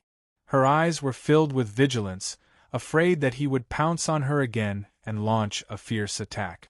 Portia immediately showed a disdainful expression towards her threat. She then turned to Andre and asked, "Tell me, what are you going to do?" Mabel obviously doesn't have any rationality. I can guarantee that if he takes another step forward, he will definitely react violently. It wouldn't be strange if he did something like exchanging a life for a life. After all, Berserk is an ability that maximizes destructive power. Of course, it's not a bad idea to just stand there and wait, but I can't guarantee that he won't die from blood spurting out of his nostrils. Many barbarian warriors who went berserk had similar situations. After listening to the words of the halfling, Andre rubbed his chin and pondered for a few seconds. In the end, he sighed helplessly and took out a bottle of hypnotic potion from his waist pouch. He gently pulled out the cork and warned the others, "Hold your breath. Unless you want to lie on the ground and sleep for a few hours, don't breathe in the smoke before I tell you that it's safe." As soon as he finished speaking, the pink gas evaporated into the air from the mouth of the bottle, filling the entire room in just a few seconds. Everyone present covered their noses and mouth. Only Mabel continued to open her mouth wide, breathing in large mouthfuls of air filled with magic power. Not long after, her eyelids began to droop, and her entire body swayed, looking as if she would collapse at any moment. There was no need to ask to know that the hypnotic gas had begun to take effect. However, because a berserk state would greatly increase a person's willpower, they would have a strong resistance to many spells. Otherwise, after inhaling so much gas, they would have long fallen asleep. One had to know that this small bottle of hypnotic potion was enough for at least 5 cows and 10 horses. If an ordinary person smelled it, they would immediately fall into a deep sleep. 10 seconds passed. Mabel was still barely keeping her eyes open. Half a minute passed. She couldn't help but doze off, looking as if she was drunk. Her footsteps were no longer as steady as before. 1 minute passed. She finally couldn't resist the strong sleepiness and fell to the ground with a plop, followed by earth-shattering snoring. Phew! It's finally done. I didn't waste a bottle of potion. Seeing that it was a success, André secretly heaved a sigh of relief. He immediately opened the window and let the remaining hypnotic gas in the room drift away with the wind. To be honest, he had no idea if a bottle of hypnotic potion would be able to affect the berserk Mabel. This was because the results of the previous tests on the barbarian warriors showed that after these fellows went berserk, whether it was a mobilization spell, hypnosis spell, or charm humans, the effects were very limited. High-level barbarian warriors could even use their tensed muscles to resist magic missiles. As long as they didn't hit a vital point, they would continue to fiercely attack the enemy until either they or the enemy fell. From a certain perspective, berserk was like a double-edged sword. On one hand, it could make the user temporarily lose their sense of pain, greatly increasing their strength and physique. At the same time, it could cause the user to lose their rationality and completely rely on their instincts to move. They wouldn't even care if they were injured or dead. After berserk ended, they would fall into a predicament where their entire body would be powerless. If the opponent could last through this period, then the one who would die would definitely be the barbarian warrior who went berserk. As Mabel fell into a deep sleep, the berserk state on her body was quickly removed. The red and hot muscles on her body slowly returned to normal, and her breathing became stable. There were no signs that she had just gone berserk. However, just in case, André still squatted down to carefully check the condition of the youth's body. In the end, he found that not only was there no problem, there wasn't even any muscle fatigue. "How's my brother? Is he injured?" Fiona asked with great concern. "He's very healthy. I can't see any sequelae from using berserk at all. I'm willing to bet that it's either his physique that's special, or there's another special bloodline hidden in him," André replied softly. In fact, the humans in Oryre, in ancient times, many of them had married with other races and gave birth to all kinds of mixed-blood descendants. However, as time went by, generation after generation, they became diluted and finally became no different from purebred humans. However, just like what was said in genetics, those genes that belonged to other races did not completely disappear. Instead, they were temporarily hidden. Once they were stimulated by the outside world, there was a possibility that they could be awakened at any time. It was just like some people who were born with some congenital diseases, even though their parents were very healthy. The reason was that the defects hidden in their memories were suddenly awakened. André himself was also a good example. The fire elemental bloodline in his body was originally so thin that it was negligible. However, with the help of the system, it could be immediately activated. It was precisely because of his personal experience that he felt that Mabel was likely to be in a similar situation. Chapter 499. Alien Bloodline? How is that possible? Our parents are pure humans, and I can't feel any special ability in my body. Fiona's eyes widened in surprise. She could not believe what André said. As a priest, she could keenly sense all the abnormalities in her body, especially everything related to her bloodline. With the help of divine spells, there was nowhere to hide. After all, most alien bloodlines more or less had some special ability. If there was, it could be detected in an instant. André obviously knew this, so he shook his head and explained, "Don't be so sure. Your parents are ordinary people, but it doesn't mean that your ancestors were also ordinary people. What's more, awakening after a generation is not rare. The reason why you can't feel it is because it hasn't been awakened yet. Your brother has undoubtedly awakened, but I can't be sure which kind it is. At first, I thought that he could use berserk, so he should be of barbarian bloodline. But now it seems that my judgment was a little wrong. Barbarian bloodline alone is not enough to let him persist in berserk for so long, and there are no sequelae. Well, let's stop talking about this for now. Let's deal with the more troublesome matter first. Saying that, he took out a dozen gold coins from his pocket and threw it to the halfling thief. Use this money to send the people in the corridor away. I can already hear them going up the stairs. Don't worry, leave it to me. Bordia took the gold coins and walked out of the room without saying a word. Not long after, she heard the loud voice of the innkeeper outside. It was obvious that he was asking what had happened and how much damage had been done to the furniture and decorations in the room. After all, the battle just now was so fierce, especially the loud sound of the shield hitting the wall, the floor, and the table. As long as one was not deaf, they could hear it clearly. Fortunately, the big-breasted lowly was experienced in dealing with this kind of situation. In just a few seconds, the quarrel had quieted down. It must have been the compensation of the gold coins. Otherwise, with the merchant's profit-oriented personality, he would not have let it go so easily. After making sure that the people outside wouldn't barge in, André stood up and went straight to Maurice. He sized her up with a scrutinizing gaze. After a full minute, he slowly said, "Madam, your current physical condition isn't optimistic. I suggest that you find a priest to treat you as soon as possible. As for the cooperation, we can talk about it later. Anyway, things like this aren't urgent." "Humph. You make it sound nice, but isn't it all thanks to you guys that I'm like this now? Don't you think you should take responsibility?"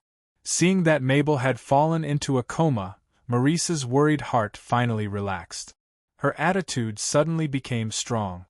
It seemed that if they couldn't come up with a reasonable explanation or compensation, she wouldn't let this matter go so easily. Then how do you think you should take responsibility?" The corner of André's mouth curled up slightly as he asked with a light smile. He was already prepared for this ambitious woman to use this opportunity to threaten him, so he appeared very calm. Especially the playful look in his eyes, which gave people an unfathomable feeling. Maurice, who was able to deal with so many men, was naturally not an idiot. She instantly had a premonition that the situation was not good. However, she didn't want to give up this once-in-a-lifetime opportunity. Therefore, she quickly pretended to be a victim and probed, "I think that if we change the allocation of Garrick's inheritance, it should be able to compensate for the harm I've suffered. I believe that 25% is a good amount. What do you think?" Hearing this, André laughed, and he laughed very happily. He pointed at the young man who was sleeping soundly on the side and mocked with a slightly contemptuous tone, "Take a good look at Mabel who is lying there, and then recall what happened just now. If I were you, I would keep my mouth shut and obediently carry out the conditions that we agreed on beforehand without the slightest bit of compromise. Do you know? It has always been the privilege of the strong to change the conditions at will. The weak can only give in and obey. I don't understand. After experiencing the excitement of brushing shoulders with the Grim Reaper, how can you still have the courage to continue violating our interests? Could it be because I look too young? Or do you think that your clumsy acting skills can deceive my eyes and take advantage of me? Too naive. Also very stupid. Since you've given me a new condition, then I'll give you a new condition as well. Immediately kneel down and swear that you'll give me everything, including your loyalty. Otherwise, I don't mind having another corpse on the ground. Obey or die. It's a very simple choice, isn't it?" After saying that, André instantly drew out his rapier at an extremely fast speed and pressed it against Maurice's weak neck. His eyes were filled with a sharp light, because he noticed that Maurice subconsciously wanted to touch the gemstone ring on her finger. Without a doubt, it was a magical item, and from the bewitching light emitted by the gemstone, there was no doubt that it had something to do with control and hypnosis. Although there was no way to feel the fluctuation of magical energy at the moment, but as a mage, if she couldn't even determine this point, then she could just die. Feeling the cold touch on her skin, Maurice immediately stopped all her movements.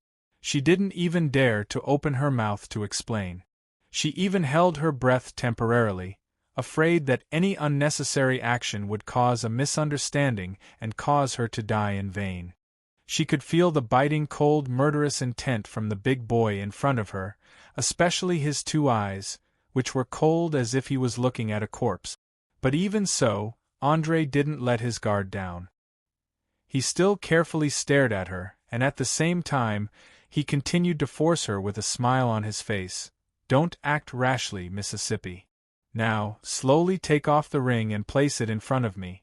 If I find out that you make the slightest sound or have any signs of activating magic, this sword will immediately pierce through your throat. Also, for the sake of protecting women, I suggest that you don't expect any help from the metal claw hidden behind your back. Please believe me, it will only bring death, a painful death. Damn it! How can there be a monster like you in this world?" Seeing that her last trick had been exposed, Maurice cursed softly as she gently pushed the metal claw away.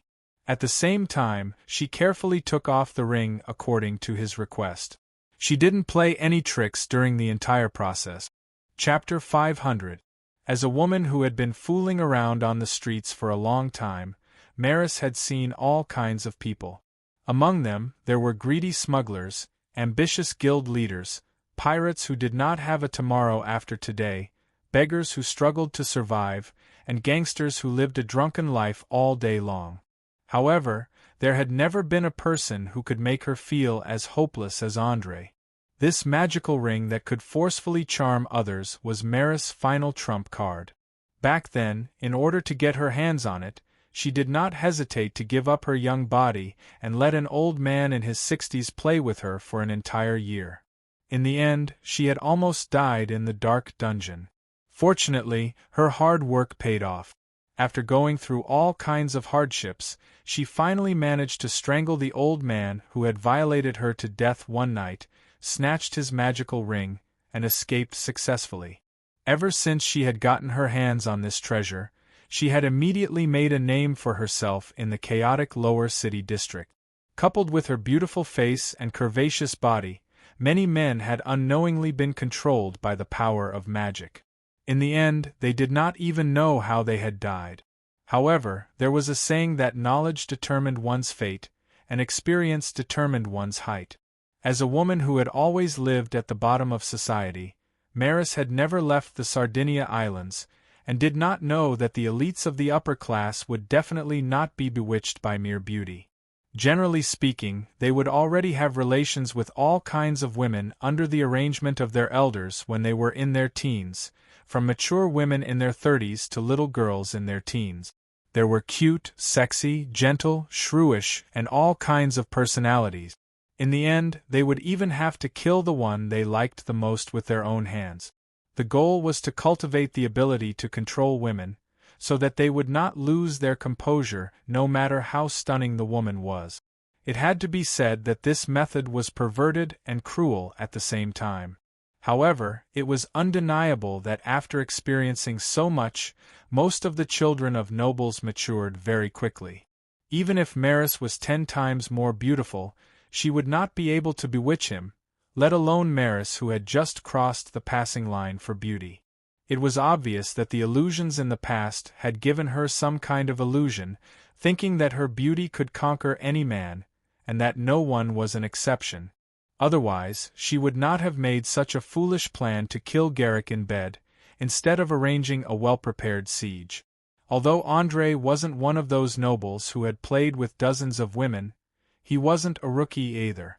Thus, he didn't have the mentality of being protective of the fairer sex. He completely ignored the other party's pretentious resentment and coquettish appearance. He directly pulled out another thin sword, picked up the ring, and kept it in his bag.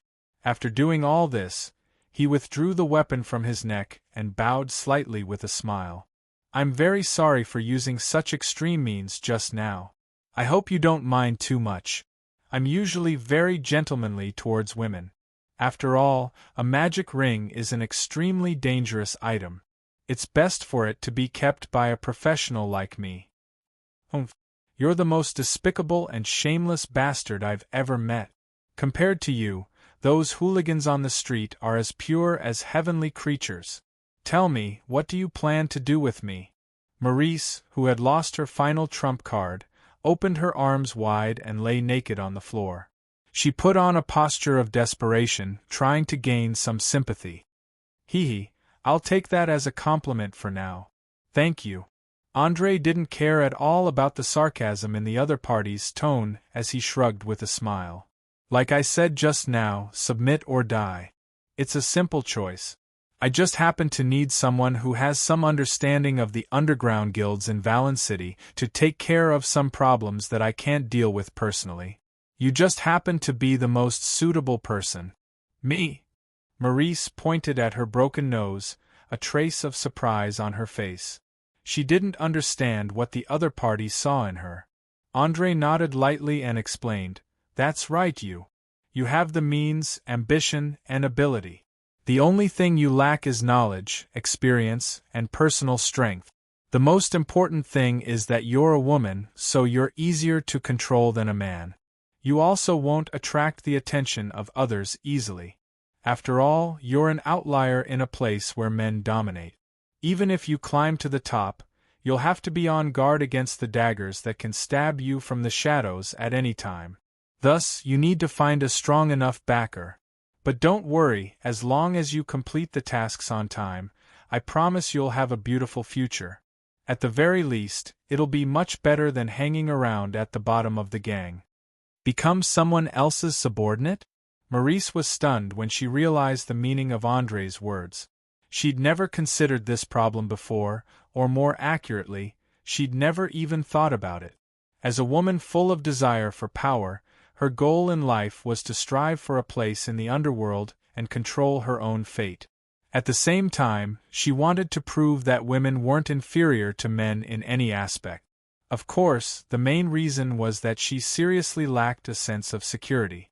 Perhaps it was because of her childhood experience of wandering around, or perhaps it was because she didn't want to be a man's plaything. In short, she was extremely thirsty for power and wanted to prove her value.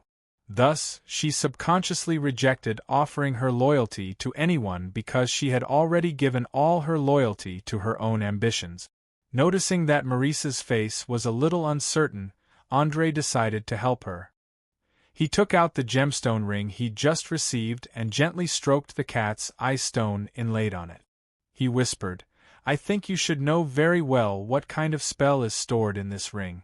It can not only forcibly control a person's mind for a short period of time, but it can also hypnotize the target. Unless it's a special individual who's completely immune to enchantment spells, no one can resist its imperceptible ability. Now tell me, are you going to take the initiative to cooperate, or do you want me to use force? Of course, in addition to the above two options, you can also choose to die. I'm a person who respects women very much. If you insist on using your life to defend your freedom, then I won't stop you. You have 5 minutes to consider. Please think clearly, for you, whether it's more important to live or to carry out your own ambitions. Life or freedom, which was more important? The debate on this topic had never stopped since the moment humans developed their own independent consciousness. Chapter 501. Idealists believed that freedom was the most precious thing in the world, and nothing could be compared to it. Although life was important, it was not something that could not be sacrificed. Realists, on the other hand, believed that life was the most precious thing in the world. If one did not even have one's life, what was the use of freedom? Of course, all of this was not worth debating in Andre's eyes. First of all, from the moment a person left the mother's body, there was no such thing as freedom. Law, morality, power, and all sorts of other things would constantly press down on them, forcing them to abide by certain rules of conduct. Just as a scholar once said, absolute freedom was equivalent to absolute chaos. Even the abyss, the home of the demons, which was known as the most evil, chaotic, and unethical place in the entire universe, abided by the basic law of the jungle. Therefore, absolute chaos did not exist, and so did absolute freedom. Since freedom was a joke, life was naturally the most precious thing in life. Even though there was a so-called world after death on the Oleo continent, apart from the most devout believers, most normal people would rather continue to struggle at death's door in the material world than go to the divine realm to enjoy the so-called eternal life. Obviously, Maurice was not a devout believer, and it was hard to say if she even had any faith. Living in a dangerous environment for a long time might have made her indifferent to life and death, but it did not mean that she was willing to commit suicide. After a simple weighing of the pros and cons, this scheming woman licked the dried blood on her lips and quickly asked in a hoarse voice, "If I agree to offer my loyalty, what benefits can I get?" It had to be said that her moral integrity and principles were so low that it made one's hair stand on end. She almost did not hesitate to use herself as a bargaining chip in an attempt to obtain more benefit. Benefits? André stared at her two erratic eyes, a playful expression appearing on his face. Before answering this question, I must first state a basic principle, and that is equivalent exchange. To put it bluntly, I will give you an equivalent return based on how many missions you can complete. As for what exactly it is, it depends on your personal needs. Money, power, authority, and even items and potions related to magic. I can provide almost everything you can think of. Before he could finish speaking, Maurice immediately interrupted him rudely. Authority? I only want authority. Also, please put away your self-righteous bewitchment. I am not an idiot who fills my head with so-called ideals or heroic dreams. Ha ha ha ha ha. I didn't expect you to be such an anti-idealist. To be honest, I don't really like the heroes in the bard stories. Compared to those who win by luck, I prefer those villains with real personalities. Just think about it. One was an elite who had obtained success through their own hard work and wisdom, while the other was a muddle-headed fool. In the end, perhaps even they didn't know how they had defeated such a powerful enemy. There was a saying that most mortals were stupid. Therefore, they looked up to those heroes who were praised by the ruling class. Little did they know that the best way to achieve success and change one's fate was to imitate the villains in the stories. First, they had to make a careful plan and then realize it step by step. Looks like it wasn't a coincidence that you were able to stand out among countless people. At the very least, you have a clear goal in life, which is much better than those pirates, thugs, gangsters, and thieves downstairs. However, what I said just now was the truth. There was not a trace of exaggeration. You will understand more about this after you get along with me for a long time. Now that you have mentioned that you want to obtain authority, I will talk to you about authority. Perhaps it was because the topic of heroes was brought up, but André's mood suddenly became very high. He was also a firm anti-idealist. He especially hated those idiots who did things without thinking and did not consider the consequences. In the end, they still stubbornly believed that they were doing things for the good of the whole world. In fact, not only did they not play any positive role, but they were also extremely dangerous and unstable factors. Every time society fell into a violent turmoil, it could not be separated from their influence. Some of them even personally participated in the riot. The horror of their destructive power was simply appalling. Although, to a certain extent, these guys also promoted the development and progress of society, they were more destructive. In the end, it was often realists who had to clean up the mess for them. Tell me, what is your plan, or what is your ultimate goal? You should know that I will not join an action that is doomed to failure, even if it is in the face of the threat of death. Maurice's hostile expression finally dissipated. It was unknown whether it was because the two of them had the same idea or because it was deliberately released as a smokescreen. After all, for a woman like her who was good at disguising herself, once she began to hide her thoughts, it was basically impossible for outsiders to guess. Unless they used spells like detection of thoughts, they could only stare helplessly. André stared at Maurice with a meaningful gaze for more than a minute before answering. My goal and plan are very simple. That is to completely overturn the pirates' rule over the Sardinia Islands. At the same time, I will destroy the underground guild that controls the economic lifeline of Wayland City and seize the final ruling power. Of course, this is not empty talk. In fact, I have secretly obtained the loyalty of several top-ranked captains. As long as I am willing, I can mobilize 12 ships and more than 2,000 ferocious pirates to launch a coup at any time. How about it? Are you interested in joining? I promise that as long as you show your value, not only will you obtain the authority you have always dreamed of, but you will also be able to taste the sweetness of victory. Are you sure this is not a joke? Marissa's tone was filled with shock and disbelief. Her pupils dilated several times in an instant. A joke? Do you think I would joke about such things? André asked with a smile as he played with the magic ring in his hand, trying to deduce the craftsmanship through the engravings on the surface. From the moment he held it in his hand, he immediately realized that this was a composite enchanted ring that combined the spells of suggestion and charm person. Judging from its appearance, it should have been personally made by a great mage more than 700 years ago. The craftsmanship was outstanding, especially the dazzling light emitted from the gem. As long as one stared at it for a long time, one's brain would immediately fall into an unconscious state, unknowingly acting according to the will of the holder.